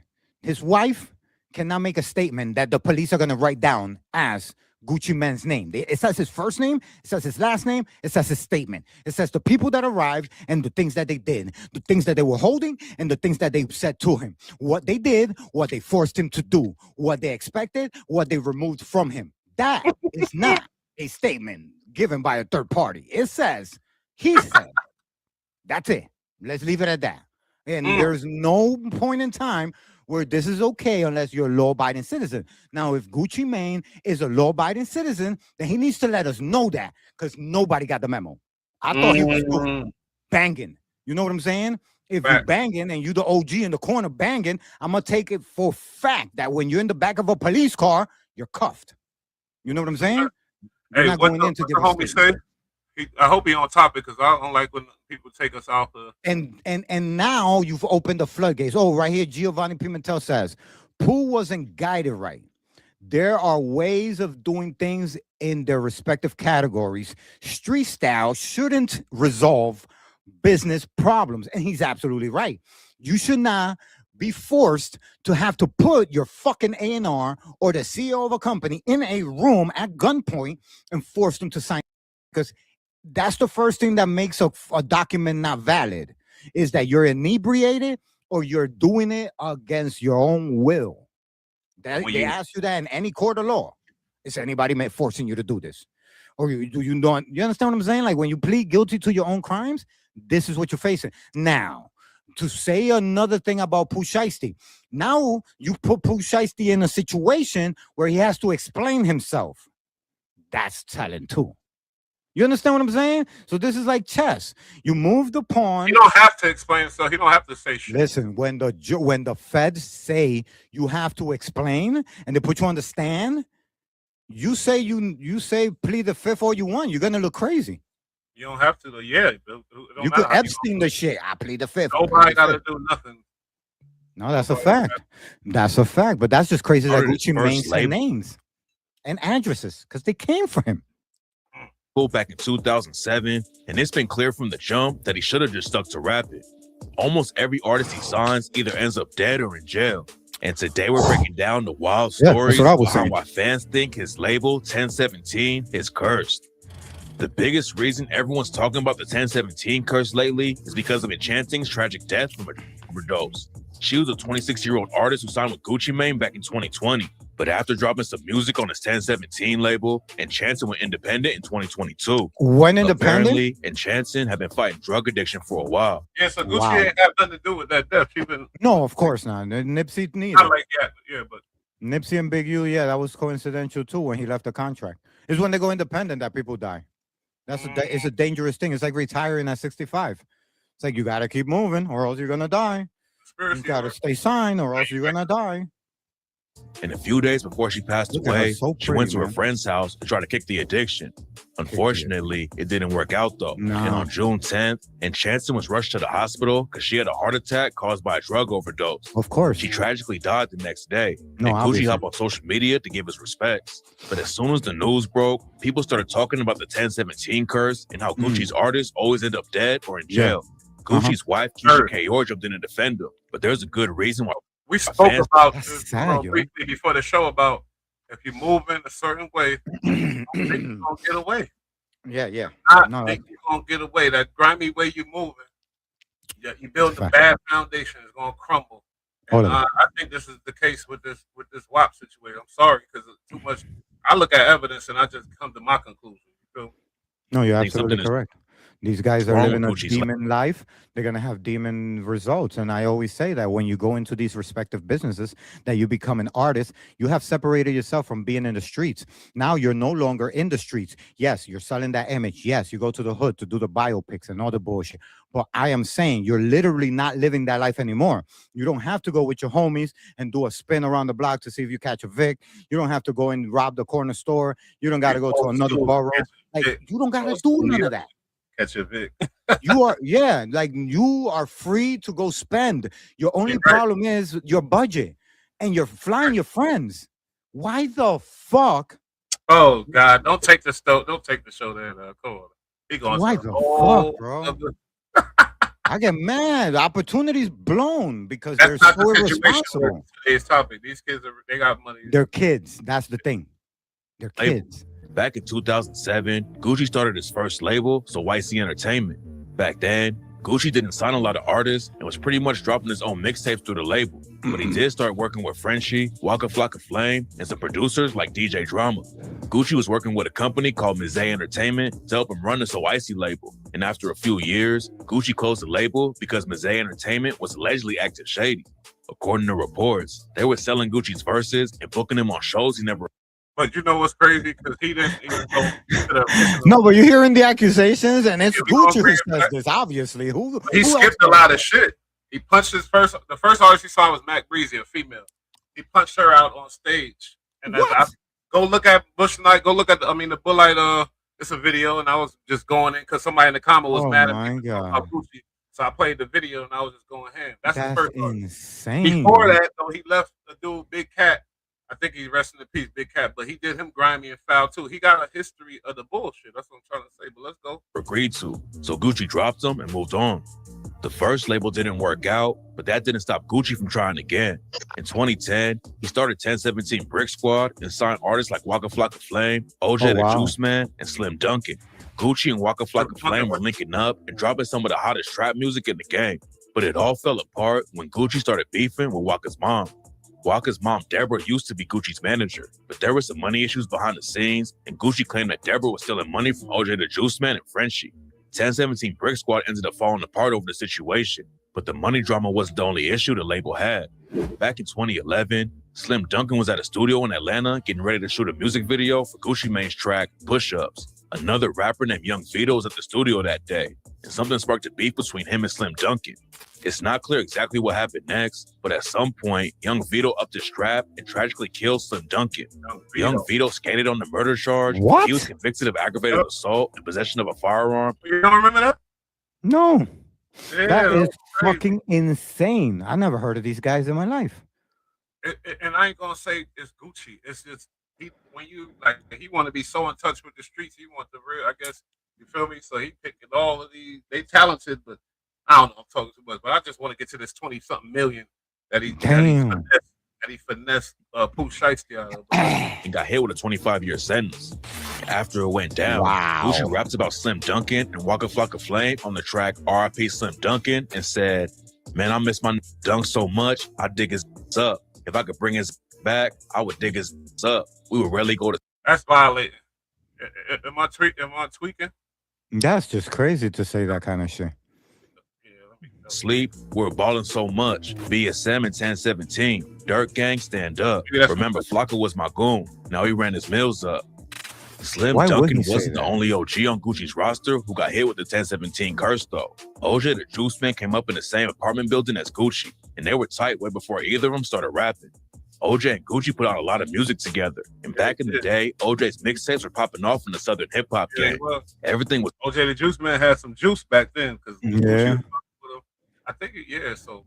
And then when he signed to Gucci, it went cool for a while. And in 2010, OJ was even featured on XXL's freshman class. But then he started falling off and even got into a Twitter beef with Gucci.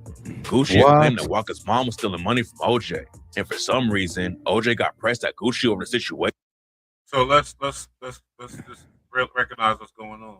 He was signed to Gucci. They was friends, homies at first, ride and die. He signed to Gucci, fell out. That's wild. And said he was never actually signed to Brick Squad. OJ and Gucci squashed the beef, but OJ's been getting hit with the 1017 curse ever since. After he fell off in the rap game, OJ allegedly went straight back into the trenches. Back in 2022, he was booked on gun and drug charges. Then in March 2024, the news broke that OJ had been arrested again.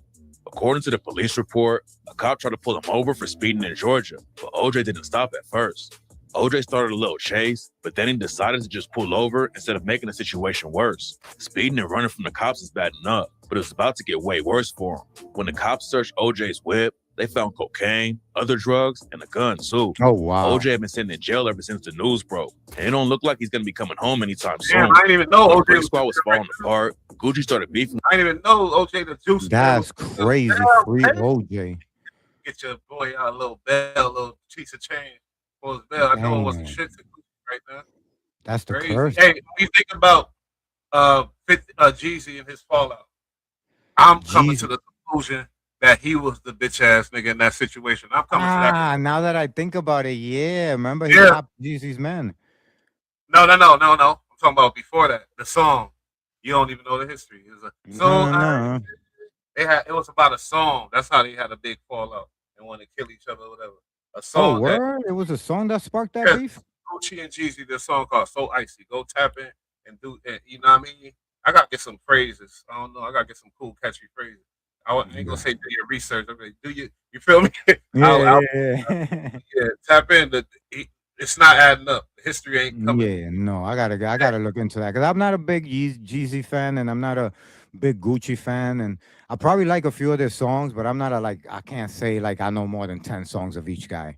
Like I probably heard Jeezy probably like when he first dropped, like yeah, when he had the Snowman t-shirts, and that's about it. You know what I'm saying? All the way to like Survivor, and then that's it. Damn, I'm talking about the beef with Gucci. No, I'm saying like the career-wise, I didn't even get that far. Like not even when they even knew each other.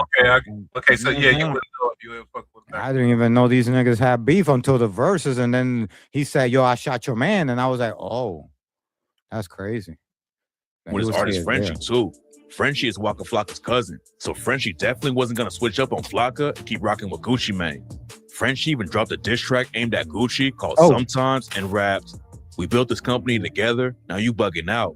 And I say a lot because nigga like Frenchie, he a New York Queens nigga, you feel me? Let me let them tell the story. Throw my hands on you? Nah, but I don't want to sock you out. Yeah, you got me screaming out. You don't want me to have what I have, because in my eyes, you are. Gucci is the reason that Frenchie even had a career, but Frenchie said that Gucci didn't want anyone in the team to win. So if we switch from So Icy to go to Brick Squad, and you doing like you don't want an artist to get bigger than you. That's what it is with Gucci Mane. If you notice that. They ended up squashing the beef, and Gucci even supported Frenchie when he started. That was Queen's Flip. Shout out to Queen's Flip. That was a Queen's Flip. And also shout out to Joe, that's just crazy. But I don't know why people are afraid, like Jay-Z and rappers like that are afraid of their artists being bigger than them. Like, look at Lil Wayne. And that's an what example. He, Drake, he was genius. You know why? Eminem signed 50 Cent. 50 Cent. It's wisdom. Look at Dr. Dre. He signed Eminem.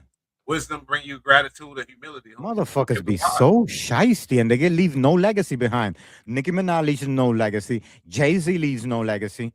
I mean, yeah, you could say Kanye, but Kanye, he been left Jay-Z, and on Jay-Z, if it wasn't for leaving Jay-Z, Kanye would not be Kanye today. Because Kanye dropped an album and he bopping and he going on tour. Jay-Z hasn't done that in how long? Those two people you named, Eminem. Oh, we could say even Dre, because Dre found Snoop and Eminem. Dre is the ultimate. Yeah, he gives you superstars that are bigger than him. That makes him relevant. That makes him not relevant, but ingenious and cool, and something that it shows a certain level of righteousness to me. It shows he's legendary. Even if he's not a legend himself, he gave us legendary artists that would not exist unless they were part of. Gave us Drake, helped giving us Drake. Because if it wasn't for Lil Wayne, I don't think Drake would have that look, obviously. But I ain't gonna say he fucking found the artist and cured him into stardom. Nah. Because Drake is a machine. Drake involves King Prince, whatever his name is, Jay Prince, and then it went to fucking Baby, and then Baby said, "All right, let's put a Lil Wayne." And let's but who made that artist that big? It was Wayne. But was it by Wayne's choice? But was it Wayne's choice? I'm pretty sure it was, because he had Nicki Minaj on the other side roasting. Oh, you're right. He is responsible for two of the biggest acts in the world. Yeah, you killed me. You killed me. That's my line, because I say it all the time, because people always kill me on the show. You killed me. You killed me with that one. Yeah, man, that's fucking insane, bro. Like, why are people afraid of that? I think about Cash Money and Young Money. Look at Cash Money and Young Money. Cash Money big because of Wayne and Juvenile. All of those, the Manny Fresh, Lil Wayne, for sure. Birdman. But I'm talking about superpower stardom. Young Money came, but you can't. See, but I ain't gonna lie, people, we going to another level. I'm about to say y'all be taking credit away from Baby, but that's another story. But but Baby put out the biggest artist too. Baby the one. Wayne, who listen before Baby separated from Wayne. All of Wayne shit was hot, even the mixtapes. Then he separated from Wayne, and we got all that bullshit that we got now with Elephant Sounds. You understand? And we don't get the Wayne we're supposed to get. I'm not capping. I'm not listening to that shit. It is not what I was signed up for. But you ain't the only one, because the kids ain't listening like they used to. No, it's not acceptable. Listen, we listening to Ye. If Ye can make it through the fucking youngins, and through all the YNs and all the old heads and everybody in church and everybody that lives secular, then why the fuck can't they? He's fucking 47. His own label, but the 1017 curse hit Frenchie hard. At first, it looked like Frenchie might be good at running the label. He was allegedly the first person to discover Nicki Minaj and French Montana. So obviously, Frenchie could pick artists with huge potential. Unfortunately, the label didn't work out though, and it was all downhill from there. Frenchie's career started falling off fast. Then in 2021, he barely survived getting shot in the neck. Luckily, he made it out of the situation alive. But in 2023, he got wrapped up in another wild situation. Frenchie and a bunch of other dudes broke into a family's home because they thought there was $100K worth of weed stashed there. God. Gucci is the king of sound in the crash house. Yo, listen, I'm gonna tell you, yo, those B&Bs with the I heard there's 100,000 worth of weed, like, bro, don't do those. From experience, don't do those. You're gonna go in there and risk your life, and you're gonna leave with What you bottles of say? liquor. Do that. Explain that again, because I ain't. I'm a Street talk for all my niggas out there, all my YNs. When you hear that there's a B&B that you could do, and there's allegedly 100K in there, bro, whoever told you should have done it already. Don't go. All you're gonna find is bottles of liquor, not even a gun. You're gonna be mad. And if 50 catches, you do the same time. B&B is B&B. Pistol whip was an autistic teenager who lived there, but it turns out there wasn't even any weed in the crib. Frenchie was allegedly in the house when it went down and drove the getaway car too. And in 2023, he got hit with a 12-year sentence over the situation. Gucci ended up catching a gun case in 2013 and was locked up for a couple of years. But when he came back home, he announced that he was starting a new label, 1017 Eskimo Records. Gucci signed artists like Rollo, Asian Doll, and Hood Rich Pablo Juan. And at first it looked like he had everything figured out. Rollo was the first one to sign on the new label. Rollo linked up with Gucci in the club. And Gucci wanted to know if Rollo had to deal with anybody. Hello. Every That's other a artist, real nigga right there. That nigga went to jail because he was too real. every artist that's not dead or in jail, we don't know about that. They gotta Damn, yo, if I got advice for any YNs out there trying to get signed, avoid that label specifically. Keep going. I was in a club with my partner named P at QC, and Gucci, it was actually a Gucci party, and Gucci had done seen me. He broke his neck. He was like, oh, that Rollo. I gave him doubt, gave him some love. He told me I was a big fan of me, and he wanted to work with me, I man. always like Rollo. I ain't gonna hold you, but when there was some controversy, but I gotta do my research. Because I see what he's doing now. He came back, he on YouTube with the people. I don't like that he messing with the other dude, but hey, I'm a grown man. I ain't a criminal. I don't give a damn. I could enjoy the entertainment if I want to. I don't watch the show, but I always had a respect for Rollo. For Rollo. I only know about that nigga because he a real nigga, and real niggas know about other real niggas. But other than that, I never heard his music or nothing like that. He got some shit. We done fucked these hoes. It ain't the car, we ain't Joe. Yeah. Oh, whipping that fuck up stove. Play with that like baby. I know he was in the feds. That's some shit. He be spitting. And he wanted to know was I signed to anybody. Rollo had been hanging around Birdman, Young Thug, and a bunch of other rappers who had labels, but nobody had signed them yet. So the next day, Gucci brought Rollo to the studio with him and gave him a verse for free. And when Gucci set up 1017 Eskimo Records, Rollo was the first dude he called. Wow. Linking up with Gucci should have been a huge win for Rollo, but instead of focusing on the rap game, Rollo kept both feet in the trenches and ended up getting caught with almost 1,000 pounds of weed on a private jet. Yo. The cops took Rollo's property. What's crazy about Rollo? Not only did WAP brought him to the, I think, Hot 97, and he had like a big ass bag of money or some crazy stunt, crazy publicity shit. I think it was Gucci Mane did that, and Baby did that with him too. Took him somewhere, he pulled out a big ass bag. Like Rollo is one of them dudes that's yeah, he a real street nigga. Trying to build a community for his peoples and the homies and the low, and buying the block up really on some shit like his people to live, like not on no make money real estate type of shit. He's just really trying to build something that's deep too. Feel me? It's also dangerous because if it's made with dirty money, then you have leading competitors wanting or aspiring to do that or better. There you go, police stuff. Who said dirty money? How you know he make money? You got he has a lot of money. I don't think you can make that kind of money like legit. That's too much money too fast. There's just something wrong there. Jewelry and pretty much everything else from him. Getting caught still didn't slow down his hustle though. And Rollo got caught trying to make drug deals from behind bars and ended up getting hit with an 8-year sentence in 2022. While Rollo was locked up, his family tagged Gucci on social media and asked him for support. They said Rollo didn't want any money or anything like that. He just wanted Gucci to shout him out. It turns out that Rollo had already left 1017 Eskimo by the time he got caught though. Gucci Mane did an interview with Charlamagne the God and revealed that Rollo left the label and gave back all the money Gucci had given them. We had parted ways on the music side. So he started doing music. He wanted to do his own music. And he actually gave me the money back for the deal he got before he got. Wow. That was crazy. Like he was like, You buy yourself out. That's what you're supposed to do. Which I had to respect. So we had already parted ways business-wise, but it's still my dog. Back in 2021, Rollo hopped on social media and said he's not signed to 1017, but he still considers them all family. Rollo got hit with the 1017 curse, and the same thing happened to Hood Rich Pablo Juan. Pablo signed a 1017 Eskimo right after Rollo did. His name was popping I didn't realize he was signed to WAP too. Bro, he's doing 8 years in the feds. That's crazy, bro. All for that the curse. What's bro. sad Not is, playing. well, obviously no talent. You can find talent. That's the sad part. Because we like to see dudes find talent, curate them, and grow, and together be great type shit. Yeah. But Rollo's talent is different, you know?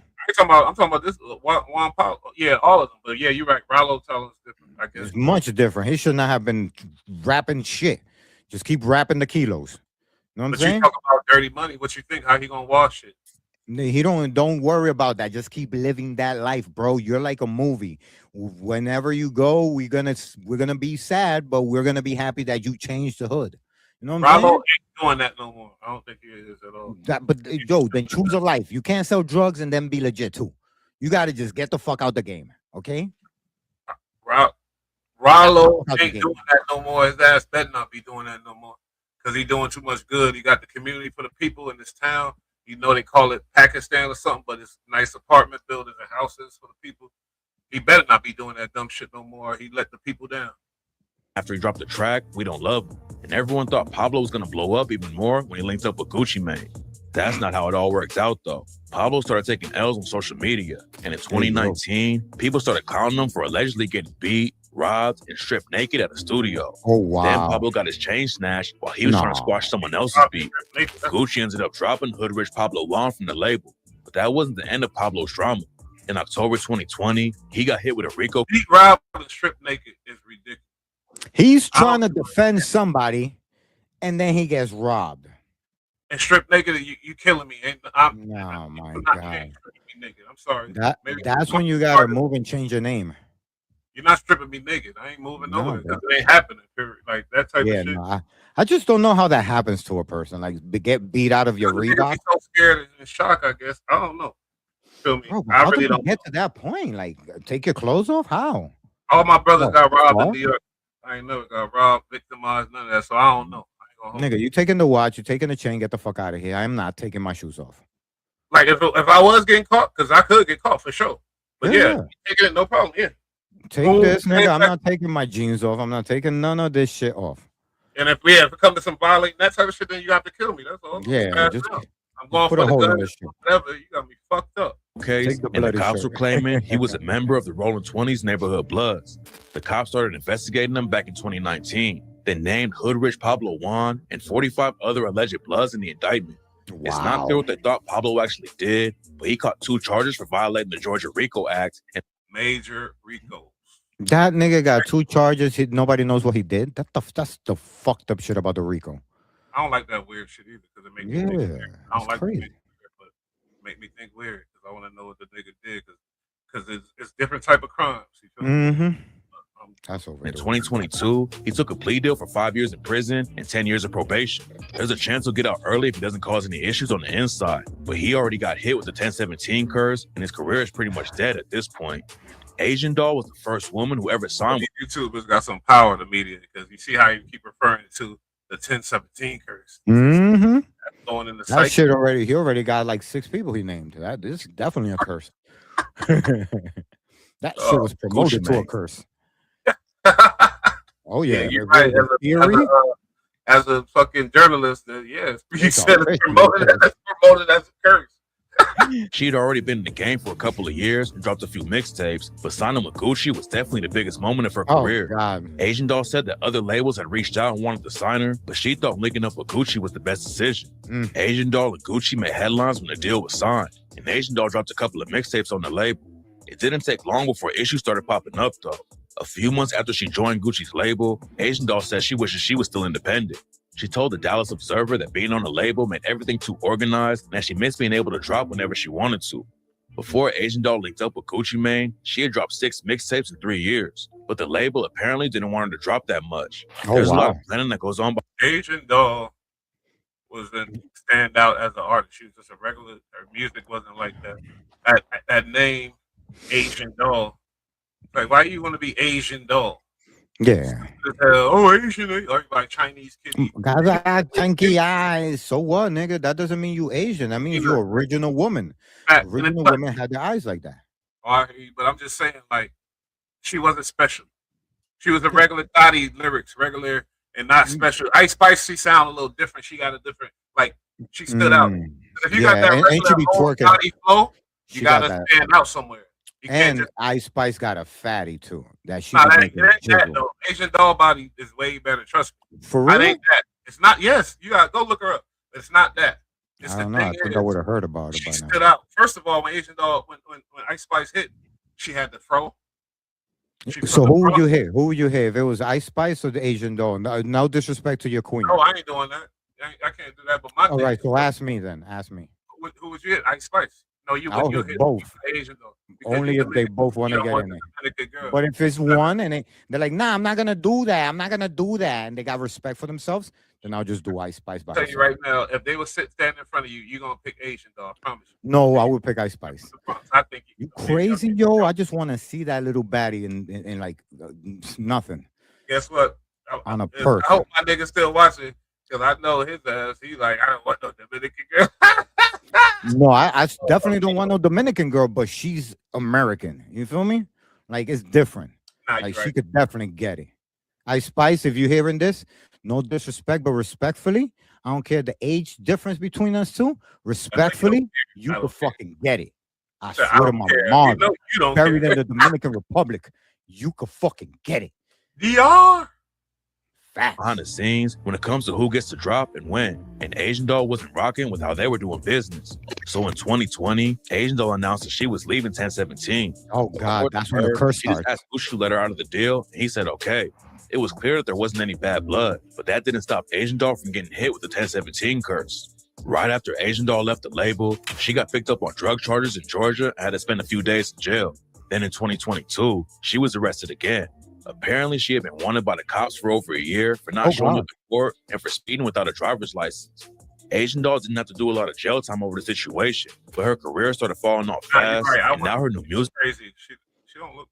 Yeah. She's all right. I'm not gonna say she won't get it, but it's like it's a package deal. You know what I'm saying? If Ice Spice says she'll do the threesome with her, then she could come.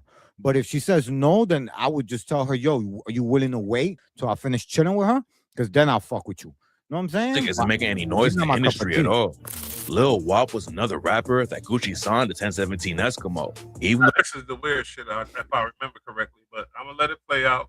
But yo, just know that after Gucci Man says it's okay, you could leave the contract, that's when the bad shit starts happening. I think that's what Pooh Shiesty was not trying to hear. He knows that if he would have said, let me let you out the contract, something bad was going to happen. So he said, we can't let him grant us the permission to leave. We need to force him. So the curse doesn't work. I think. Lil Wop was from Chicago. He was still heavily inspired by Gucci Mane. His rap name was inspired by Gucci's nickname, wow. And Lil Wop even had a tattoo of an ice cream cone on his face. Oh, God. Lil Wop was the cousin of famous Dex, and homies with Trippie Red started popping off in 2016 when SoundCloud rap was blowing up. So when Gucci started his new label, Lil Wop was one of the first rappers he signed because it seemed like the perfect fit. But Lil Wop's music career never really took off after signing to 1017. After a few months, he started complaining that the label wasn't doing anything to help him. He ended up leaving the label in 2018, never did much else in music. Instead, there's some weird allegations about him. He said he started doing OnlyFans. Oh my! I'm talking about even weirder than that. Hold up. He started doing OnlyFans and later came out as bisexual on Twitter. Even though he looked up to Gucci growing up, Lil Wop hated him after signing to his label. That's 2022, Lil Wop let it be known he was no longer associated with 1017. Hold up. That's why they call him Little Wop. So they call him Little Wop because he be giving, bro. He bisexual. Who you think was giving the dome piece? He was giving the dome piece. That's Gucci name. And bro, but that's not why he was doing it. You saying Gucci was doing it because of money. He was doing it because he was doing good. He was the guap. He be doing the guapity, the sloppy toppies. And called Gucci Mane a weirdo. Gucci's 1017 Eskimo labels didn't work out at all. He allegedly spent over $4 million of his own money trying to get his artists popping, but all of them got hit with the 1017 curse, and Gucci had to start all over again. He announced he was coming out with a different label called the new 1017, and this time it actually looked different. Gucci started signing some of the hottest rappers in the game, like Pooh Shiesty, Big Scar, Fujiano, Hot Boy West, and Enchanted. Gucci finally had a label full of artists who all had momentum in the industry. They dropped a compilation tape called So Icy Boys, and overnight, Gucci was running one of the hottest labels in the game. They still couldn't outrun the 1017 curse, though. Of course This time, the downfall was crazier than ever. Fujiano signed with Gucci to the new 1017 and was on his way up in the industry. He came up in the trenches and had served time on burglary and robbery charges. So it looked like he had switched up how he was moving and was ready to take rapping seriously. But just a few months after he linked up with Gucci, Fujiano was involved with a wild shootout at a club during one of his shows. It's not clear how everything went down, but Fujiano... What is Gucci? You the boss, and you just teaching these niggas, you sign them and be like, yeah.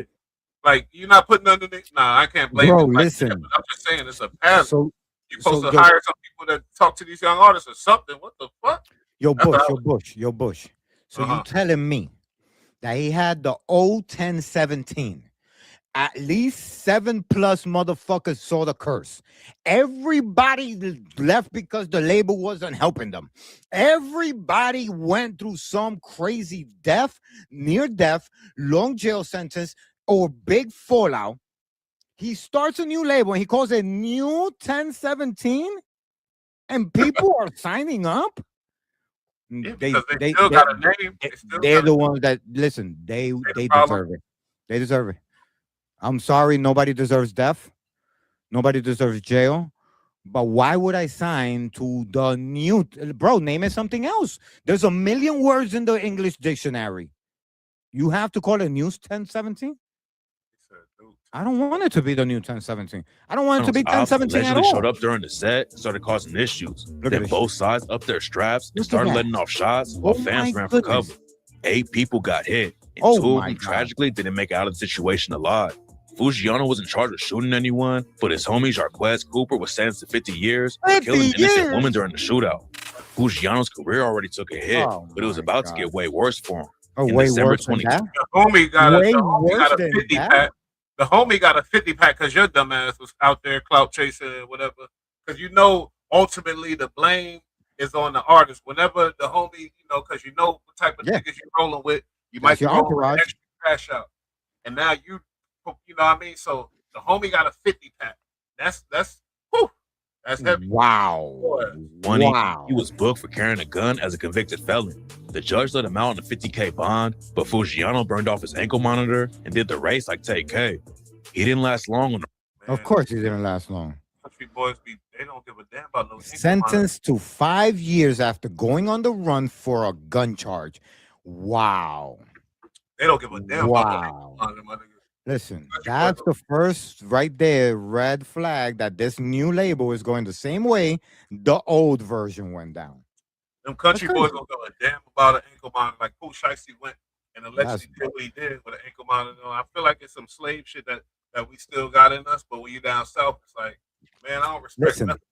If they, Yo Bush, if they put an ankle monitor on my ass, I'm gonna be not fucking with it because of the simple fact that in the future, on the prison wall, they won't offer it again. They will not offer you the ankle monitor if you know how serious it is. But if you burned it off, you get an ankle. But he did time too, so that's what I'm saying. I think it was a strategic crash out. But we didn't get to the 25 million. So that's crazy. Run though, and a few months later, he got caught by the feds. Now Fujiano is serving. Yeah, when you got an ankle monitor on, everybody know you leaning on the big house. That's crazy. You in there. They just so. Hey, but cutting it off is a guarantee. This was an official crash out. I was about to do a reaction to the worst crash outs of hip hop, and we're gonna do that tomorrow probably. You I think he's the worst crash out. I'm nominated, but there's others. Schoolie D who murdered somebody.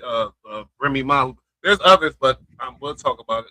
5 years in prison. But he's not the only new 1017 rapper who got locked up. Pooh Shiesty hopped in the booth and started blowing up from the jump. He was running up crazy numbers with tracks like Hell Night, Chopper Talk, and Day One. Gucci Mane saw the potential and signed Shiesty in 2020. And that's when everything really took off for him. Gucci and Shiesty linked up in the studio for the track Still Remember. Then Shiesty kept up the momentum by working with superstars like Lil Baby and Lil Durk. Pooh Shiesty could have taken over the whole gang, but then he fumbled. Shiesty was that, yo. Bro, that Take It in Blood is my shit. It's the only song I know, but that's all I need to know. Yeah, go listen to FDO shit. And FDO too. The bag and got caught up in some wild legal situations. And Mr. 762 guy, 762 guy. That's No, I haven't heard that. He was booked in 2020 for a crazy robbery and shooting in Florida. Shiesty and his homies pulled up to a hotel parking lot to buy drugs and sneakers from two dudes. But then Shiesty pulled out a Draco and shot one of them. Shiesty had plenty of money to buy whatever drugs and shoes he wanted. But for some reason, he decided to rob the dudes instead. And what makes the situation even crazier is that it went down right across the street from a police station.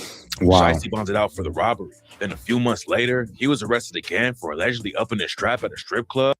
Everybody always talk about these artists who rap about it but ain't living it. That's what we used to talk about. But when we used to talk about that, Pooh Shiesty was a kid, 6, 7 years old in the ghetto, watching this. But the OG, older niggas that's older than him, yo, they rapping it, they ain't living that shit. Now, see this motherfucker. I ain't gonna hold you. There's allegations, but I don't think that's true about him, whatever, running his mouth, but I don't think that's true. But he's standing on business. I don't care what nobody say. He's standing on business. Fuck it. He's standing on business. That's what I say. If you ask me, I think that somebody's spending a lot of money to make it look like he's the guy talking, and the person that might be spending all this money trying to make Pooh Shiesty look like the guy that's ratting, when it's obvious that somebody gave Pooh Shiesty's information and said what he robbed from them and what he forced them to do. We already know who really is talking to cops. And hey, we already got somebody confirming it by telling us that the wife forced them to do it. Like, that's a confirmation. You that video real quick and then come back to this, because we have to do that. Nah, we already know. It's finesse 2 times. Oh, Go check it. And hitting a security guard. Shiesty skated on the strip club shooting because the witness took his statement back, but Shiesty didn't get so lucky over the other situation. In 2022, he pleaded guilty to conspiracy charges, and now he's serving a 5-year sentence, just like Fujiano. 5 years in prison is tough, but that's nothing compared to what happened to Gucci's artist, Hot Boy West. Hot Boy West came up in Texas and started buzzing in 2019 with his mixtape, Never Had. West already had a long rap sheet when he signed to the new 1017 label. He was sent to juvie back in 2010 for organized criminal activity, which basically just means gangbanging. Then he was hit with a 7-year sentence in 2013 for the same thing. Everyone knew that Hot Boy West had history in the streets, but nobody expected what was about to happen. It's not clear how much Gucci Mane paid Hot Boy West when he signed with 1017, but hey, it's a lot of janky business that I didn't even know about. Damn. Go to this channel. What's his name? Because I think this is the same dude that do that rap that other big gang West Coast channel. But salute to him, because I like this documentary. He sound like he's keeping it 100 hip hop. This ain't hip hop daily. Hip hop daily. Shouts to Hip Hop Daily for the content. Because he using the AI voice, but he, when you set up an AI voice, you gotta read. They make you read the whole thing, paragraph of words. But the way he read it or whatever, he said it sounds decent. It don't sound that bad. I tried it. Not mechanical. Terrible. So I gotta figure out how to make it smoother. Yeah. Obviously, it wasn't enough for West. Gucci had given West a Rolex when they made the deal. Then West decided to sell the watch for $9K. West met up with the dude who wanted to buy the watch. And after the buyer handed over the money, West kept the watch and started to drive away. The other dude tried to stop him, and that's when West started hitting him with the car door. West set off, but it wasn't long before the feds were on him. The U.S. Marshals caught up to West and arrested him. And what made the Gucci man just like, damn, I'm starting to think weird. He loved him. What if they raid Gucci Mane's house and they find a voodoo altar with all their names in it? I'm starting to think weird. I ain't gonna lie. The situation even worse is that West was carrying a stolen gun too. Getting booked on robbery and gun charges was bad, but it turns out that West already had a way more serious case hanging over his head. In 2020, Hot Boy West tried to salute to you. I wish I spoke whatever language you putting up. Let me show the comment, because they've been tapping in putting up. Yeah, Google Translate that motherfucker. Word. Running his baby mama's car into a cement barrier while their kids were in her car. The 1017 curse only got worse for Hot Boy West after that. He ended up pleading guilty to 2 counts of assault, family violence, assault with a deadly weapon, robbery, and a bunch of other things. And the judge sentenced Hot Boy West 15 years in prison.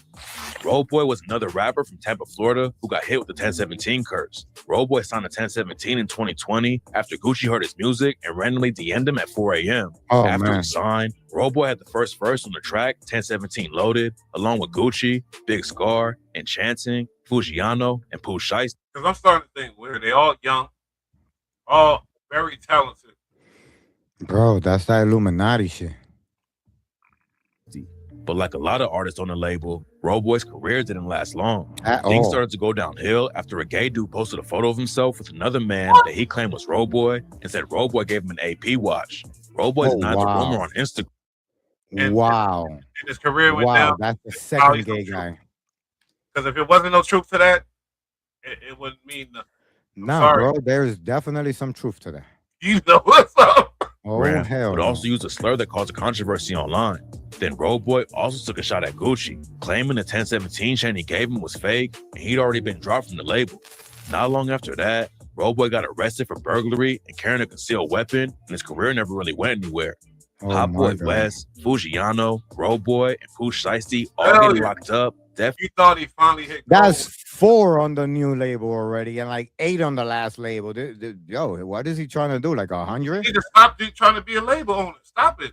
217. All the again. He should call that shit the Crash Out Gang. I ain't gonna hold you because he's still getting money. He getting all of the streams. Pooh Shiesty shit streaming. It went up 1,000% or some crazy shit like that right now. Yeah, that money going to swap right now while Shiesty in jail. So it's as a business standpoint, we had them Harlem niggas on the show last night, and they were speaking business, but I ain't speaking business. I'm speaking real, nigga. I'm sorry, I can't speak. Man, that's the Crash Out Gang right there. Crash Out Records. Crashy. He heard the new 1017. No, but he found a good artist, and he thought he did it. Who hit him up like the FDO drop went crazy. Went, you know what, nigga? I don't really fuck with you, nigga. Get me out of the contract. Not like that, but he said, "Oh, I'm gonna do it. Let's set up a meeting." Okay, cool. We're gonna renegotiate. Cool. He pulled up. Negotiate with this AK. He pulled up on some G negotiate. He did a G negotiate, nigga. Oh, that was off the top too. But one of the biggest losses was when Big Scar tragically died in 2022. Big Scar came up in Memphis like Pooh Shiesty, and they were actually blood cousins. Scar dropped his first track in 2019, and a year later, he linked up with Gucci Mane and signed with him. 2020 was a huge year for him, but Scar almost died after getting shot in the hip. The bullet traveled through his body and ended up hitting his appendix, so Big Scar had to get the appendix removed. So now I didn't even know that. This is the artist this is Pooh Shiesty cousin, who That's died crazy. on OD, who OD'd later, who's all the controversy about. I didn't know he gangster, so that shit happened, especially in I mean, you should have said spoiler alert. I didn't know he died. I didn't. Yeah, my bad. I thought when we talked, but you didn't know. But no, I didn't know. But yeah, he dies anyway. He died, but he's getting shot ain't no thing. But I didn't know that though. But he from Memphis, and right now is the most dangerous place in the United States right now. Big Scar. He had already survived a wild car crash. I had never heard of him or seen Big him. Scar wasn't in gonna my let head, the I was imagining like the Lion King, like big scars, and doing like a scar on the side of his face. And Yeah, you know the streets. Usually the feared nigga is a skinny little ass. Yes, yes, 5'4", like 100 pounds wet. Yeah, play with him if you want to. down. He started dropping hot tracks and was blowing up in the industry fast. And in 2022, he was featured on the XXL freshman class. In December 2022, news broke that Scar was going to go on tour with Key Glock. But unfortunately, that's not how it went down. Big Scar. So I tell you right there where he was at. He was about to go on tour with Key Glock, who's I think Key Glock is the artist, which is Young Dolph artist, but he's a guy that got his lane. Steady money. Damn, man. That 1017 curse, bro. It took a lot of good. Bro, all those artists could have changed the game, bro. We never even got to enjoy any of them. No. You said the curse don't work, though. No. The curse works. It just works as soon as he releases you. And that's why Pooh Shiesty was trying to jump the gun. He said, you're not going to release me from this label. I'm going to make you. Man, I'm not trying to die. So you saying he probably saved this? He probably saved his career on the Probably did, yeah. On the low right now, he got out the contract by force. I don't think that this motherfucker could sacrifice him now. My bad. Did I say that too loud? I've been struggling with drugs for a long time. And on December 22nd, 2022, he tragically died from an accidental overdose while he was at his girlfriend's house. The second overdose. Signing rappers from Memphis looked like a two good idea. gays, 2 overdoses. Hey, wait a minute. What the F are you insinuating about Big Wop? There's life insurance on all these to the artists. point. I don't want all this beating around the bush. I feel like Gucci Mane has signed a deal once, twice is a coincidence, even maybe 3 times. But we have 12 individual cases, and they all end in the same result. They all have the same complaint. They all want it out of their contracts, and they all have ill-fated demise, either a long sentence in jail or buried. Overdoses, gay people. He produced 2 gay artists. We don't have what no are the disrespect to odds? the LGBTQ community either on this channel. But No. What are the odds that they were straight when they met him, and then they end up gay? For Gucci, there's a lot of great artists in the city, but all of the dudes who signed to Gucci have been hit with the 1017 curse. And this next Memphis rapper from 1017 got wrapped up in a crazy murder case right before his career popped off. Matt Critter was one of the hardest working rappers in Memphis. In 2021 and 2022, he dropped almost 20 mixtapes, and his name was buzzing all over the city. He linked up with Gucci Mane in October 2022 and had the chance to blow up, but instead, he allegedly kept both feet in the trenches and caught a body just a couple months later. In December 2022, a dude named Markeith Taylor was killed in an empty parking lot in Memphis. According to the police report, Matt Critter and 3 of his homies were sitting in an SUV. They told Markeith Taylor to get out of his car and come over to him, and that's when they upped their straps and started letting off shots. That's why I'm thinking weird, because as the CEO, at what point do you start understanding the liability of these artists, or you just got some type of weird thing with these young boys that you do? Bro, what are the odds that he's gonna have 13 different artists all having the same MO? There's some fucking weird shit going on here. I don't know what to tell you, but if you look at this does not sound right. Something here we can't put our finger on. Then just a couple hours later, another dude was shot to death around the same area. It turns out that he was related to Markeith Taylor, and the cops think the 2 shootings are linked. Another crazy part about the situation is that one of the other dudes arrested for killing Markeith Taylor is Matt Critter's sister's baby daddy. Matt Critter is still signed in 1017, but at this point, it's not clear if he'll ever be free again.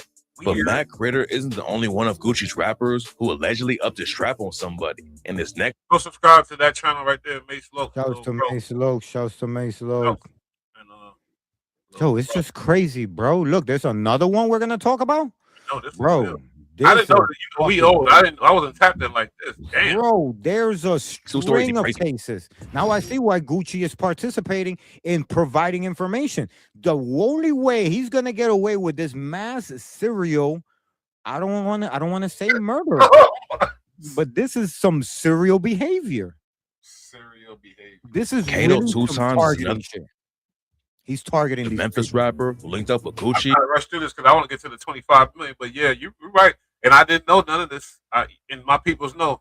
I be watching shit in real time with them. I'm reacting for real. Oh, it's just so strange that everybody has the same ending. Nobody successful walks away. Name them. The new 1017 label. Before he hopped in the booth, Kato 2 times was allegedly heavy in the streets and repped a group called Rich and Ruthless, aka Double R. Kato already had a first-degree murder charge in 2017 and an assault charge from 2019. But when he signed with Gucci, it seemed like he was ready to turn it all. At what point does the CEO say, put the liability in place, or does the CEO keep saying, "Oh yeah, I want to," you know what? I want to street young niggas. I want to see that they don't all have life insurances. Tell me that their label does not provide them with a automatic life insurance in the clause. You can ask ChatGPT to tell them. We're going to put a documentary together. Fuck it. Round. I feel right like after that's he signed how the he's getting the contract, money. Kato got. What'd you say? That's how he's getting his money. He's getting his money through tax write-offs for these dead artists that don't fucking go nowhere. And then he's getting money off of their publishing, and then he's getting money off of their life insurance. You gotta be careful. Now you're insinuating that he got something to do with it. Hey, I'm just saying all roads are gonna lead to one path. And for some reason, they all lead to Gucci. King Buddha Davis. Booked for allegedly shooting his own brother at a Lil Baby concert. In September 2023, Lil Baby was doing a show at the FedEx Forum in Memphis. It's not clear what actually went down, but after Lil Baby took the stage, somebody started letting off shots and the show got cut short. The dude who got hit was a rapper named CEO Jizzle. According to reports, Kato and Jizzle were standing beside each other when the shots started going off, and the cops think Kato was the one who hit Jizzle. If Kato did shoot Jizzle, it was probably an accident though. They're allegedly blood brothers, and they've been making music together for years. Rumors say that Kato was trying to shoot an op, and Jizzle just got caught by a stray bullet. But right now, nobody knows what really happened. When the cops found Kato 2 times and arrested him, they found out that he was already on bond for 3 different felony cases. I said something good here. I gotta put it up because you just talking about life insurance. Yeah, royalties too. You got all these artists who were famous before he got them. He signed them to them. He takes their publishing, their rights, their everything. Now all of the money that they made before him is going to them because he renegotiated all the fucking rights to everything, the authorship, the publishing shit. Like, come on, this is crazy, bro. He 360 everybody, I bet you. Including the murder charge back in 2017. Just like Matt Critter, Kato 2 times is still on 1017, but it's gonna be a long time before he can start putting on for the label again. If you're a rapper from Memphis, it's clear that you should sign with pretty much anyone besides Gucci Mane. Because in 2024, his artist FTO Set was arrested too. Another one. FTO Set was still in the Memphis trenches when Gucci reached out to him. Gucci told Set that he saw the potential he had and wanted to get him out of the streets. I called him, he like, Gucci on the phone. It's almost Gucci 20 like, people. Hey, what's up? Like, what's up, Rock? He like, I want to charge your life. I want to see, like, everybody see something. Oh, hold up. Guess what? We love you too. Yes. Subscribe and tell everybody in Thank you Singapore so and wherever the hell you at. Shangri-La. No, let me stop. Thank you for the comment. You just something about you. Like, you read it to him, like. What's fucked up, they're going to translate it. They're going to say, you black dumb nigga. You imagine you 2 motherfucking black fuckers keep talking about this hip-hop shit. I'm sorry, y'all. Where's the good news? Let's get back to the serious matter. It's a serious matter. I see me and you. So Set signed with 1017 and started buzzing in the rap game. Everything was looking up for Set. But then in February 2024, the news broke that he had been arrested because his bonds on an old case was revoked. Oh, God. Back in 2022, Set was arrested for running from the cops, having a stolen gun, a Glock with a switch on it, and weed. It's not clear why the bond was revoked. Let me ask you a question. But Set hops on IG and told their his fans contract he was negotiation involved with an IQ test? Because I think he's picking the bottom of the barrel. I think this is purposely done. Like every single person has a talent, but yeah, no, that's a fact. They definitely successful.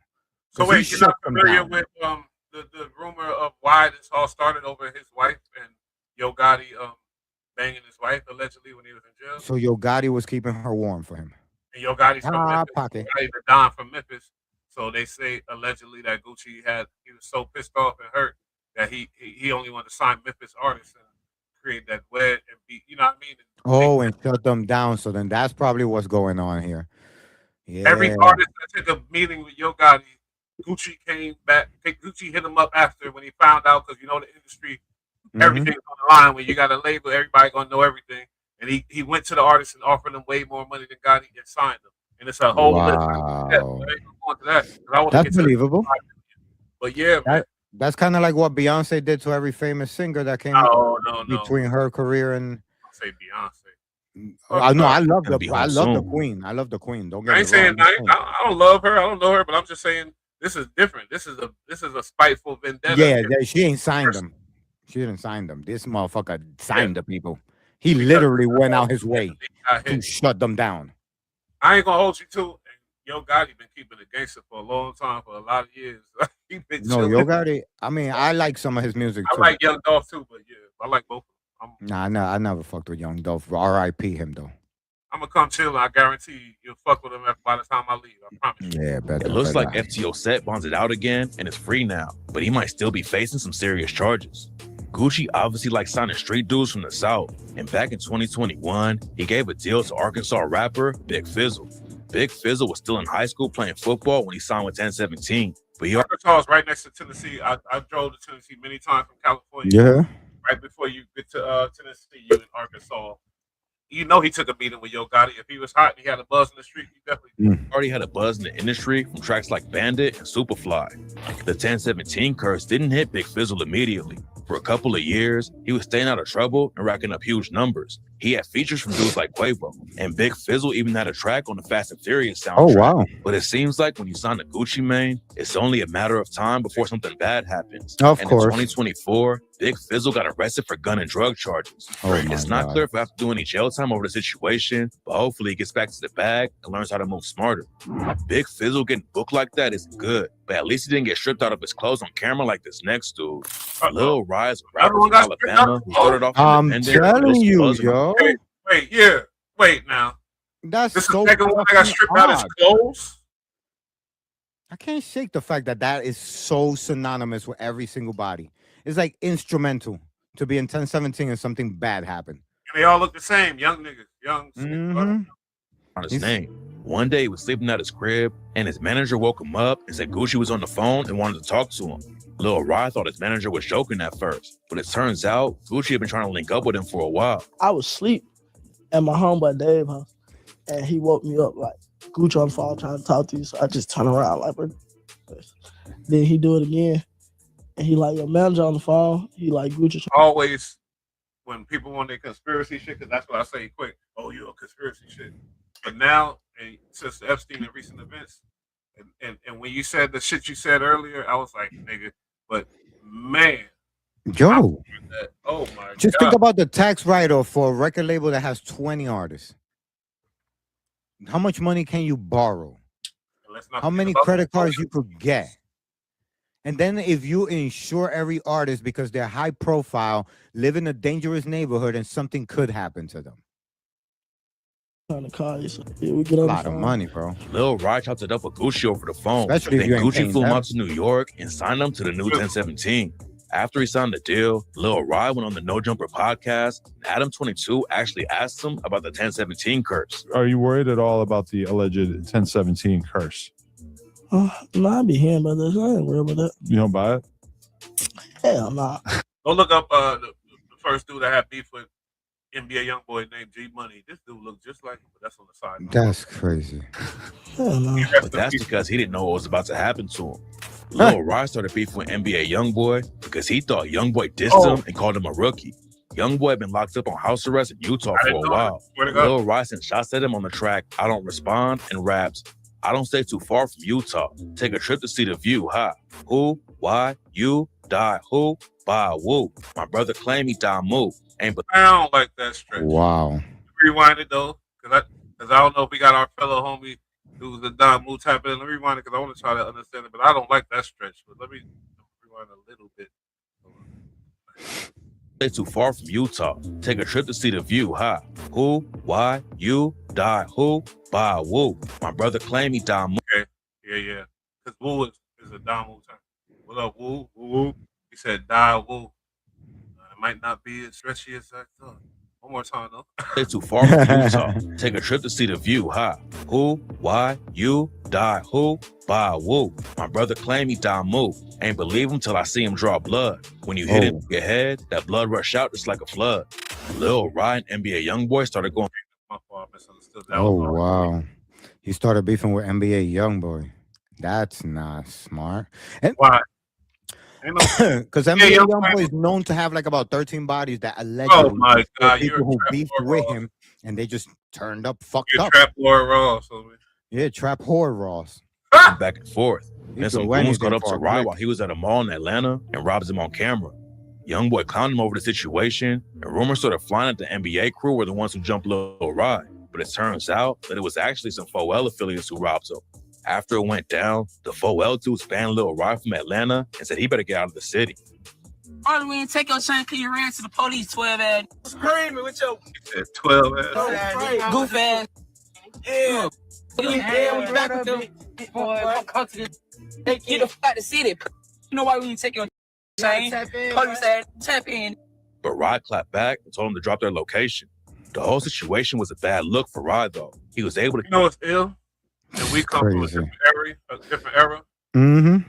What's ill is how these kids think it's so cool to tell a location like the other people don't got guns and tell them we right here. We the toughest, like we bulletproof.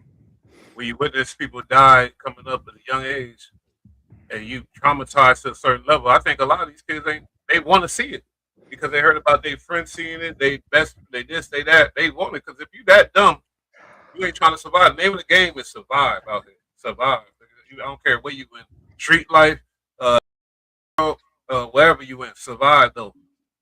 You know what their problem is?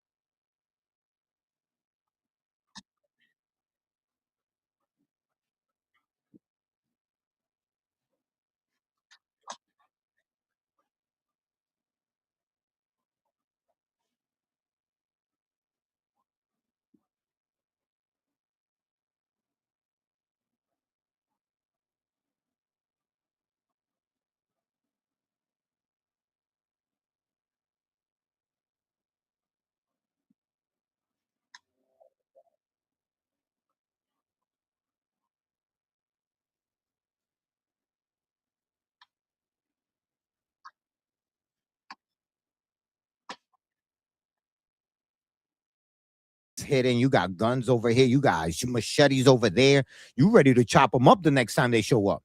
But these motherfuckers are in real time. Look at him in the live in a car. So when he says drop the location, when they drop it, it's because there's like a Draco waiting for you. When that car pull up, he ain't gonna be able to hang out the window.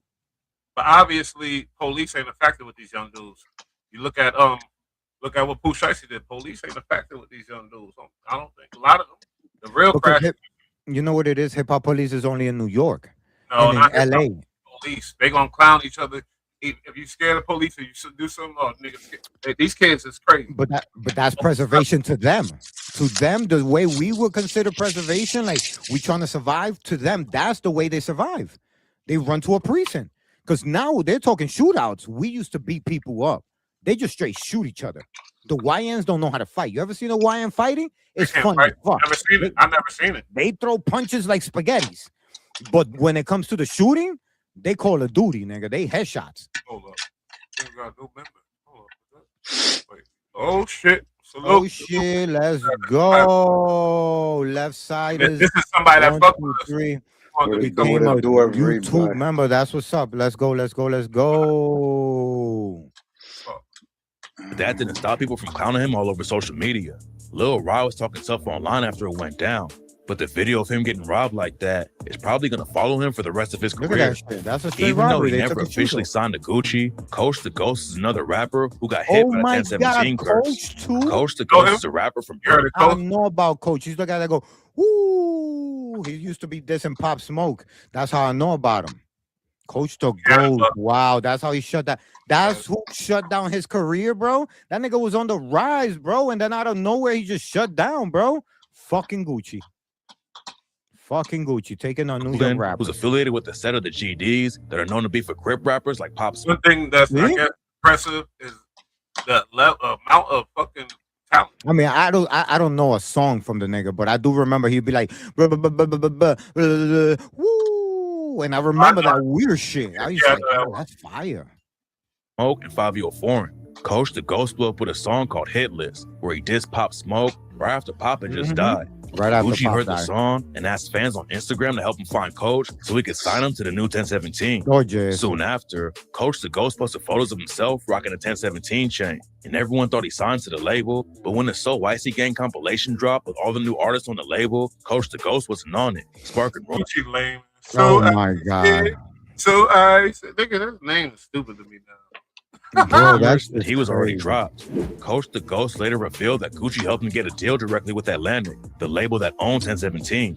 Coach the Ghost was a Brooklyn drill rapper and didn't really fit the southern trap sound of 1017. At Plus, all. Gucci probably didn't want to get in the middle of one of the biggest beefs going on in New York. I was from Brooklyn. I think I remember him. Yep. He signs the guy who has beef with Pop Smoke, and this is him directly after he dies, and he doesn't want to get involved. That's crazy. That's crazy. Especially after Coach. White man shit. I mean, capitalism. You know. Nah, that's just crazy. That's how you know he ain't signed him for that reason. He signed him to take the catalog, get the royalties. 20 artists, 20 royalties. Atlantic didn't really fuck with 22 G's in Brooklyn. Yeah, with all those fucking 42 Doug in them. Really help Coach. 42 Doug, man. 42 Doug in Detroit. Oh, they did a song together. Yeah. Yeah, that's them GD niggas. The Ghost career or save him from the 1017 curse. Coach the Ghost never had another big hit after that, and in 2022, he ended up getting arrested for murder while he was on the run in Georgia. Oh my God. Coach the Ghost had already spent 6 years in prison for a shooting and was still on parole when he got locked up, so he probably won't be out anytime soon. It's wild how Gucci's artists keep getting locked up, jumped, and dying young. A lot of fans think the label is cursed, and even Gucci's wife, Keisha Kayor, asked him about why his artists keep going to jail. It's a question a lot of people have been asking, but Gucci's. But does that not mean like? Well, his wife asked him that. The people probably it was probably a thing that she had to. So she's conscious of this. That's she even not weirder. She's about her money. She's about her money. Like, she not be. That's weird. Now I feel like they're doing some sacrifice. That's weird. I think that's why. Wait. That makes sense. Why Gucci went to jail. He was Gucci. I ain't gonna lie. But then when he came out, he was on the Migos level, and you know the Migos.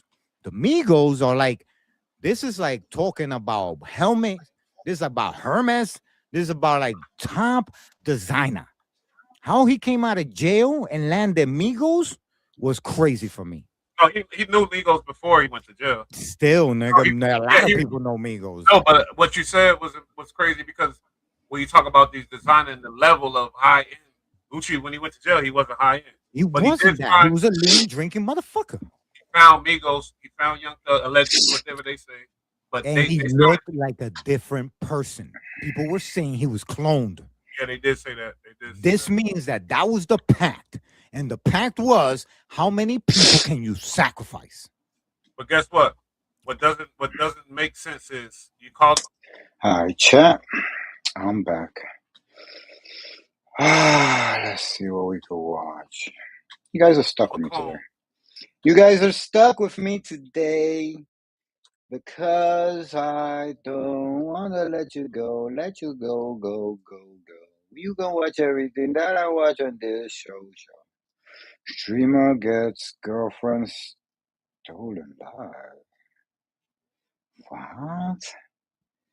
We watching this. Streamer University destroyed off the event with a fiasco.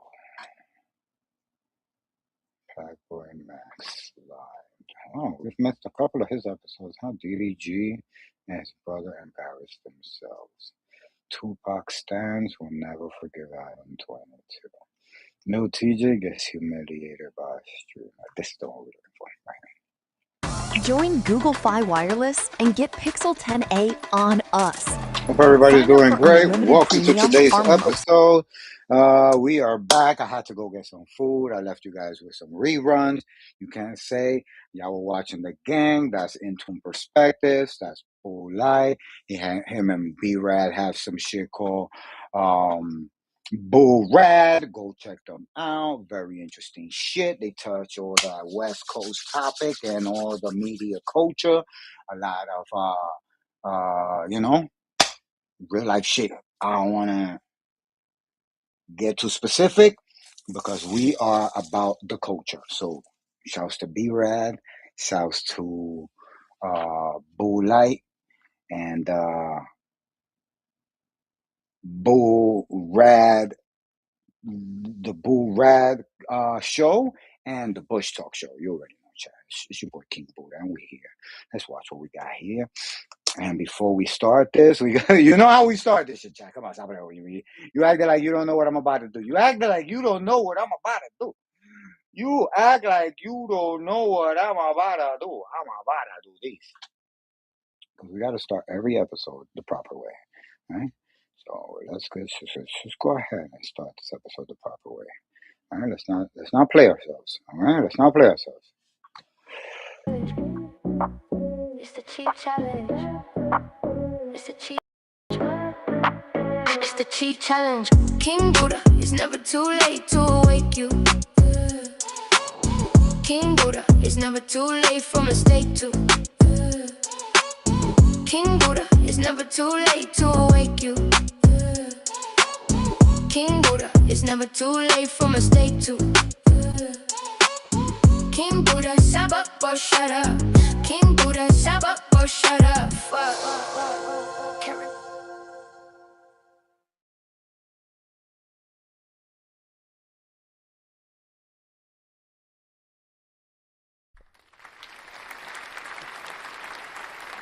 Welcome, chat, to this episode of the Cheat Challenge. Welcome to my humble abode.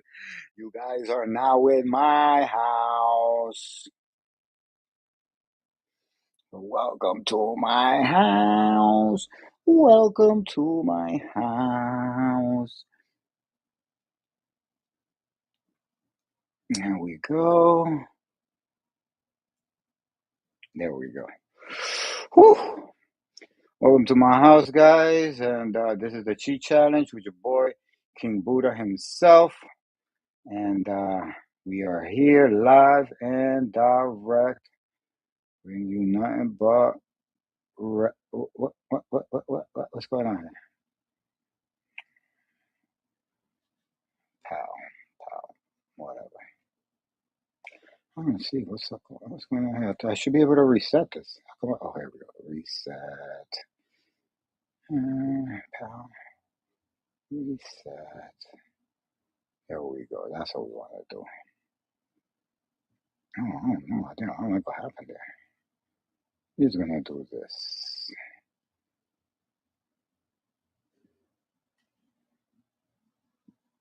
There we go.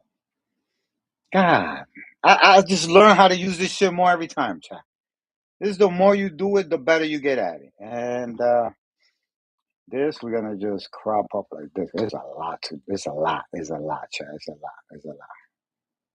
So we're gonna do this. All right. Now I'm gonna grab this and do this. There we go.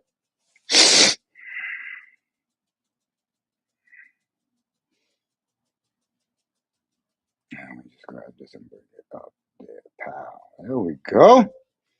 There we go, chat. I might be even giving you guys a little too much. Like, there's no need for you to have all this right here. All right. Let me do this and give you this. And then I could get my crusty, dusty feet. There you go. And we are live, chat. Welcome to today's episode. It's your boy King Buddha. And what else can I tell you? We're live. So if you guys don't like being live, don't come to my pack, because I'm going to be live. Oh, yes, I will be. I'll be live. Trust me, I will be. You'll be on my fucking YouTube and my Twitch, so just fuck you. So, yeah, chat. Know what I mean? Right there. Pow. And there you go. You have me in the flesh. Now go like this. Oof. Oof. Legend don't like when I do none of that shit. What the fuck you doing, bro? Don't be doing no gay ass shit in the stream, yo. People gonna be questioning you, papi. Well, now people could spend time with us, see? Now they could parasocial us. Parasocial me. Shouts to everybody in the chat, man, who's been hanging around. Everybody on Twitch mainly, because I fucks with Twitch more than I fucks with anybody. So if you're on Twitch right now, big shout outs to you. You my favorite people in the world right now. Forget about everybody else. You my favorite people in the world. So we here, chat. I got my food right here in case I get hungry. Right here, right there. Ask me what I got, chat. Ask me what I got. I'm not gonna lie to you. Ask me. Ask me, I'll tell you. Yeah, ask me, I'll tell you. Let's see. I need some chapstick, man. My lips be getting chappy. When you fucking got big lips like me, you gotta keep them shits hydrated. You can stay right there. You can stay right there. Just be mine. And I love this camera because I could do this and this. Okay, right here. This and this. All right, cool. I wanted to just stop moving so that way you guys, it doesn't zoom in, zoom out, zoom in, zoom out. You know what I'm saying? Well, when I'm getting up and doing a lot of that, then we could do that. But for now, we're not. We're just watching videos, and I want you guys to watch them with me. So this is the best way that our community, us guys, all of us, the Twitch people, the YouTube people, the Kick people, the Facebook people, the Rumble people, and the Instagram people, all at the same time, we can hang out. Core audience, excellent. That's exactly what I'm talking about. Damn, I don't think I put enough. Where I put that shit? You guys saw where I put? Oh, right here. Look, guys, where I'm putting it, so you guys can remind me. Look, on this table here, Blistex. When you see me saying my lips are chappy, be like, yo, it's on the table.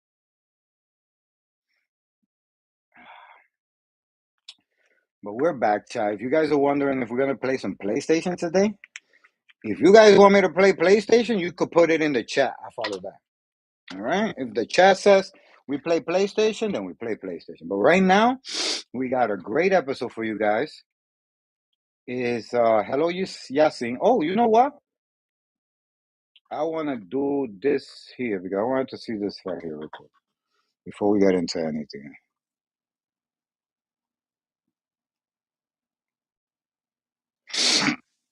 Right here. I wanted to see. This is the camera that I just bought. So I want to see these verses. Whoa. What's that? I just built a budgeting app in Base 44. Guys. Watch it. So watch it. The Tiny 2 is currently priced at $329 and it comes with a case and a mount included. The Tiny 2 Lite is currently priced at $179 and it doesn't come with a case, but it has an already built-in mount. So that pretty much sums up these two webcams. It's nice to see that although the Tiny 2 Lite is almost half the price of the Tiny 2, it's still been given care and attention to details such as having a convenient built-in mount. The video quality and autofocus are also pretty great on the Tiny 2 Lite, and apart from missing a few tracking features and not having the option for voice control, it's a pretty solid webcam. So unless you specifically need all of the cool extra features, then the Tiny 2 Lite would be a perfect option for you. But which one would you choose? Let us know in the comments down below. We really hope you enjoyed this. Shut the fuck up. No, she did not. I thought we were watching this. Base 44 super agents. Did I miss the next something? Thing you can't Was it that short? Clearing up your email, scheduling. Hey, I'm Olive, your host here at Versus, and looking at OBS. For this test, we had 2 Lite can shoot up to 4K. Both the Tiny 2 and the Tiny 2 Lite can shoot up to 4K 30 FPS. Right, chat. The one that I got is this one right here. The Lite. I did not care too much about this one right here. Wait a minute. Yeah, I got this one right here, the Lite. I didn't care too much about everything else over here. It was just too much. What the hell do I need that for? And 1080p. Wait, no, I got the 2. I got the Tiny 2. Oh, shit. 60 FPS. For this test, we had both of them set to 4K 30 FPS with HDR on. Both are close in sensor and aperture size. Oh, they're both the Tiny 2. Which one do I got? Okay, let me look at my Amazon. The 2 Lite is the one I got. With the Tiny 2 having a 1/1.5 inch CMOS sensor and an aperture of f1.9, while the Tiny 2 Lite has half an inch CMOS sensor with an aperture of f1.8. So technically they should appear very similar. However, as you can see, the Tiny 2 Lite seems to have higher exposure than the Tiny 2. sensor with an aperture of f1.8. That's So crazy. technically they should appear very similar. However, as you can see, the Tiny 2 Lite seems to have higher exposure than the Tiny 2. The colors are also more vibrant on the Tiny 2 Lite, but interestingly enough, when the subject isn't a human being, the differences aren't as obvious. Perhaps the colors are slightly more saturated on the Tiny 2, but it's too minimal to make a real impact. When testing out low light conditions, the Tiny 2 Lite remains the more exposed one, and it's actually looking pretty good. Most likely, you won't find yourself in such dim conditions, but in the case that you ever do, the Tiny 2 Lite definitely has your back. Of course, we have some noise present on both devices, but this is expected when in low light conditions. Interestingly enough, the Tiny 2 has a dual native ISO, so technically it should have the brighter video, but this doesn't seem to be the case. When filming a non-human subject, the devices performed pretty similarly, with the Tiny 2 Lite having a little more noise present, specifically noticeable on the blue background. Moving on to audio quality, because unless you're using an external microphone, you'll want to know what comes directly out of these devices. Nada. I don't even use the microphones on these Here's what things. the built-in audio sounds like from both webcams. Here we have the What smells Tiny like that? 2. What do you guys think? How does it sound? Let's move on now to the Tiny 2 Lite. Are there any major differences? What do we think? Let's talk about it. I'll be honest, I don't hear a major difference in the sound quality. Perhaps the Tiny 2 is ever so slightly clearer, with the Tiny 2 Lite having moments where it sounds a little muffled, but considering the price difference, I'd say this can be disregarded. Both devices have multiple autofocus options, so let's take a closer look at their capabilities. We started off with regular autofocus, which aims to mainly focus on the face of the subject. You can definitely notice that the Tiny 2 struggles to pick up the phone and focus on it. It remains blurry most of the time, or catches focus for a split second. The Tiny 2 Lite, on the other hand, is very smooth and switches up the focus easily each time. Moving on to global autofocus, which aims to focus on the entire scene as a whole. The Tiny 2 seems to have slight improvement when on the setting, but it's still not as smooth as the Tiny 2 Lite. And remember, chat, we have the Tiny 2 Lite. So the one that she's complimenting and saying is the best one, that's the one we got, chat. So we did something right. Know what I mean? We did something right. Which once again switches back and forth very fast while remaining smooth. This is most likely due to the fact that it's equipped with face detection autofocus, which enables faster and more accurate autofocus than conventional autofocus. It's nice to see that OBSBOT have integrated this into the Tiny 2 Lite, although it comes at a cheaper price. The OBSBOT Center allows you to choose from several different shooting modes and various framing. Let's have a look at what options each device has. Tiny 2 has a lot more shooting modes than the Tiny 2 Lite. When it comes to body part tracking, both are able to do a close-up frame where the camera tracks you constantly, ensuring the subject is in a close-up frame no matter how far away from the camera it is. The Tiny 2 Lite definitely struggled with this one, and you can see the tracking go all over the place at certain points. The video also becomes severely overexposed at a certain point, which isn't ideal. Tiny 2, however, does it perfectly. Another option is an upper body focus frame, where both of the devices performed equally well, with the Tiny 2 Lite having a slightly tighter frame. The Tiny 2 is also able to do lower body framing and headless framing, which I'm not entirely sure why you'd want that, but we don't judge here at Versus, so you do you. Hand tracking is also possible on the Tiny 2, which may be useful to those of you who plan on perhaps demonstrating with your hands a lot. Other opportunities only available on the Tiny 2 are zone tracking, desk mode, which can be very useful if you would like to share some documents, do an unboxing, or perhaps perform a tutorial of some sort. Whiteboard mode is another feature that's unique to the Tiny 2, and what it essentially does is it zooms in and focuses on a whiteboard, therefore it's perfect for meetings or lectures in order for viewers to see information in detail without the need for you to adjust the camera manually. Both cameras also have AI auto tracking and auto framing and are able to track the subject while moving around, which can be very convenient depending on how active your sessions will be. There aren't major differences between the two, as both have very smooth and fast tracking. The only difference I can see is that the video quality is slightly more affected on the Tiny 2 Lite, as it tends to struggle with balancing the light at times, which in return makes the video have inconsistent exposure throughout. OBSBOT is known for its great gesture control capabilities when it comes to their devices. Let's take a closer look at what is possible on these two webcams. Both devices have Gesture Control 2.0, which includes the latest dynamic gesture control for managing simultaneous zoom in and out actions. To stop and start tracking, you simply just need to lift your hand up, palm facing the camera to initiate the action. If you place your hand in an L shape, the camera will detect it and zoom in closer. To zoom out, simply just do the same action. Another way to zoom in and out is by placing both hands by each side into L shapes and pulling the action back and then forward to zoom back out. But what's even more cool and can be very handy is voice control. However, this feature is only available on the Tiny 2. Let's give it a little test and show you what it can do. Track me. I did not know it does that. Zoom in closer. Oh God, that's fire. Zoom out further. That's dope. Yeah. Sleep, Tiny. Hi, Tiny.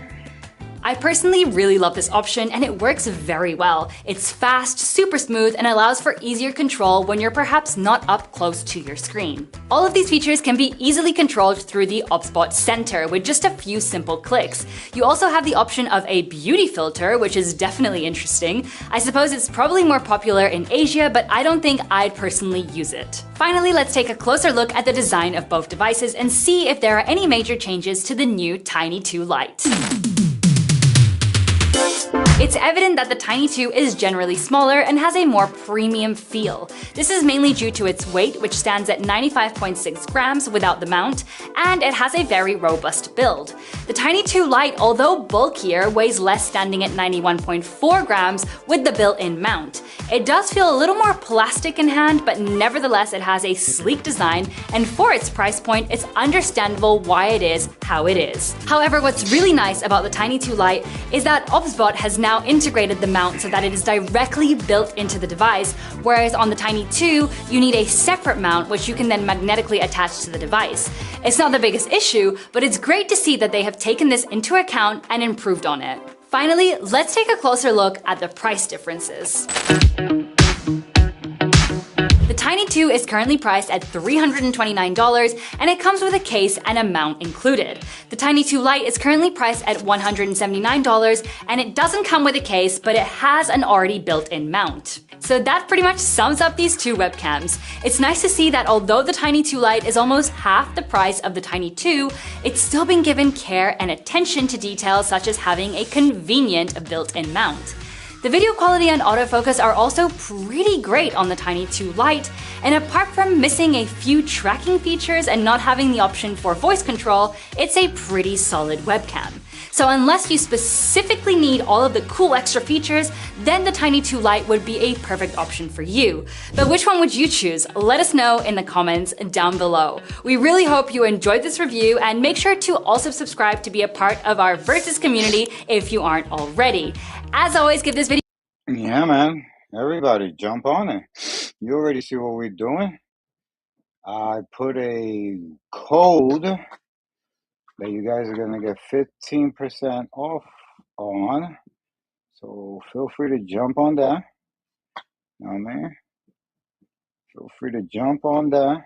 I'm gonna put it in the comment box right here. Everybody could jump on that. Where is the link? Association, paste, and just click on that shit. I'm gonna put it in the edit video. Put it in this. Pow, and then here.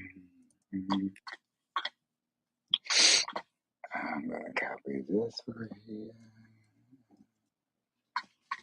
Put it here. So guys, it's gonna be in the description. Go ahead and click that link and get there's a code. Where's that code right here? You want this code right here. Copy. Pow. I added a code at the bottom. You want to use that code for 15% off. Right. ahead and use that code for 15% off, guys. Copy.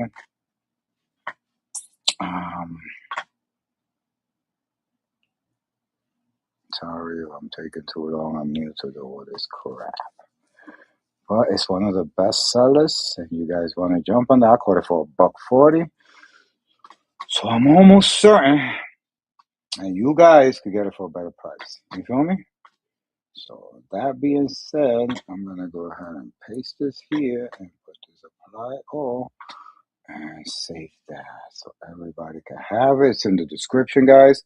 I guess I'll have to grab the link from this video I'm making.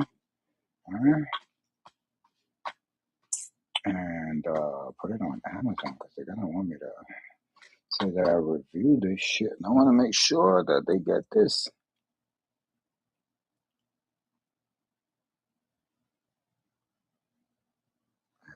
Copy. All right. So now let's get back to what we were watching, which was Hello Yasin. Where you at? Right here.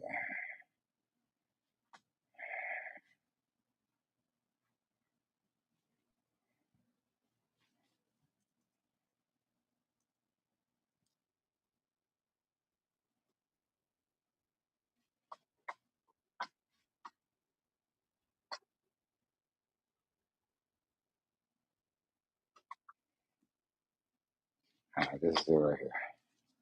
So we being a Mike, wait. Oh. Hey, fuck this. Oh. This streamer's girlfriend cheated on him live, and it sounds like it's scripted, but it was completely real and led to some pretty ugly scenes afterward. No, he's saying. Can you hold this? Can you talk to you, bro? No, okay, bro. Hold that. No, bro. Look at me, bro.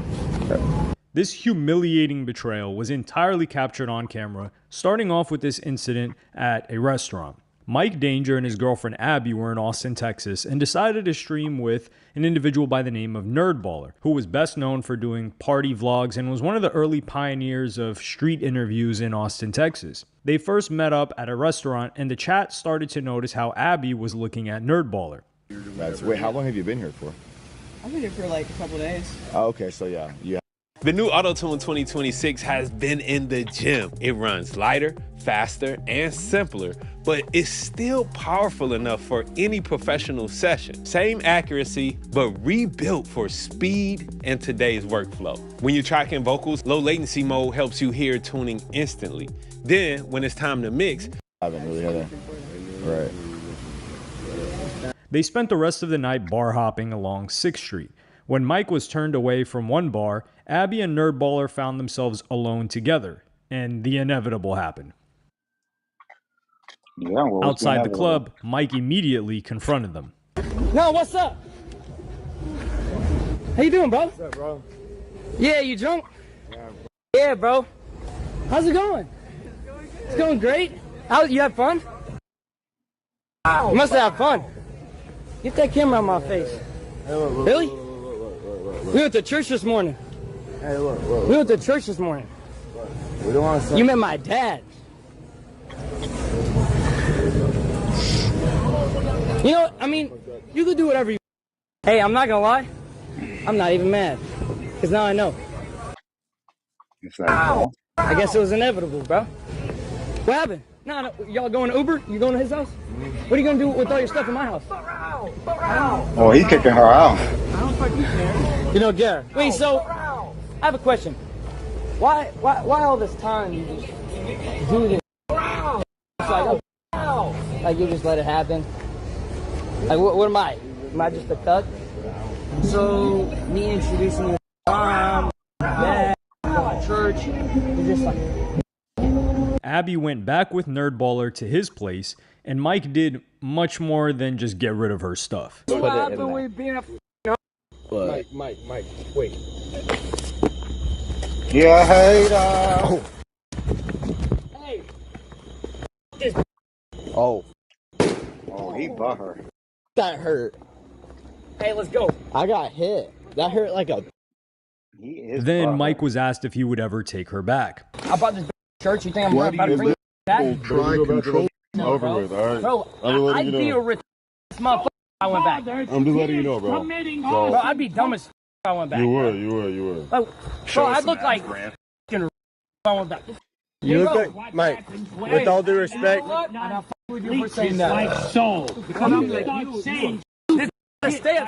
You would like to imagine that the next day things might have calmed down, but things only ended up getting much worse.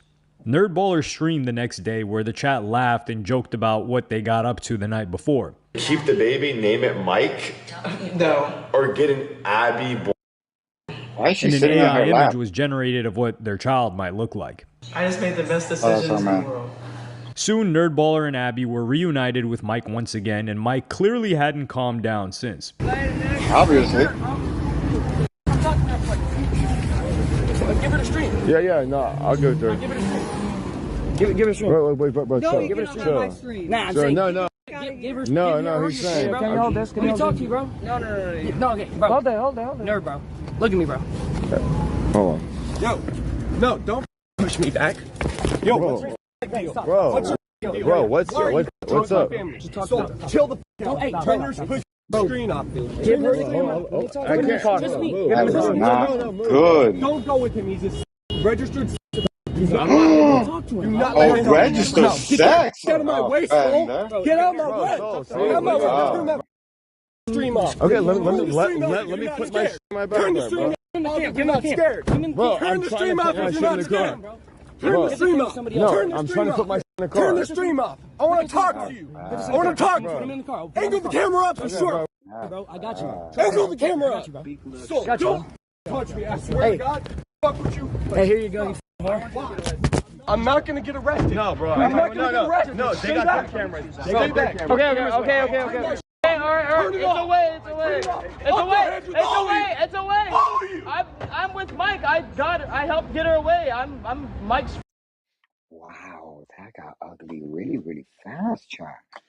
Hey, yo, she might something bad could happen to her. Friend, okay? It's away. I help. I promise. Listen, I was trying to get her away because. You with that guy? No, I was trying to get his mom away. Yo, you, Abby. I was trying to get his mom away. Yourself. What do you got going on in your life? Nothing. Holy.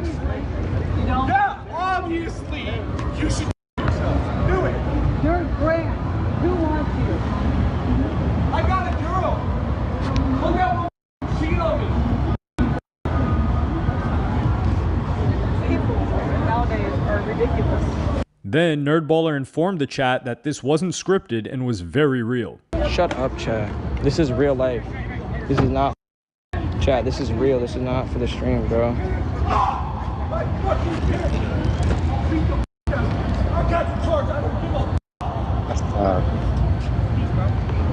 And this is why I tell you, guys, listen, if you get with the wrong girl, let me just tell you what happens when you get with the wrong girl. When you get with the wrong girl, you're going to spend your whole relationship trying to make her do things that she doesn't want to do. If she's the type of girl that she sleeps over dudes' houses, and she's not the type of girl that's going to be loyal to you. So I don't understand why guys want to be with a girl that will not sleep, that sleeps over, likes to sleep over dudes' cribs and make a wife out of her. Bro, no. Shorty ain't jacking you the way you jacking her. And she's just looking for an opportunity. And some of these girls are like that. Let me just tell you, some girls are just very free-spirited. It ain't for you to judge her and be like, oh, she's a hoe, she's this, she's that. If she ain't for you, she ain't for you. That's just the point of the story. The point of the story is, if she ain't for you, then there's dudes who put up with that shit. There's dudes who, they don't care. They'll pimp their girl. They'll watch their girl blow another dude as long as they split the money with shorty. You understand? And then there's girls who don't want to be with a guy that's going to be like, yo, why you always telling me who to talk to? If you the guy that bothers, then you can't be with a girl that likes that. Girlfriend gets stolen by another person. Women do not get stolen. There's no such thing as a girl getting stolen by somebody else. If she left, it's because she never wanted to be with you, homie. Like, come on, are you dead ass? You really gonna think that somebody took your girl from you? You really think somebody took your girl from you? Your girl. Somebody took her. Bro, she never was yours. If she could be taken away, she was never yours, okay? I just want to be the guy to break that to you. You know what I'm saying? Let me be the guy to break it to you, because sometimes people accuse me of stealing somebody's girl. Like, no man can steal a girl. A girl is gonna go with whoever she want to go with, and let me tell you that it ain't gonna be the guy that's gonna be like, "Oh, you're a hoe." No, it's the guy that don't really give a fuck about none of that. I don't give a fuck what the girl was doing. I don't give a fuck what she did with you. I don't give a fuck what she did with anybody. She keeping a buck with me. I don't give a fuck what she did with you, homie. Be honest with you. Take that shit somewhere else. But he crying about it for no reason. Nobody cares. I am scared, obviously. This led to a stream with Abby and Nerdballer gave their side of the story to Ice Poseidon and Nick Lee, one of which is an Austin resident and Austin streamer, Ice Poseidon, and Nick Lee, who you might know as Amaranth's husband. And in this chat, Abby did not cover I almost bought a new MacBook last week. Then I actually saw the price. herself in glory. I get it. Last time we went bar hopping on 6th Street, and we had an insane fun time. And we went to many bars and had many drinks. And we drank so much that we got blacked out. So we had a hotel, and that's basically what happened, right? I mean, yeah. I mean, in like a short form version, like yeah, that's kind of what just happened. No, but you forgot the part that when he did. He forgot the most important. If you went flat out drunk and you drank until you passed out, I don't gotta say no more, Chad. Your shorty better be with somebody that you don't mind her fucking, because guess what she's gonna want to do when she passed out, when she all lit and everything. She's gonna want somebody to be there for her, Chad. There's nothing wrong with that, Chad. There's nothing wrong with that. Nothing wrong with that. But why are people making it sound like a bad thing when it happens to somebody else? Did all of this. My Sandra was your boyfriend. Oh, I forgot. I do have a boyfriend, but we were not married, at least. We weren't married, by the way.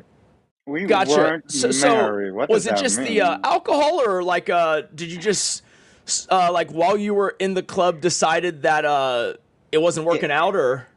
Well, I decided it just wasn't working out because obviously he wasn't accepted into the club and I was. Sometimes Oh it's shit! good That's all it took. to That's all it took. like make new changes in your life. You see what I'm saying, Chad? He couldn't get in the club. She could get in the club. And her changes in life was, well, today I'm going to fuck the guy that could get into the club. Why would you want to be with a girl who decides to make changes in life based on your entry on a club that night? Like, that night? Like, that's all it took for you not to get in the club that night? And that's it? She's fucking the next nigga? Oh, man, Chad, you going to feel bad about that? That's not your fault. You act like you did something to deserve that. Homie, that's not your fault. Let me tell you, she is like that. That's how she gives it up. If you're mad that that's how she gives it up, what were you expecting? Be honest with me. What were you expecting? You thought that she was gonna what? Why? Why? Did you think she was gonna be any different? Why? If she did that day, you think that was the first time that she did that shit? Dead ass. Be serious with me, Chat. You think that was the first time that she decided to remix it, to do a new version? Nah, Chad. She been doing this shit for a while now. Okay, This is not new. This is not new. This is not new. Sometimes it's I'm gonna tell you what happens if I take a girl out, Chad. If I take a girl out and we go out and she could get into a club and I can't get into a club and she decides she wants to go inside that club and leave me outside, Chad, I would never pick that phone up again, because I need to find a girl who would do for me what she did for that dude in the club that she stood with. That's all I'm saying. I'm not trying to change the girl. I'm trying to find a girl that's just like that one, but for me. Know what I mean? I'm not trying to. You're not gonna get that chick to do what you want her to do. You weren't the guy. It's He good was. to He was. like make new changes in your life and you'll forget. Okay, then why not break up with him first? Like, that's the right thing. He loved you. Like, he cared about you. All right. Okay, so I should have while I was drunk in the Yo, that sounded so lame. Why didn't you break up with him if he loved you? Yo, bro, I don't think we should be mentioning love anymore. We already know how she gets down, and love is not the way she. It's not how she goes about it. bar. I should have called him and told him, "Hey, we need to break up. I'm at the bar with Nerdballer." Yeah. Like he allowed me to go in the bar with him. So if he allowed you to go in the bar with Nerf Dollar, then that means that he allows you to go stay in a telly with Nerf Dollar. You see how little it takes for a girl to go that far when she's that type of girl? When she's the type of girl that she would do that type of shit, chat. If you let her smoke with that guy in the balcony, she's gonna be like, "Why? Well, he let me smoke with him in the balcony. Why would he be mad that I'm blowing him in the bathroom?"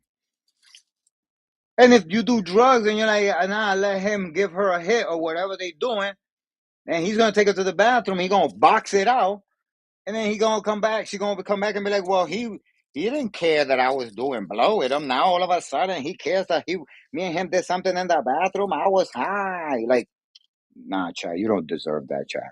You don't deserve that. I deserve a chick like that because I know I'm gonna slut that bitch out. CX girl adept. Ice Poseidon, as it happens, had been asked by Kick to go on a trip to India and promote the platform there with this big event. And Ice asked Abby and Nerdballer to come join him, as this would really kickstart Abby's streaming career after all the drama. Oh my God, no way. Dude, you have got to convince this girl to go to India, spend everything, pull out credit cards, spend credit card money to get to India, anything. Because, bro, she will make it as a streamer. She will be the biggest female streamer I've ever seen. Yeah, she's a savage. You know, I'll be honest, Paul. When you first told me to come, I wanted to go, but didn't think it made sense with my event coming up. But after hearing you say this, I think you're right. I think we have to go to India. Yeah, but I think she should be the one to fund India, not you. There you go. I'd fund it. Wait, you would fund it? Yeah. No, yeah, she should fund it. She should pull out she should max out every credit card that she has to manifest in reality. This is the game. Do you see how they're using her because she's such a whatever you want to do with her, she will do type of shorty? And she's like, "Yeah, I will blow my credit cards up." I bet you she ain't do that for that dude. She ain't do that for that dude. Yo, women are savages, my G. That's why, bro. Listen, I'm not that guy. You're not gonna beat that shit into me. Because she should pull out she should max out every credit card that she has to manifest in reality her becoming a millionaire through streaming. She will. Okay. Because she's that type. She's the type that. Because the only way to be a millionaire is to manifest it through credit cards. Really? Did you do that? Paul, I like the way you think. Yeah, I mean, Kate was 21 when she started, so it's a good age to start making content. Really? But before we go to India and do all this, she's the same type that you'd be like, "Yo, everybody in the room want to get a turn," and she's like, "For real?" Like, yo, I'm playing chat. No, she's not. I'm just playing chat. All this stuff and making you a millionaire, you got to get these tattoos. I'm not saying no more about this. I don't want you guys to come after me. Yo, the tattoos, we have to do it. Nerdballer on your neck, Ice Poseidon on your back, Nick Lee on your arm. Let's do it. See what I'm saying? You see what I'm saying, Chad? That's the type of chick that makes $1 million real quick. You know why? She bought all the smoke. What I said about this game, Chad, you cannot have a significant other. You will lose them. And it was pointed out that Abby could potentially get into the Kick Partnership Program, or KPP, before Mike Danger, her ex-boyfriend.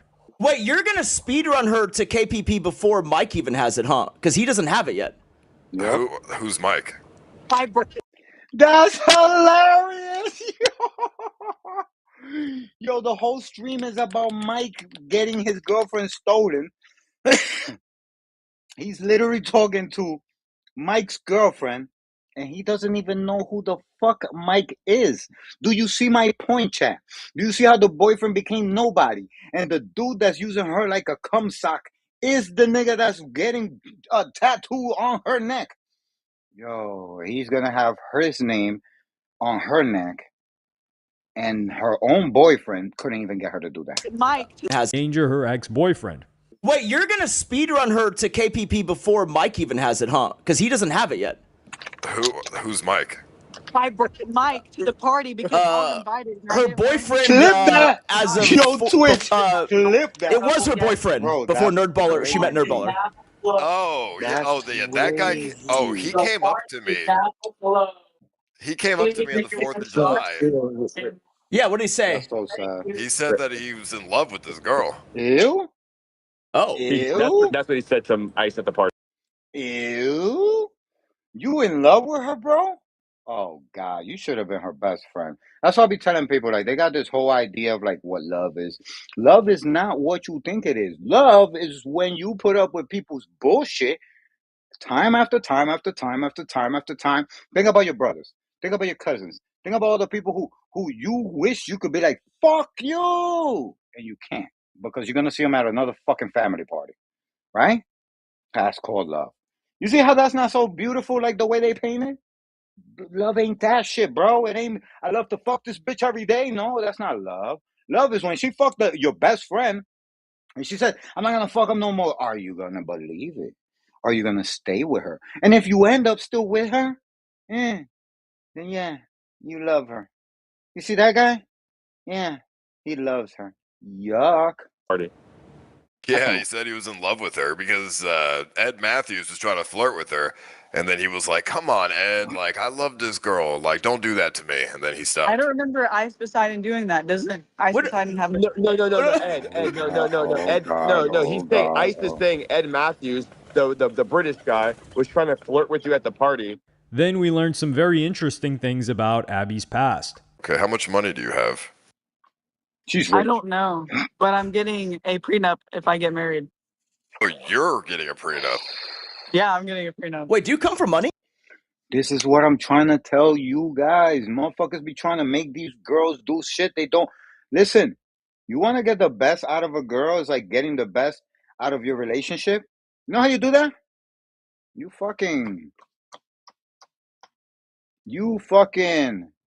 stop judging these women and stop putting them in categories and stop trying to make them wives when they just trying to have fun. And stop trying to fucking guilt trip them into relationships. Like, bro, have fun with your girl. And if that shit ends up being still together, that's where love is. Love is not something that you fabricate at the beginning because you don't want somebody to leave you, you fucking losers.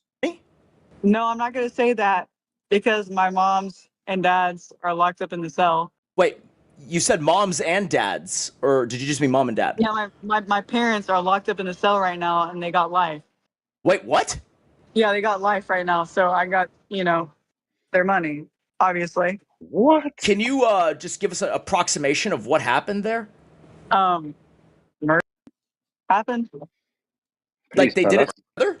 I don't know what all happened. I don't want to read the court documents, but Allegedly. by all means, anybody could, look it up. It's public records. Okay, well, I just can't read it. So their inheritance is more than enough to get you to India on first class, right? Oh my Of God. course, yes. And everybody else. Switch to Google Fi Wireless Can and I get go? Pixel 10a on us. Can I go to India too? With Gemini on Google Pixel 10a. Okay. Can she buy my ticket too? Please, me.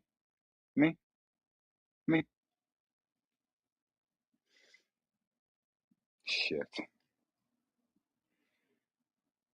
There we go. All right. I didn't want the camera to move again. I was just raising my hand so somebody could buy me a ticket too. Wait, but also with like 2 first class tickets. Right. Yeah, I mean, you got to pay for Nerdballer's first class ticket as well. I would pay for Nerdballers, but Because I mean, he's saving your life here. He's bringing you into the world of streaming, and you're gonna make it back tenfold. That's exciting because, Nerd Baller is cool. Eventually, Ice Poseidon gave her a very direct choice: college or streaming. Yeah, but we're going to India in like a week, so you got to drop out now or never, pretty much. Really? No.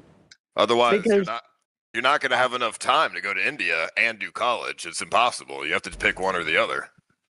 Now, if you believe in fate, this is where fate is leading you. God is at I play believe right in now. God. I believe in God, but I believe, we're all forgiven of our sins. Yeah, and God is Shorty, leading you forget in the right about direction right now, but it's up to you to. Shorty, forget about your sins. You're not there's worst people on this earth. I hope she sees my stream. Forget about your sins. Nobody cares about that shit. Don't let this nigga guilt trip you into not having a good life. Mike, I'm sorry to say it, bro. Nobody stole your girl. It's just a cooler nigga met her, and she found out that everything you said, any other nigga could offer that. You know what they cannot offer? What Nerd Baller is offering. That's what they can't offer. Make the right choices. I'm telling you guys, streamers are the new rock stars. We are the new fucking rock stars of the world, yo. Okay. I'm making the right choices right now. I just dropped out of college. That's the first step. So let me go down the list. All right, so you got the tattoos coming, you got the OnlyFans coming, you got the drop out of college, you go to India coming, first class to India, and we're gonna stay in a palace. He said the OnlyFans. You see what I'm saying? He's slutting her out, bro. They slutting her out. It's coming. You got the OnlyFans coming. See? You see? Nerd Baller, Ice Poseidon, and that other dude. They got bro. They're gonna have the OnlyFans content. You got the drop out of college, you go to India coming. First class to India. Listen, if she drops out of college to go to India, pays for Nerd Baller and Ice Poseidon, and gets those tattoos, and does the OnlyFans, I guarantee you she's gonna be the talk of the town. You know why, Chad? Just for doing all of those, just doing all that crazy shit. You know what I'm saying? Just doing all that crazy shit alone is gonna make everybody be like, who the fuck is she? You feel me? I'm telling you, Chad. She is with a team that's gonna make her fucking famous. Maybe she ain't gonna be famous the way she wanted to be. I guarantee you, she will be the talk of the town, Chad. And we're gonna stay in a palace in India so we can get some good content. And then by the time you get out of India, I think you're making $200 an hour on KPP. You stream consistently, boom, $500K a year. Wow. 500K That's the life. year. But someone pointed out that there was actually a third option. Or you could have married Mike Danger and have like a healthy life. And Dude, who is this guy? Can he just go away or something? This is Cole. Cole makes me want to keep him. He's the dude when you at the bar and Shorty's like, yeah, I'm gonna fuck these two dudes over here and my homegirl's gonna fuck them too. And he's the guy like, yo, do you want to be doing that? Maybe you're too drunk. I feel like I ruined my life. Bye. He's been leeching off this the entire time. He's following us. Dude, he's following me. Told you. My brother. He claims to be Nick or Mike Danger's friend, but he comes here to leech off the content and put cameras in our faces. He showed my freaking, my license plate. I feel violated. Yeah. Wow. Anyway, you're driving a Honda. Chill out. I worked as a teacher. Wow. I literally resigned as a teacher. Wait, what did you teach? Right. Special ed. I was with the autistic kids. They're not that nice. Do sound like you're gonna get along just fine in the world of streaming. Then Ice Poseidon's questions took a strange direction. Hey, what kind of credit card you got? You got an Amex or what? I don't know, but I'll figure that out. But you don't know. You have a credit card, right? I don't know as of right now, but I'll figure it out. I promise. Hey, Nerd Baller, make sure she gets the best credit card that she can get with her credit. Yo, boy, I got you. All right, can you also text me what her number is too? I'm gonna pray. I'm gonna pray that we make it there. Yeah. You said you wanted her number too. I got you. Yeah. I want her card number. I know all I'm saying is you want her what? Her credit card number? Yeah, give me the card number so we can budget correctly. Right. Yeah, You see what I'm saying, yo? They steamrolling her. The crazy shit is, This happened. It's happening in public.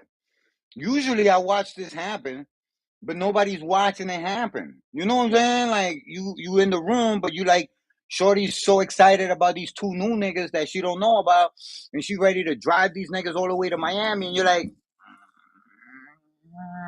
well, as long as I'm going to, I don't give a fuck. Ice Poseidon is he's trying to take over the threesome. He's trying to be the conductor. I thought trains were illegal.